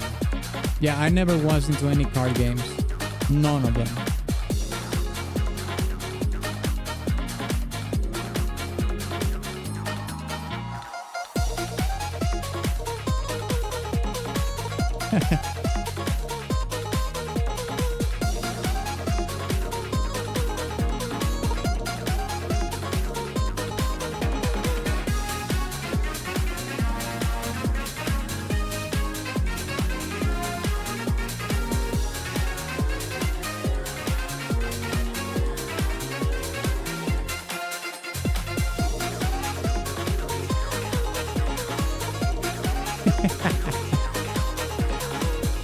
This theme is so funny.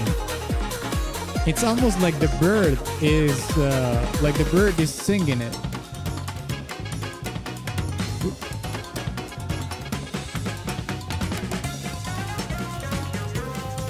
Damn, that change into this more of a Latino vibe.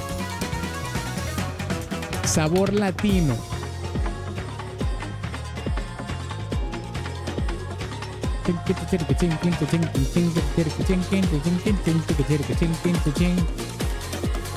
That was pretty sick.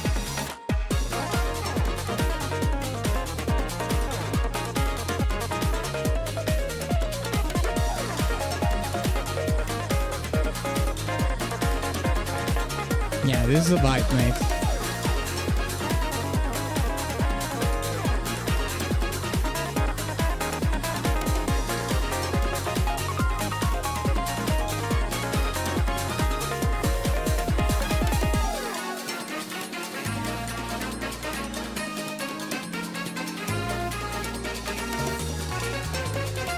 This here actually sounds like samba.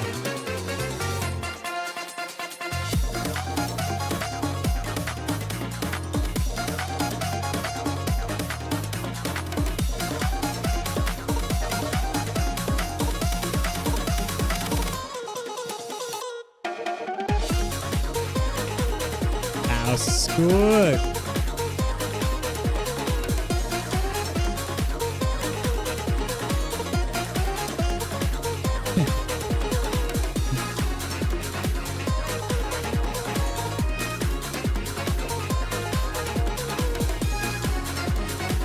I don't know what he's using for the lead melody or the main theme, but it sounds like a chicken, like a synthetic chicken singing the thing.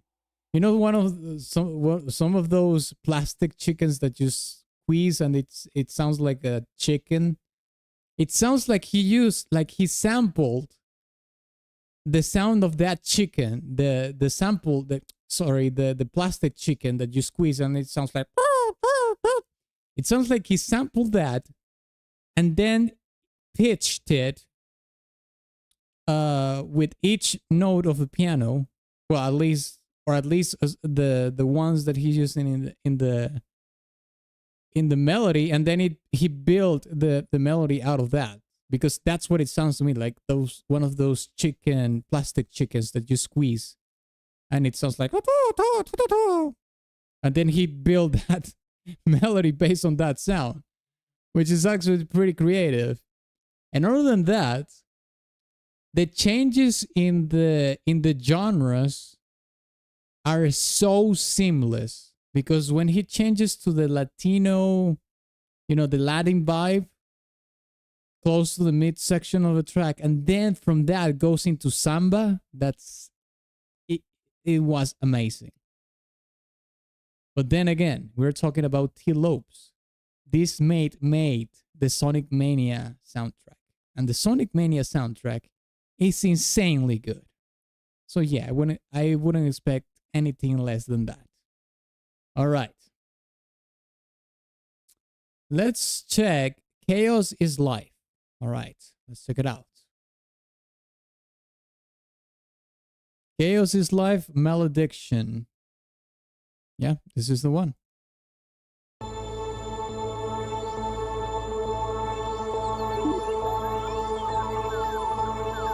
I'm jamming so hard. Yeah, I know. Oh shit, is this going to be another spooky one? We can't go from T-Lopes to this, mate. Come on. It's too much of a stark contrast.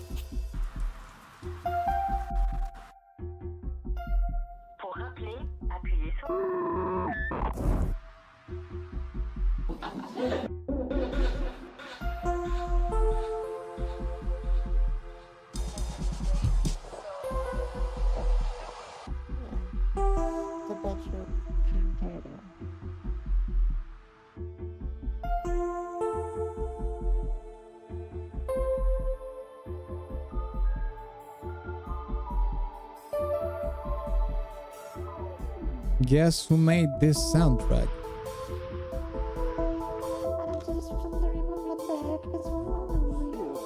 I have no idea.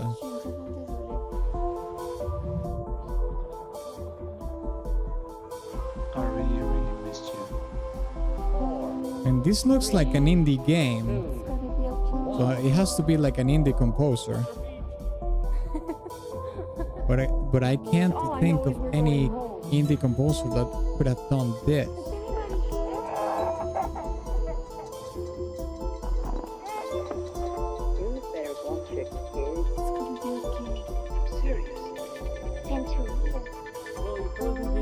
Yeah, no, I have no idea who made this. I don't think this is Austin Wintory or Darren Corp or anybody like that. There's no way. Let me see if it says here.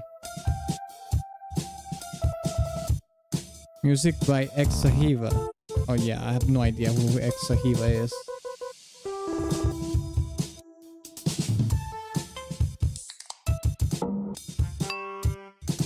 You see, this is another case of those controlled chaos tracks. This is not something super random drifting in the ocean, but you can't expect anything that's coming forward. But sometimes you can kind of guess or get the sense that something else is coming. Here, not so much.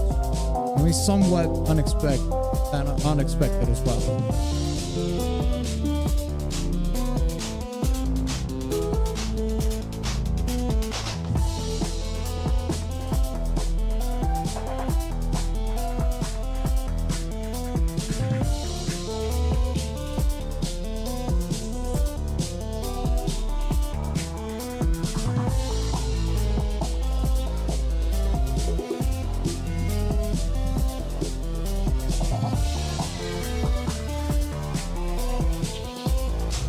I mean, it starts very...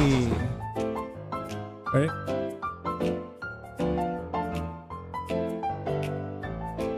Excuse me?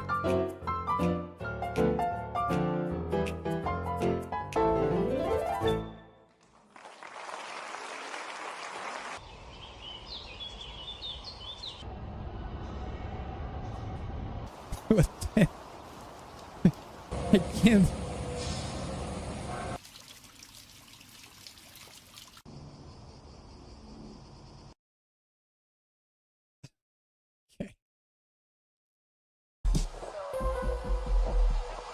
It went from this creepy vibe thing to a more structured track.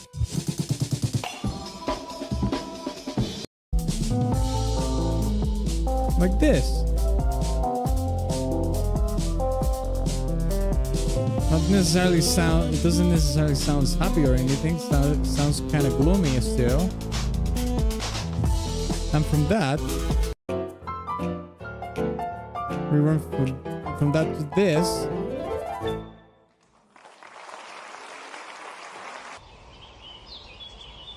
And then some jumbled ambience effects from a city.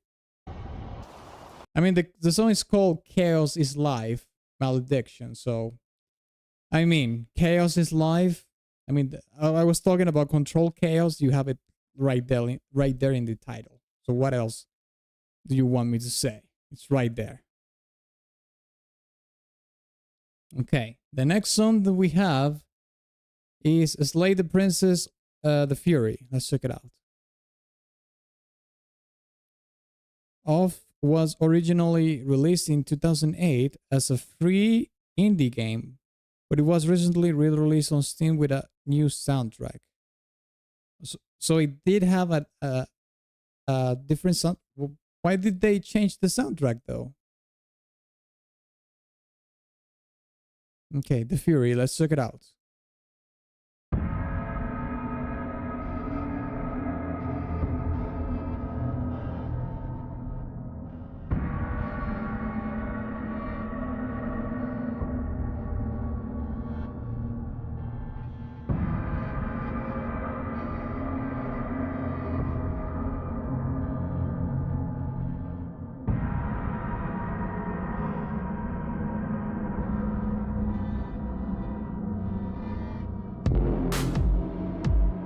Why only Coomer games? I don't think this is a Coomer game, is it? I mean, not every game that has a girl in the cover is a Coomer game, mate.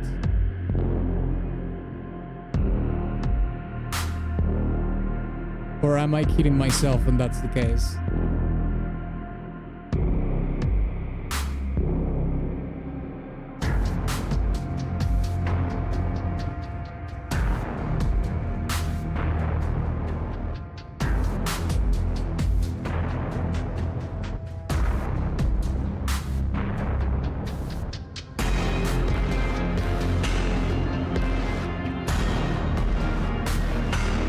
This is another track that is more controlled, you know, has more of a structure of a song. But you can hear that it's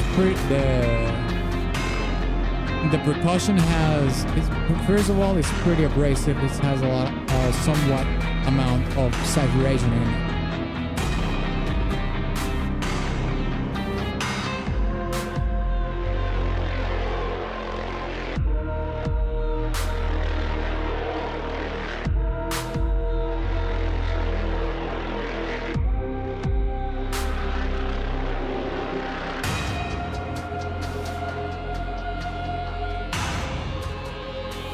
Super hard-hitting metal.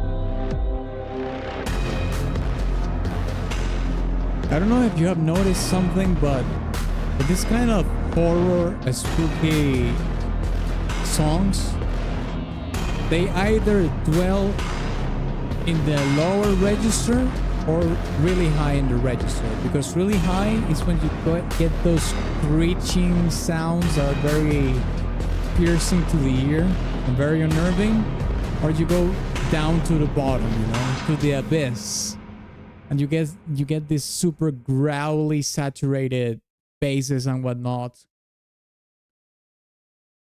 that makes the sound fat, heavy, but also menace. A lot of menace.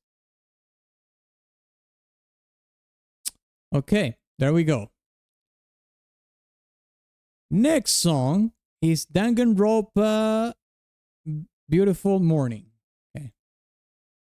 Let's see if we have an indeed beautiful morning in stark contrast to the song that we just heard.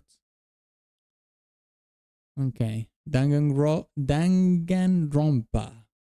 This is it? Wait, no, this is 16 seconds. This, no way. Okay, this seems to be the one.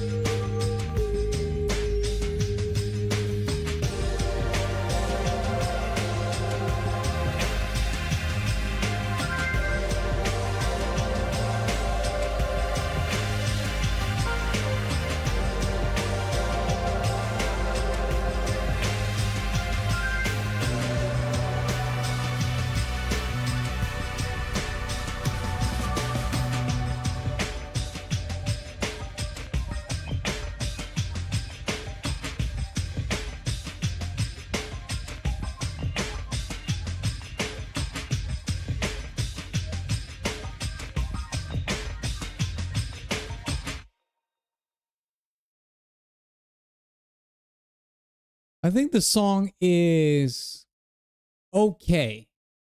This is pretty much middle of the road BGM. It's okay. It's not something that I will listen, but it's okay.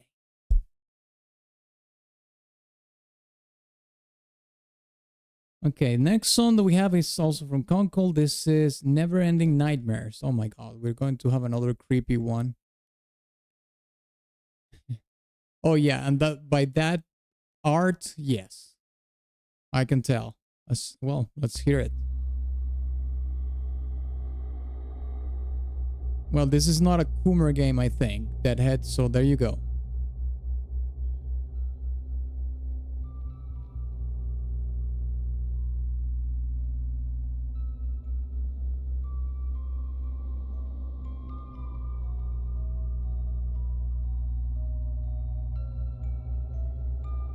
Might consider stonking STP stream.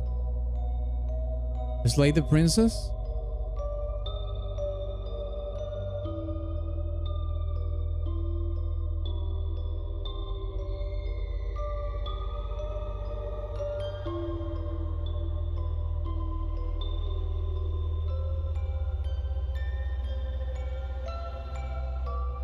Okay, this one has... Okay.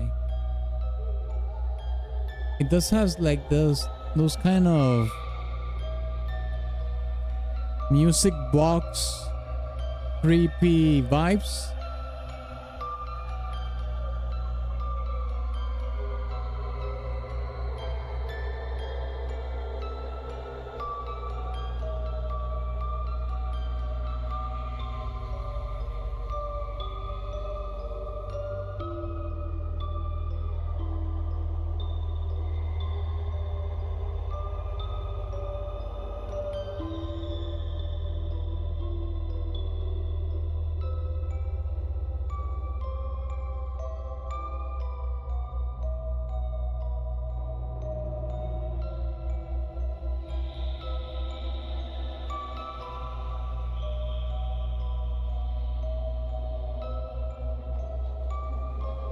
Something else is that you hear it in the distance, so that's important to notice.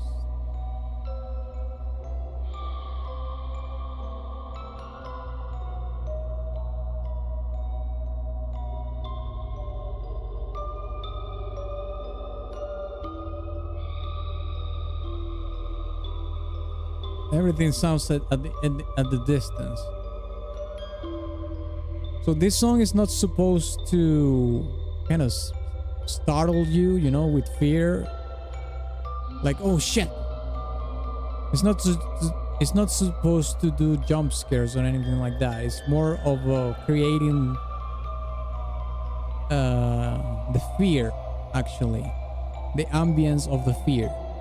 Like you are in a place and you start to hear things around you that is going to increase the threshold of fear that it's in you. As you know, the more you stay in the room, the more it goes up.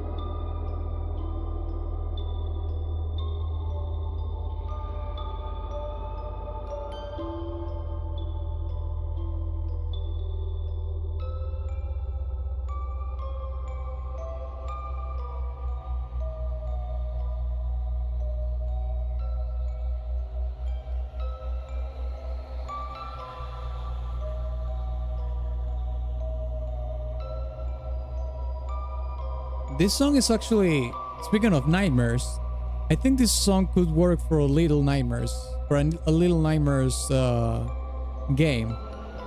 Especially because, you know, the third one released a couple of days ago, so I think it's gonna work for a Little Nightmares track.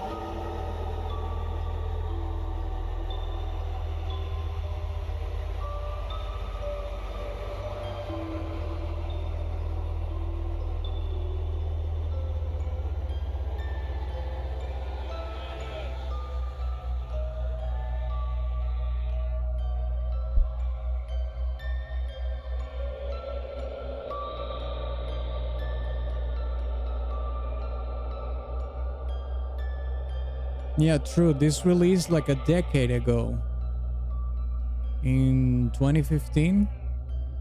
Wait, 2015 was 10 years ago? Jesus Christ. That's crazy.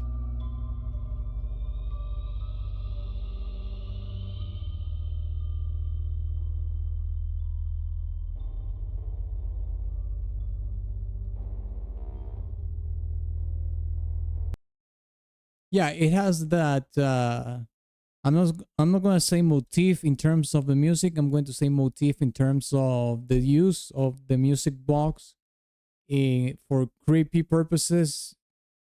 You can hear that. I mean, it's almost like a trope at this point.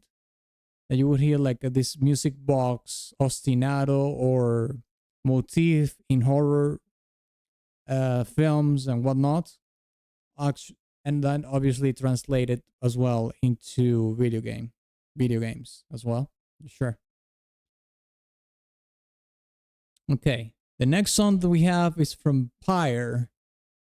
This is from Paragon, but Paragon went to bed, so he probably will watch this in the VOD.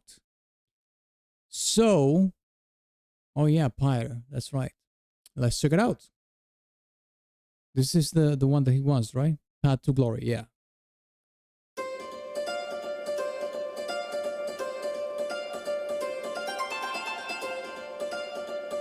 I'm sorry, but I couldn't help but listen to the goddamn meme, mate.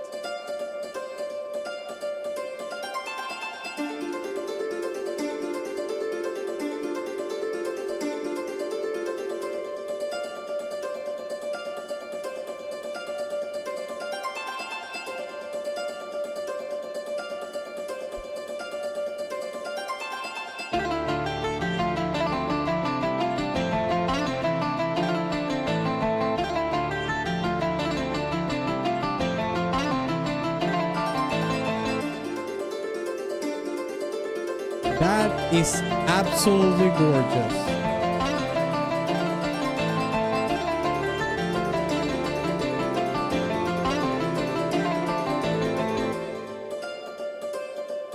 No. Mate, this part ruins the song for me.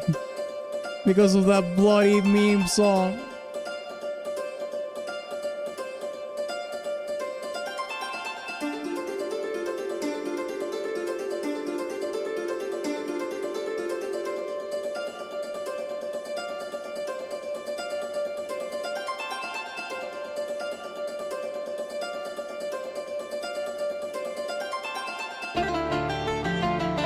This part is absolutely insane.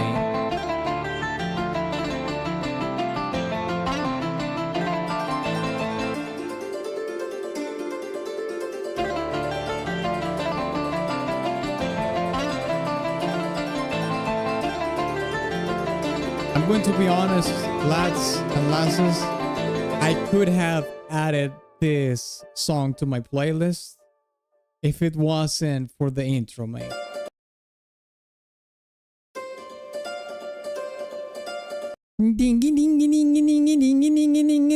God damn it. It's the Indian meme song. Let me find it. Let's do an A-B comparison.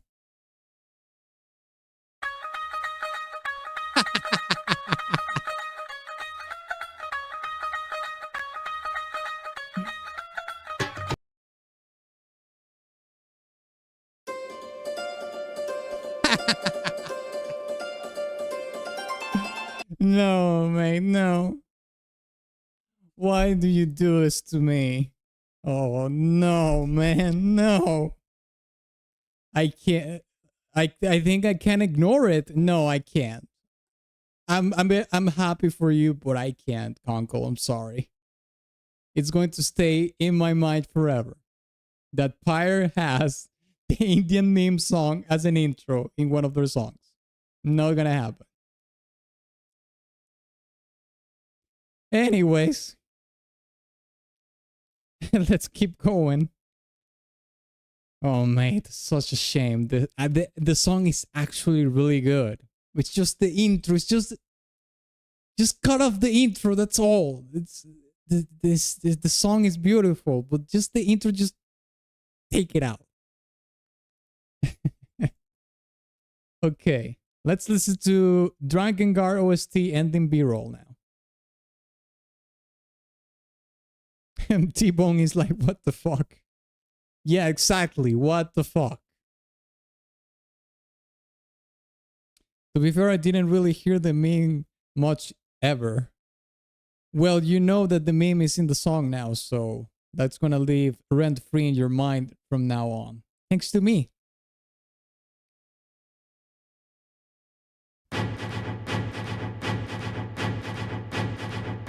Wait, this is Road B.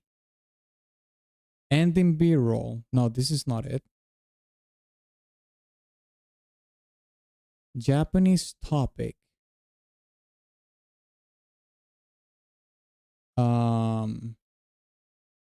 Conkel? I don't know where this is. What do you mean by Japanese topic? Is it this one? Nobuyoshi Sano. That one. Okay. Okay.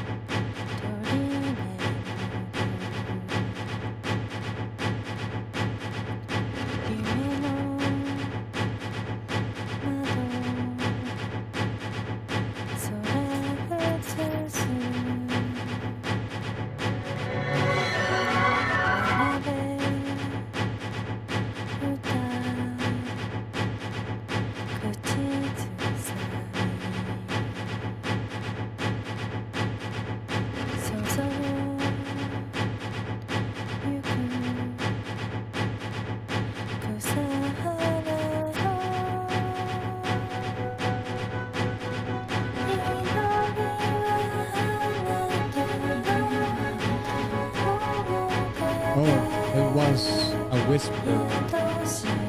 Well, soft-spoken more than a whisper.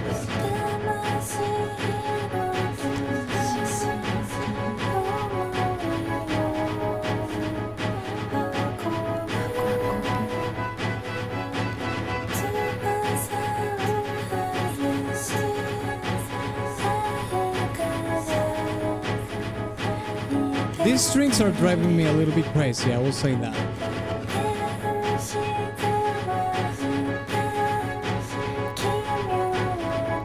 The panning effect is cool, but it's like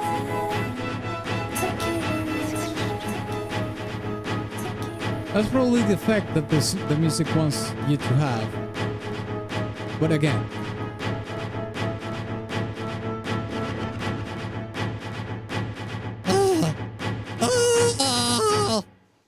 something like that.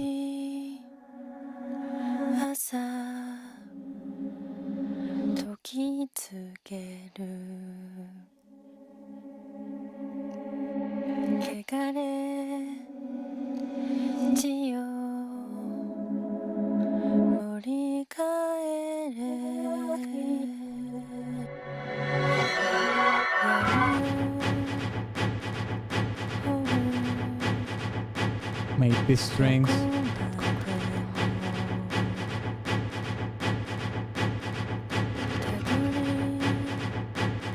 Conkel, please don't tell me you listen to this in your free time. Because obviously there's like a stark contrast in between the vocals and the strings. Like the strings are like fucking psychosis inducing strings. But the vocals are like soothing and yeah, like soothing for a soothing song. So it's obviously done on purpose. Drakengard is like that.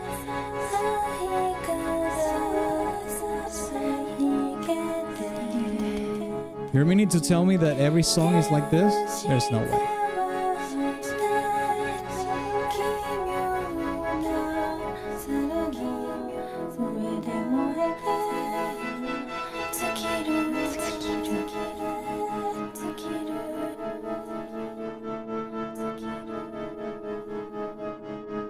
Yes, sir, the insanity of it all? No way, I couldn't listen to a whole soundtrack of this, man. What? I mean, in-game is different. I will say that. Like, maybe in-game, it's like a completely different experience. But isolated from the game, jeez. That would be a daunting task for sure. All right. Next song, Final Fantasy 16, Press On. Let's check it out.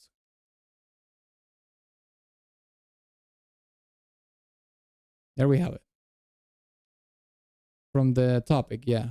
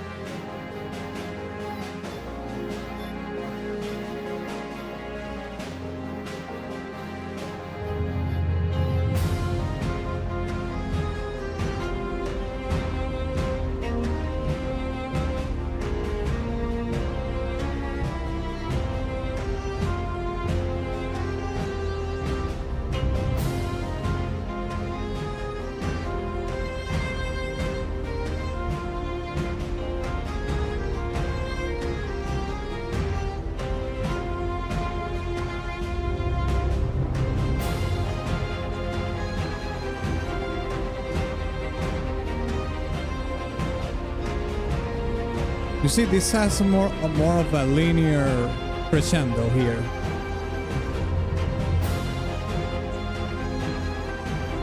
What we were talking about here, this song has more of this kind of crescendo than this.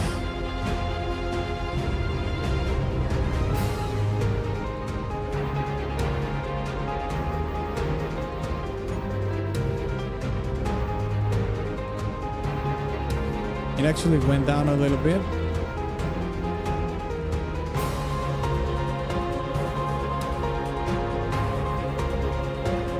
So it goes like this a little bit. And then it will build again. Something like this.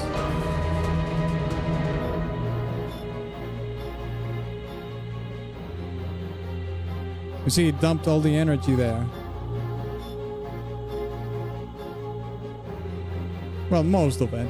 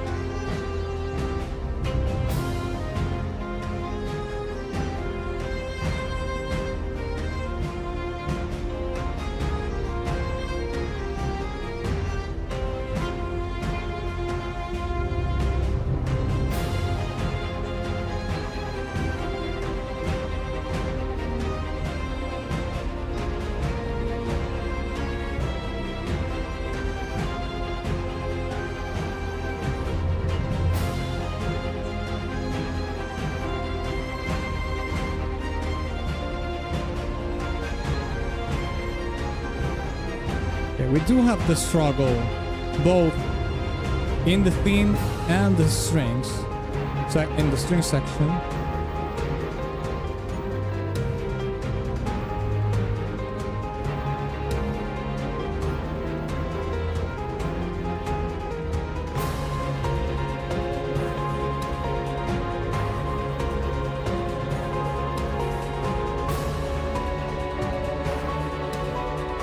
It raises to a higher register.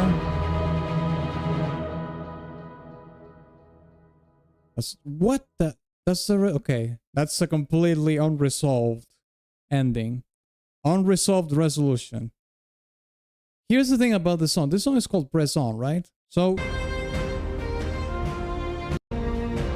at the beginning we have a single string instrument, like a solo instrument, a solo string instrument doing the melody, the main melody, which could indicate that, you know, the character is like a loner or a lone wolf, or he's basically alone in a quest or something, or he feels alone, could be as well.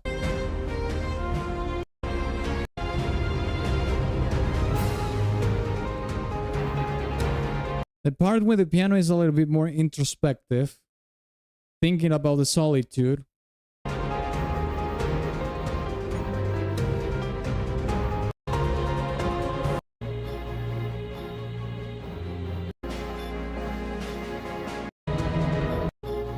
This is done for dynamics, you know? It dumps all the energy just to build the song again. And we have the martial pattern in the snares, which is more about the pressing on aspect of the song, which is, you know, keep fighting it, keep fighting, like don't give up. It could be martial in a literal sense or just a metaphorical sense, or both, to be honest. However, the storytelling ends abruptly, so the song tells a story, but it doesn't tell you the ending. This resolution right here.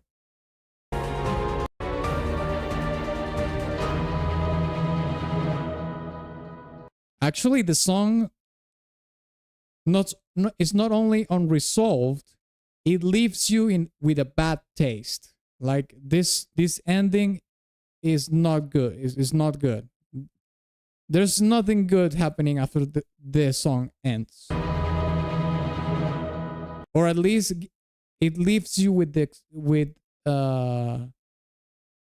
thinking what the hell is going to happen, because it sounds like it's going to be bad. Something like that.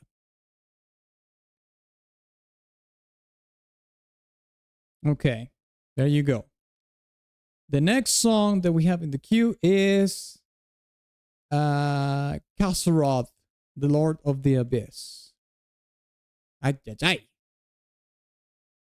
That name already gives it a pretty epic premonition. Let's see if it lives to the title. Okay, there we go. Let's check it out.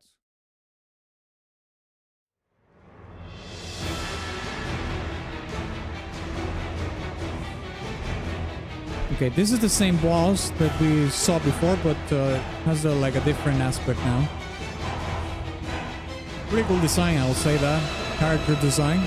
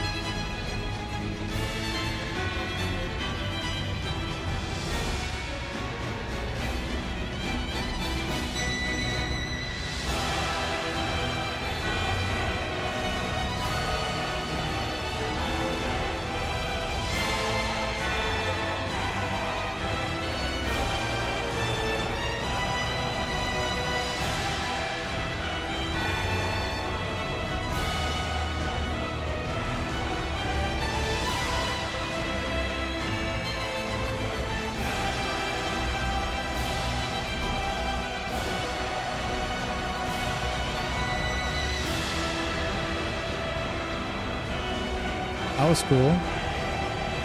That last high note in the violin.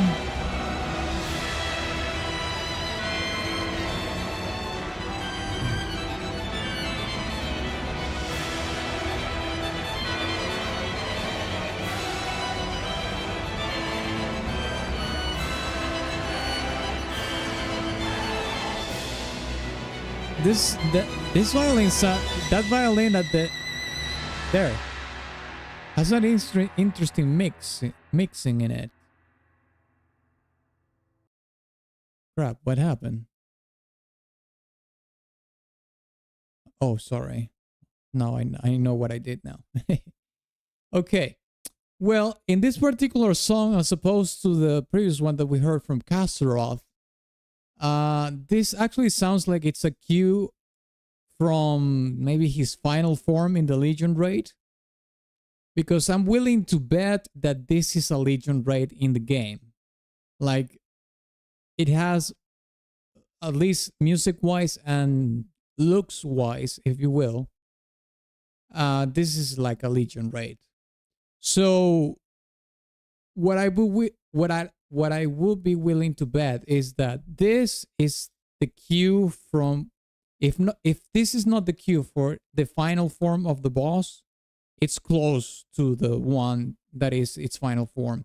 So when you're approaching the end of the raid, obviously you're about to kill this this boss in the Legion raid, this cue sounds, because it has, you know, the big choirs, the big strings, like everything is big, wall of sound. But what's interesting about this as well is the violin.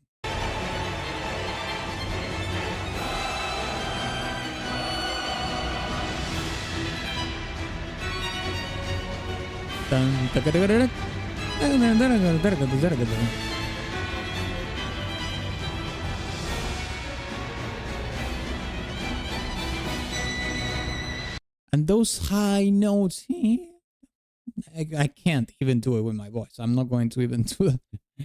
I tried and I failed.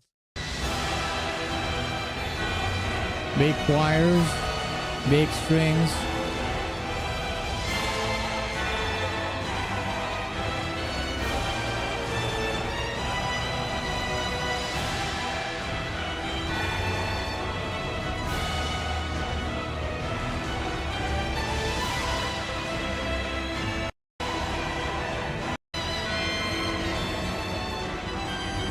The violin again. And this is a solo instrument.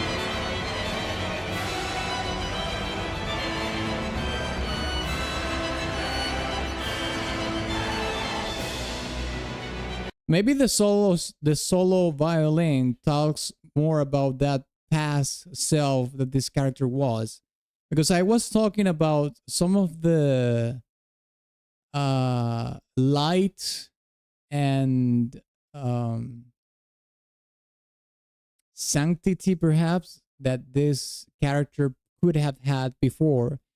And in the previous video that we watched, he had like this wings made of light. Now the wings the wings made of light are gone, and he has like this demonic wings or whatever. He still has the hair that is pretty light like, but everything, all the light that he used to have, especially in his chest, bleeding from his chest and whatnot, is gone. So it's basically like he has become like his ultimate form of evil. It's called the Lord of the Abyss. However, that solo violin still talks about who he was before, I think, in a kind of a tragic way. If that's the case. Hold up, thought I requested something Fairy Fencer. Don't see it in the queue. Okay, let's check the super chats that I have here. No More Heroes. Sonic. Never Ending Nightmares. Danganronpa. Chaos is Life. Benny's. Like the Princess. I don't know. I don't think so. Let me check here in the chat though.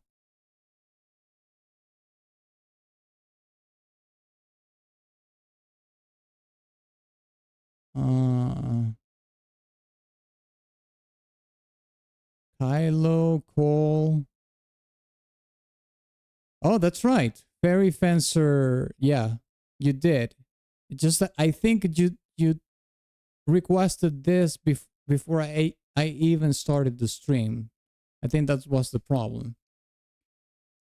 Sure. Unfortunately, I think I'm gonna have to leave this for the next stream if that's okay with you, Conkel. Okay. But yeah, I see it here. I'll add it to the queue. All right. Let's add it to the queue right now.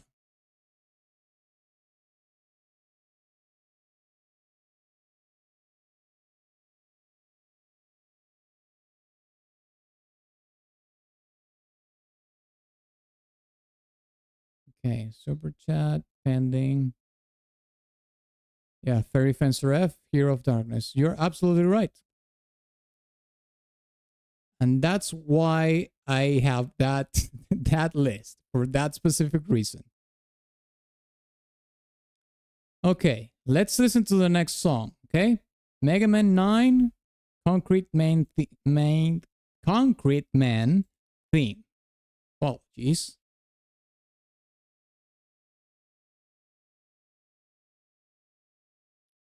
Don't see that No More Heroes track either, but up to you. No More Heroes. Oh, you're actually right. Okay, let me add that. When did you request that? Oh, yeah. It was actually one of the last ones that you requested. My bad. Yeah. Let's leave that to the next stream as well. But I'll add this to the queue right now. So we have it queued for the next stream. My apologies for that.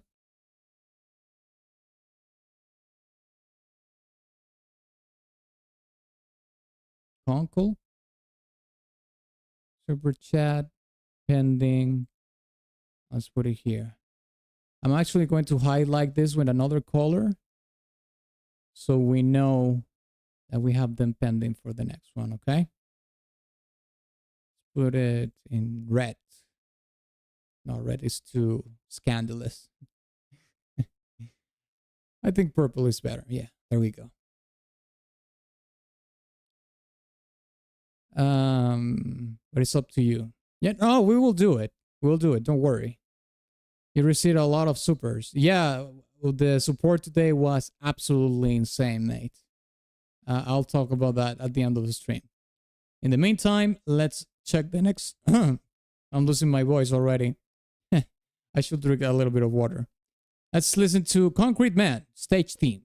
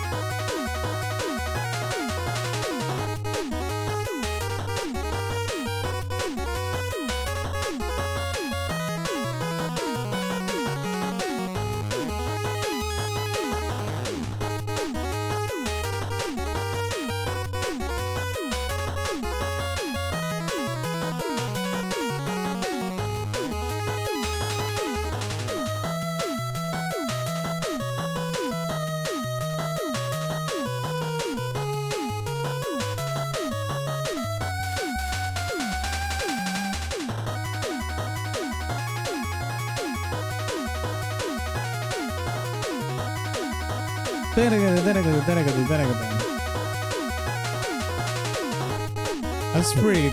That's very much from classical music.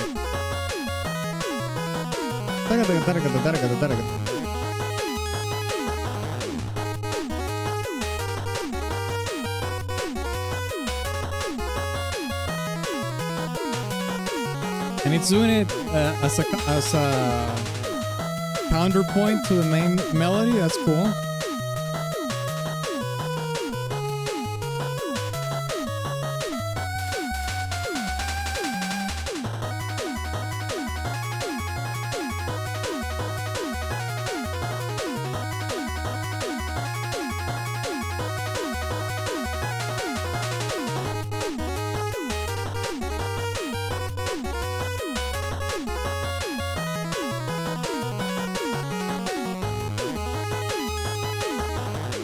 Damn, that arpeggio was sick.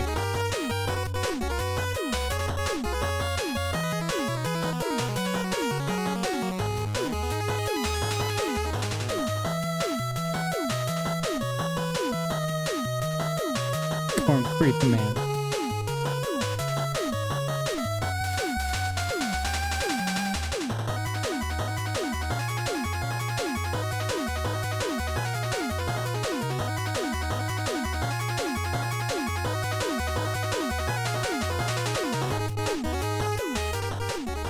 I mean, this theme, the main theme,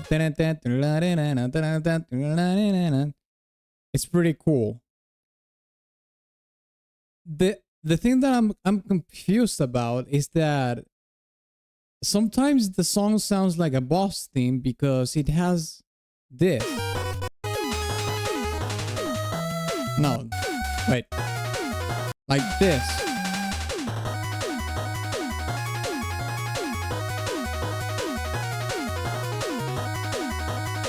This is very frantic for a stage theme, but at the same time, I would have to see the stage theme. Sorry, the stage design to see if it really fits, because this is like very, very, you know, high stakes kind of thing. Something that you will hear more on a boss fight, but I mean, it's fine. It's probably more related to the design of the stage, if I had to guess. Okay.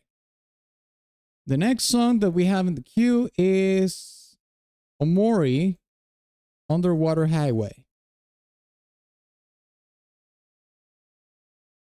The beginning was a lot like the intro to Woodman's theme in Mega Man 2. Yeah, it's kind of crazy that Mega Man, from Mega Man 1 to Mega Man 9, 10 perhaps, I don't know, they were all 8-bit games. That's a lot of games released for one generation of consoles, I'll tell you that. Okay, Underwater Highway, let's check it out.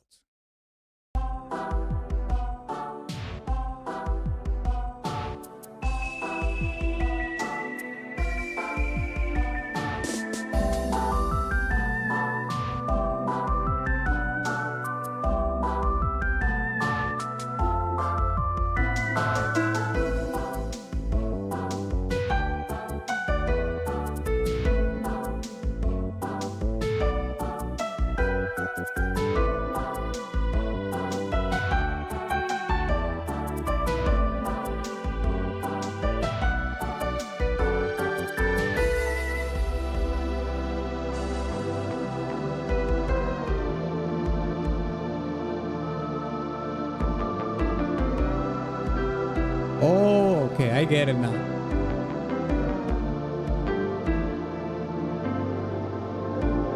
It's like the tide, the racing of the tide and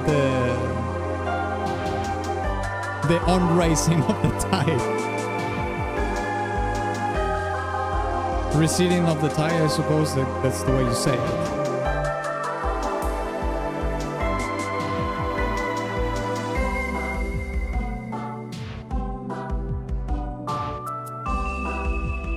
Yeah, you have like this heavily delayed, a lot of reverb, crystalline synthesizers, and you have the rhythm that it's like going on a boat, you know, and going drifting along with the tide, but also it raises the tide at one point, and then the tide goes down, and then it goes down. The song goes down as well with it. There.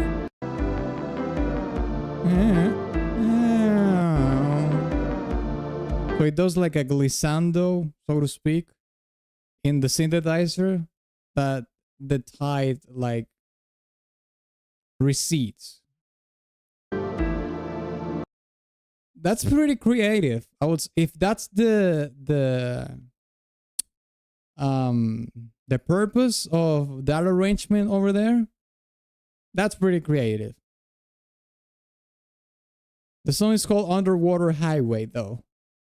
So maybe when the tide recedes is when you can travel in the highway or something like that. Something like that, I don't know. But creatively, that's pretty cool, I would say that. Okay, the next song that we have is And Ever We Fight On. Let's see what that is because I have no idea. Okay, main menu, And Ever We Fight On, Jory's the Man. Oh, this is from Killzone. Okay, interesting. Very interesting. I think we never had anything from Killzone before.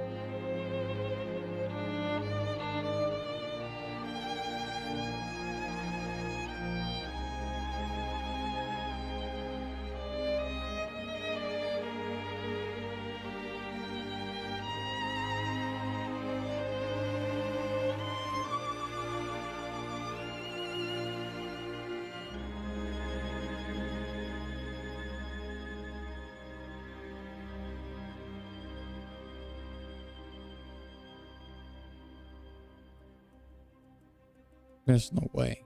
Okay.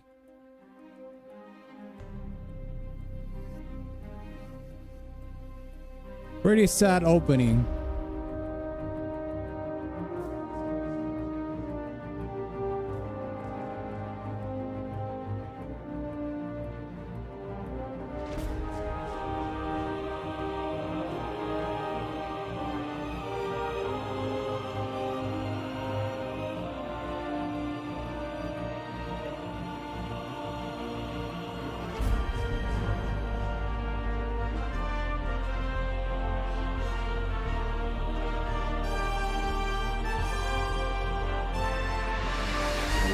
Yeah, I understand the storytelling.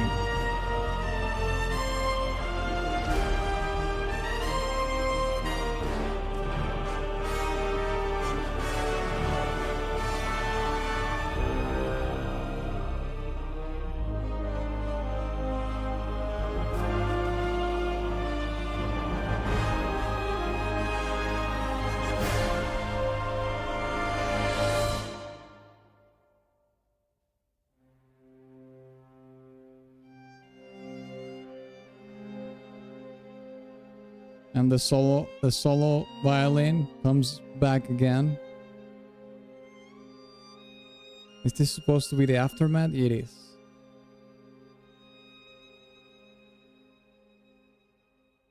Okay, so the storytelling is pretty clear to me here.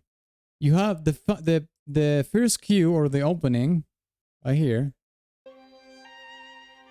We have this very tamed, subtle opening with the solo violin. Very melancholic, very sad. You know, the song is called "And Ever We Fight On." So at the beginning, we are in the in a state of feeling defeated, feeling bad, sad about ourselves. Maybe we had a really bad streak of luck, or well, this is Killzone 3, so let's put it in the context of the game. Maybe you are losing the war or the conflict that is in the game, and you are in the bottom of the bottom. But the song is called "And Ever We Fight On." So from that cue, you know, from this sad state of affairs, beautiful performance in the violin, by the way. I don't like violins too much, but this is really good. You know? And from that, feeling sorry for ourselves, the tragedy and whatnot, then we start to muster our courage again. Slowly but surely, we find within ourselves the strength, the might, and the power to go on, my brethren. That's what this is.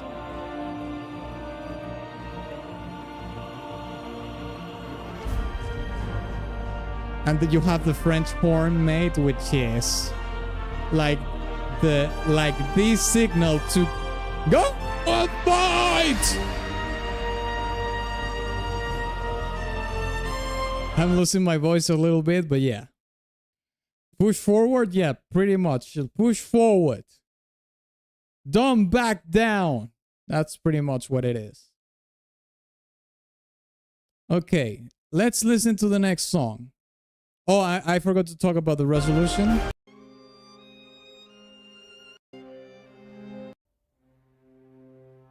We return again to the sadness and the melancholy that we hear at the beginning of the song.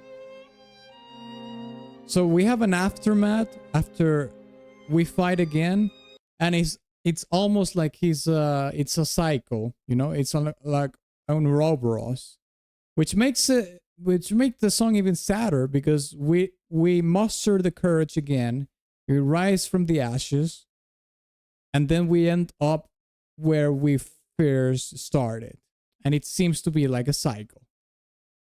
We will muster our courage again, we will fight on, but then we will find ourselves in the same situation where we are in the bottom, and then it repeats and goes on and on and on. Not a good place to be. No.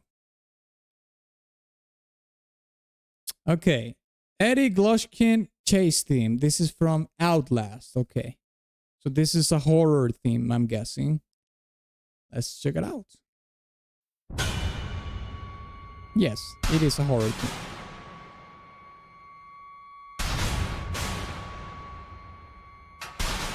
Huge hits.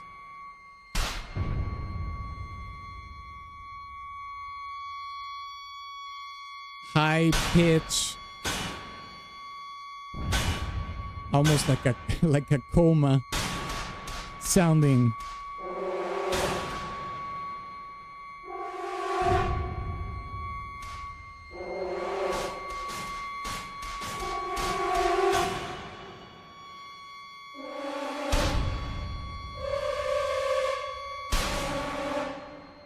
You know, very, yeah.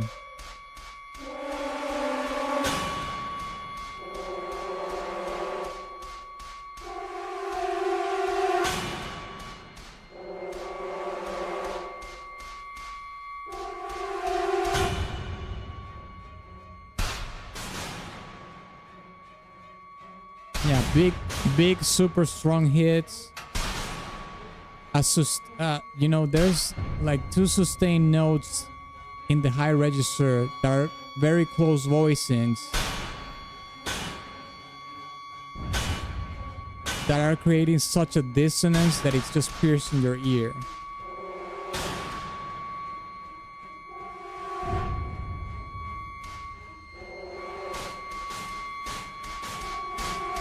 And you have a trombones doing the same thing. Yeah, very close voicings coming in and out, like in a chaotic way.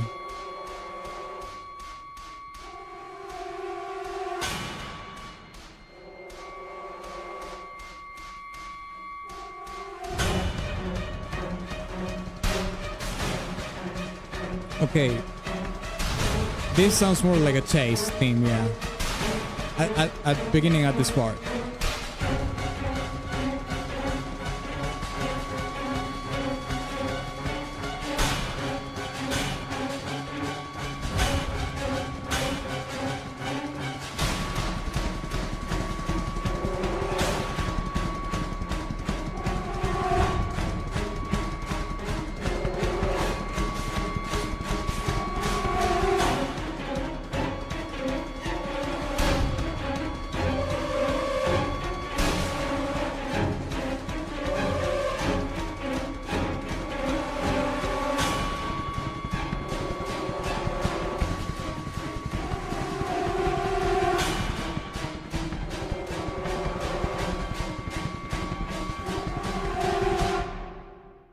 Remember what I was saying about the crescendos?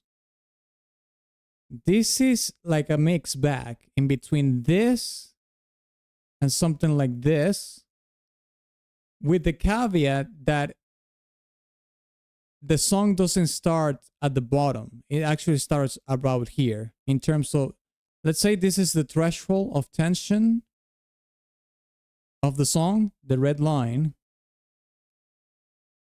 We don't actually start at 0. Let's say this is 0. We don't start here. We start here, actually. We actually start here at the beginning of the song. We start with a higher threshold, like a 50% or something. Because it's a chasing. When we have the strings involved, it's when it jumps, boom. And it goes into the highest threshold of the tension, which is, well, the chase, obviously. Or at least where it feels more like it's the actual chase that is happening. At the beginning, perhaps it's more like you're playing hide and seek, but then it's like a full-on chase. He's behind you. Something like that. Okay, let's listen to the next track. Okay, this is Attila. Main menu music from Total War. Attila. I love this game, mate. I love this game.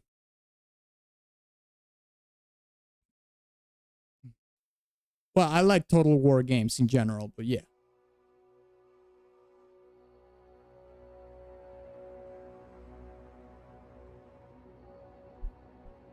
If it's too scary, just think of that French horn as some rhino snoozing.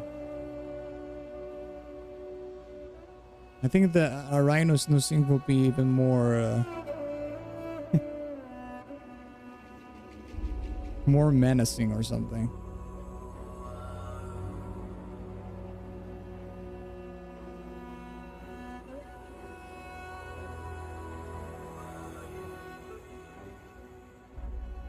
Oh, Invicta uploaded this track to YouTube. That's funny. He does really good content, by the way. Yeah, we have the throat singing. The horde, the Mongolian hordes. The scourge of Europe.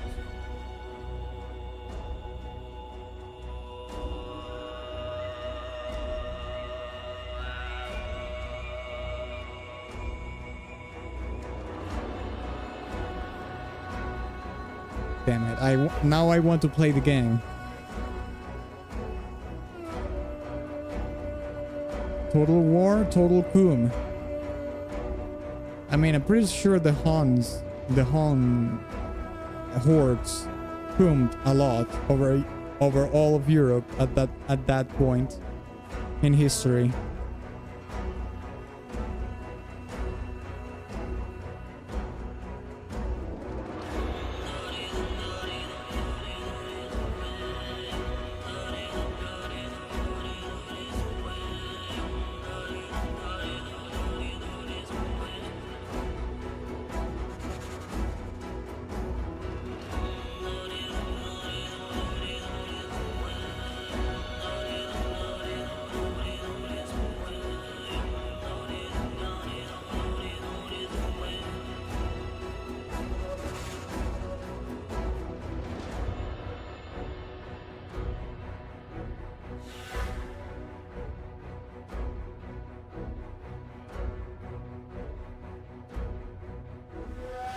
I'm not really sure if the lyrics are singing in Mongolian. It could be the case. I don't even know if Mongolian actually dates back to that time period. Maybe it is a language that has been around for thousands of years. I'm not really sure about that. I have to do my research in regards to that. Okay, the next song is from Resident Evil 2, Resident Evil 4, Novistadors. Let's check it out.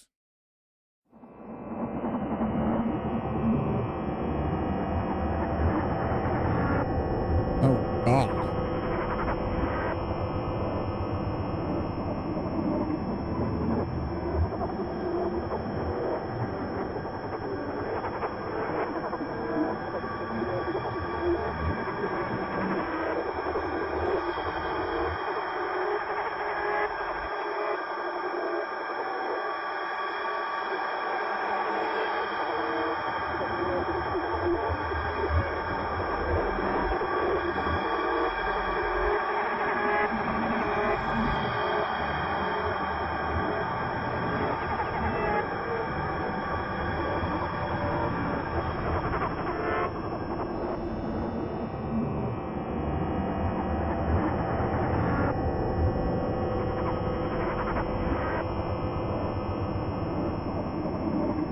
Yeah, this is more ambience.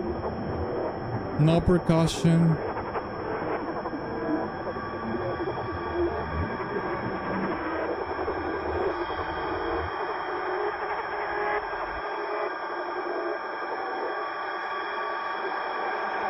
And you hear those sounds that are like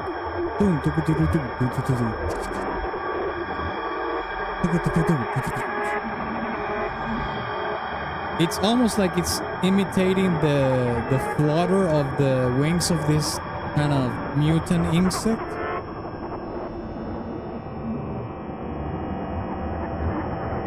It is something like that. Like when it flutters the wings. Well, you know, when insects do it, it looks creepy. It's not like something elegant or graceful like, you know, a hawk or an eagle or something like that.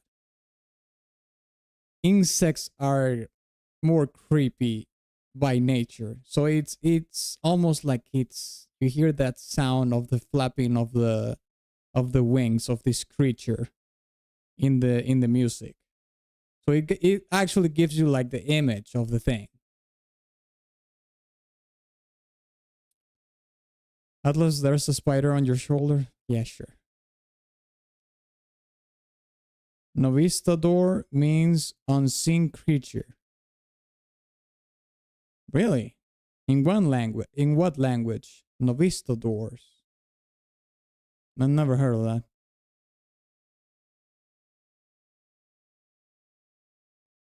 Okay, the next song that we have in the queue is from L2. This is Everhood.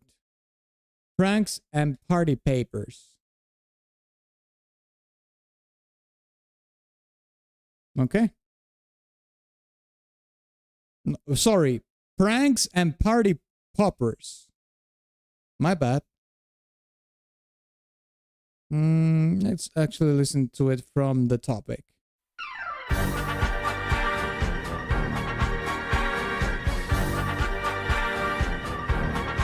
Zombies in Resident Evil 4 speak in Spanish. Yeah, but that's not a Spanish.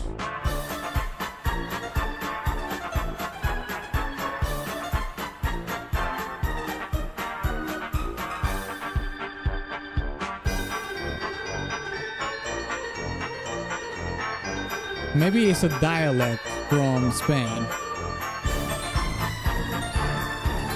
Like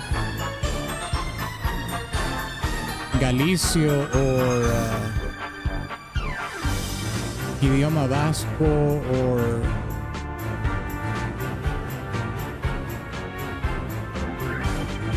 Catalan, something like that.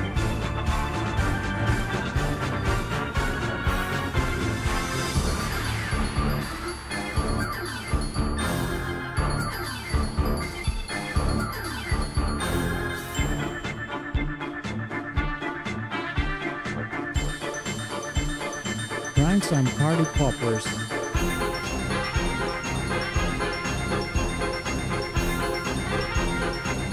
Yeah, this song has like that circusy vibe to it, right?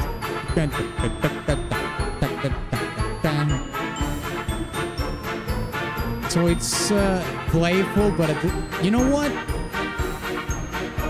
This is a song that I can envision like a troll.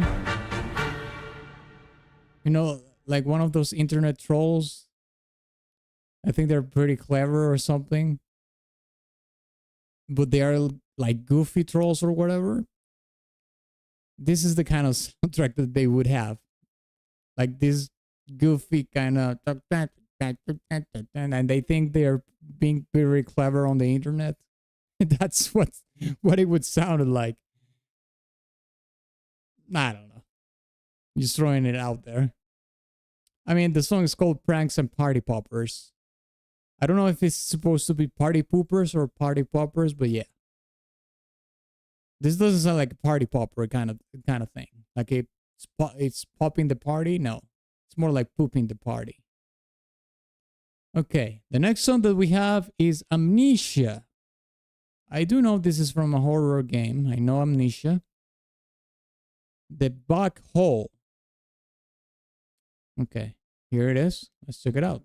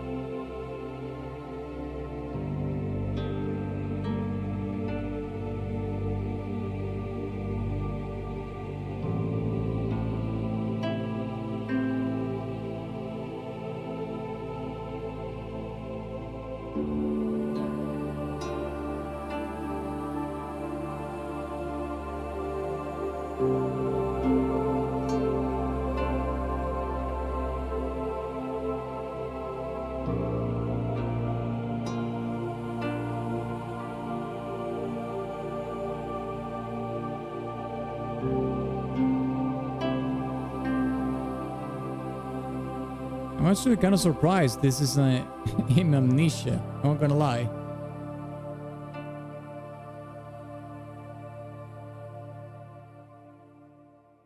Yeah, very short track. Back hole. I mean, I haven't played Amnesia, so I don't know.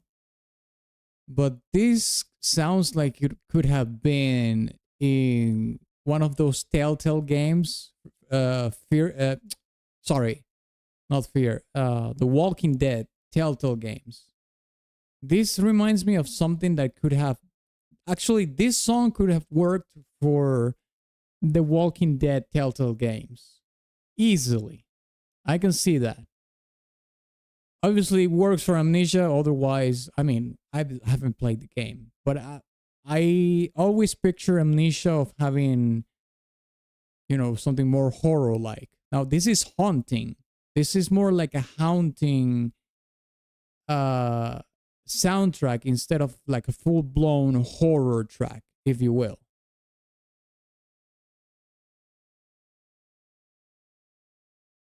Well, yeah. Okay, let's listen to the next song. This is Ghosts and Goblins Resurrection, Crystalline City. Okay. Crystalline City, Resurrection. There we go. OST.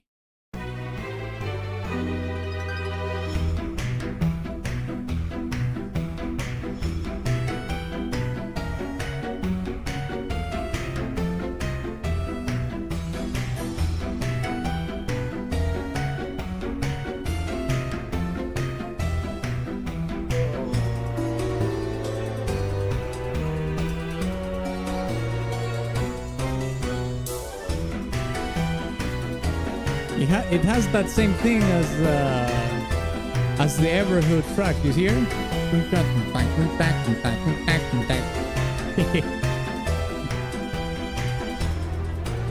I don't know if any of you ever played Ghosts and Goblins.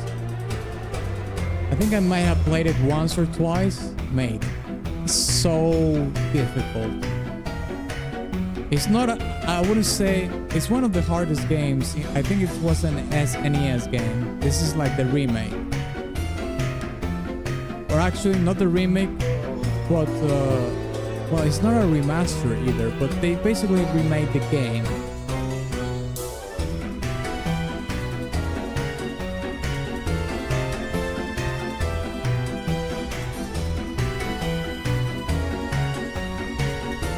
But yeah, it's SNES, very frustrating game.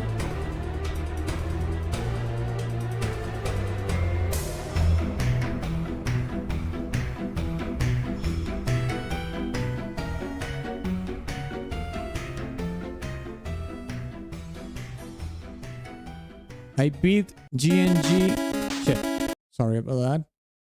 I beat GNG NES the first time just last week. Oh, then I must be thinking of Super Ghosts and Goblins. Like there's there's there's Ghosts and Goblins in NES. That's the first game, and then they released Super Ghosts and Goblins. I don't know if this Resurrection one is supposed to be the remake or of the NES game or the SNES. I'm not. I have no idea. Slapping ghouls and cumin on ghosts. I think it's the other way around. The ghouls and the ghosts are cumin on you if you ever play that game.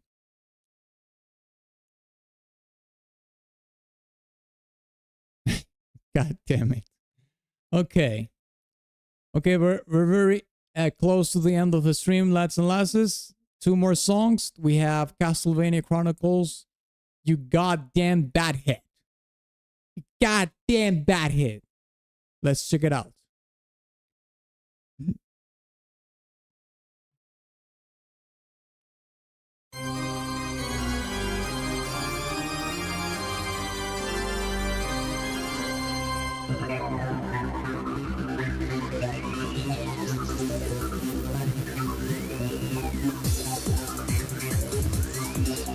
What the? Castlevania track should be the range version. Yeah, this is the arranged version.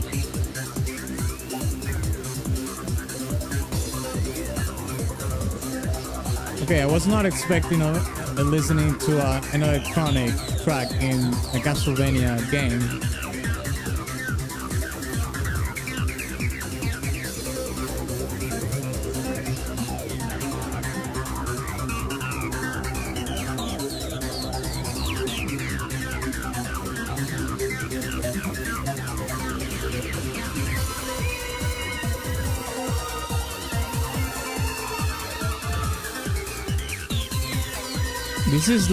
This is like late 90s, 99 to Y2K. Especially because of that synthesizer over here.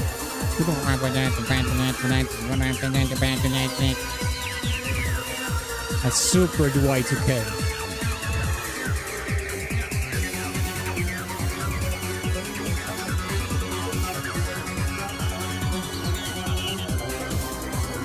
It actually kind of reminds me of that New Order remix that we hear in Confession. I think it's the name of that track from New Order that we hear in the Fear Blade movie.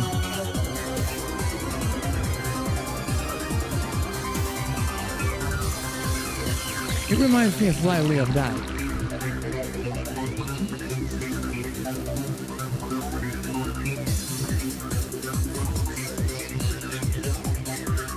Castlevania Chronicles. I'm actually kind of... Let me see what... Is this a DS game or something? I've never heard of this.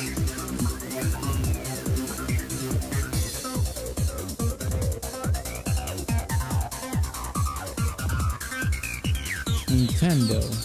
Oh, it's a PlayStation game. No way. Oh yeah, it's a PlayStation game. I've never heard of this game.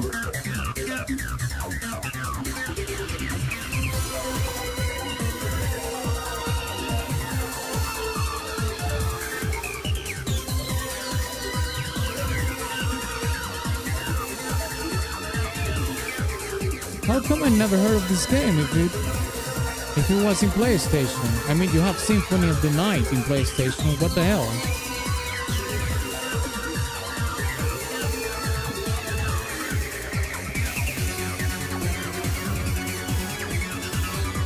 This is a remake of the original Castlevania.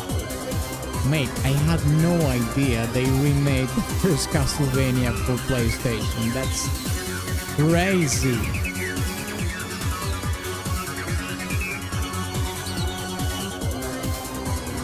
You know what this song reminds me of? Slightly to Yumin Echo. This is something that I could hear happening in Yumin Echo. I didn't foresee or foresaw, whatever you want to call it, listening to a song like this in a Castlevania game. Much less on a remake of the first game.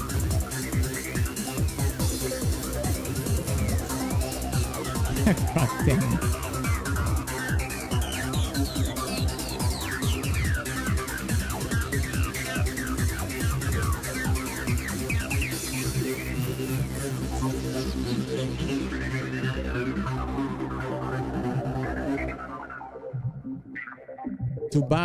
Too bad the boss dies in like 30 seconds, so you don't get to hear much of this track in the game. Oh, this is actually a boss theme. Okay.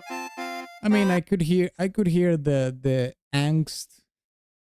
No, actually the angst, not the angst, but the stakes and the tension in the song. It's fairly up tempo, so you have that going for it. But I'll say that I'm pleasantly surprised to hear an electronic track in a Castlevania game. I don't know how often that happens because Castlevania has a lot of games, but at least from the music that I've heard from all the games, I don't think there's a lot of electronic elements in the music. But there's so many games that, you know, how can you really know? Okay, so for the final track that we will hear on this stream, there's two more pending tracks from Conkel, but we will hear them on the next video game music stream.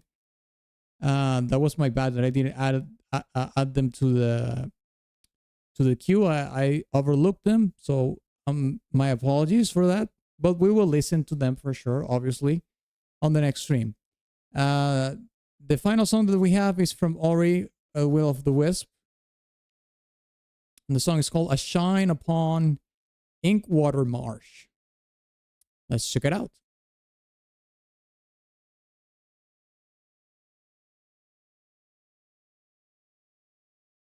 Oh, sorry, it's muted. Duh.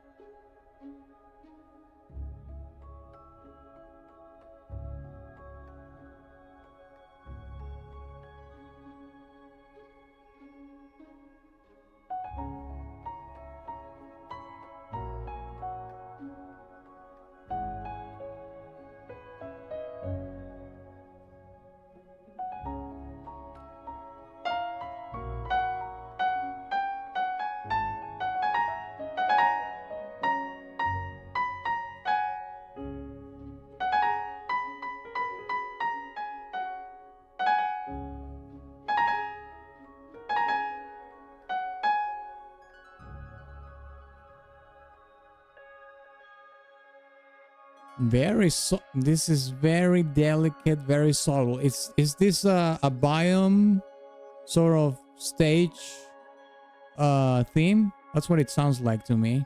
I mean, the song is called A Shine Upon Inkwater Marsh, so there's probably an area called Inkwater Marsh in the game.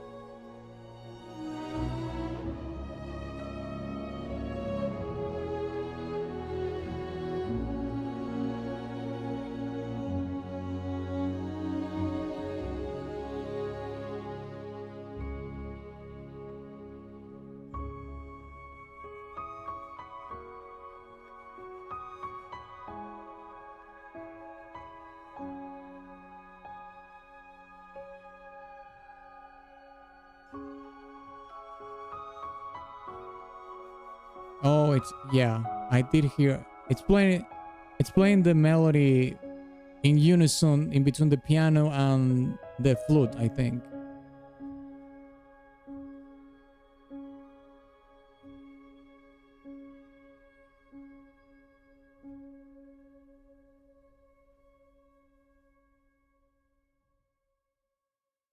Yeah, this was super tamed, laid back BGM track. Basically the climax is right here,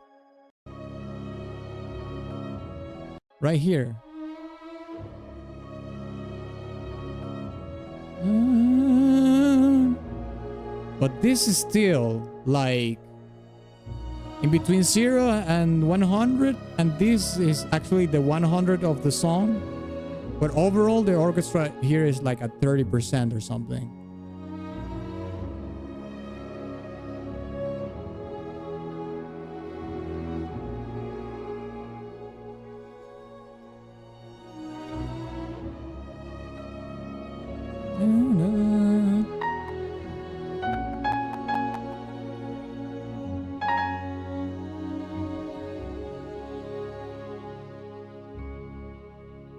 It's a beautiful performance of the strings, mate. Flawless performance in the strings. You forgot to add Mass Effect 1 for me. Okay, let's add that for the next stream as well. You are absolutely right. Now I remember that you did a Mass Effect 1 request. You're absolutely right. I remember now. I don't even need to to check. I remember you did. But we will leave it for the next stream. Let me add it to the list here.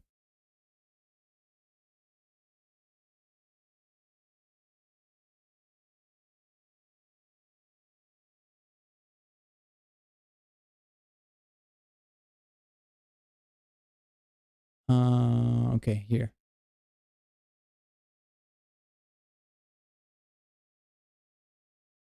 Okay, let's add it here. 234. Sorry.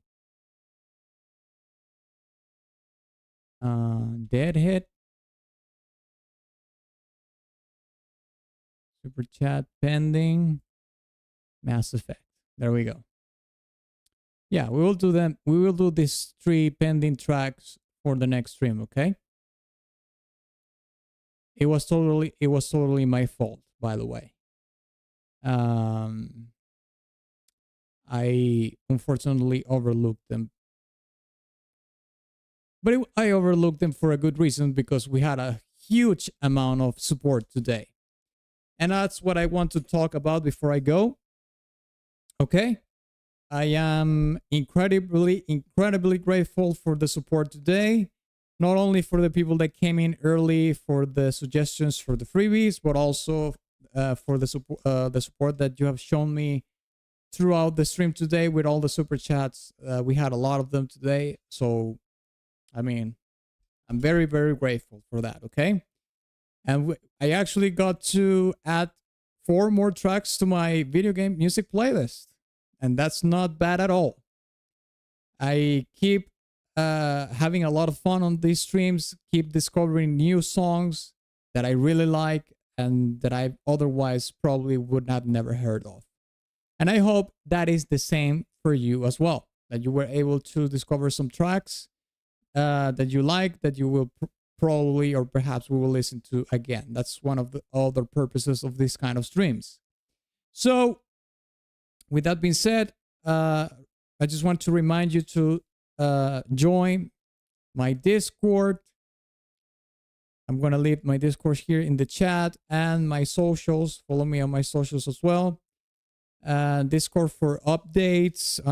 Participate in the video game music tournaments, share music, talk about gaming and, anime, whatever you want. And my socials to keep up with what I'm doing in content, in upcoming streams. I'm posting short form content regularly on TikTok and Instagram as well, including stream highlights. So there's a chance that you could be featured in those as well. And yeah, with that being said, I'll see you on the next stream, okay? Nice, same indeed. Okay, I'm very glad that that is for you as well. So I hope you have an excellent weekend. I hope you had fun. I hope I made your day better.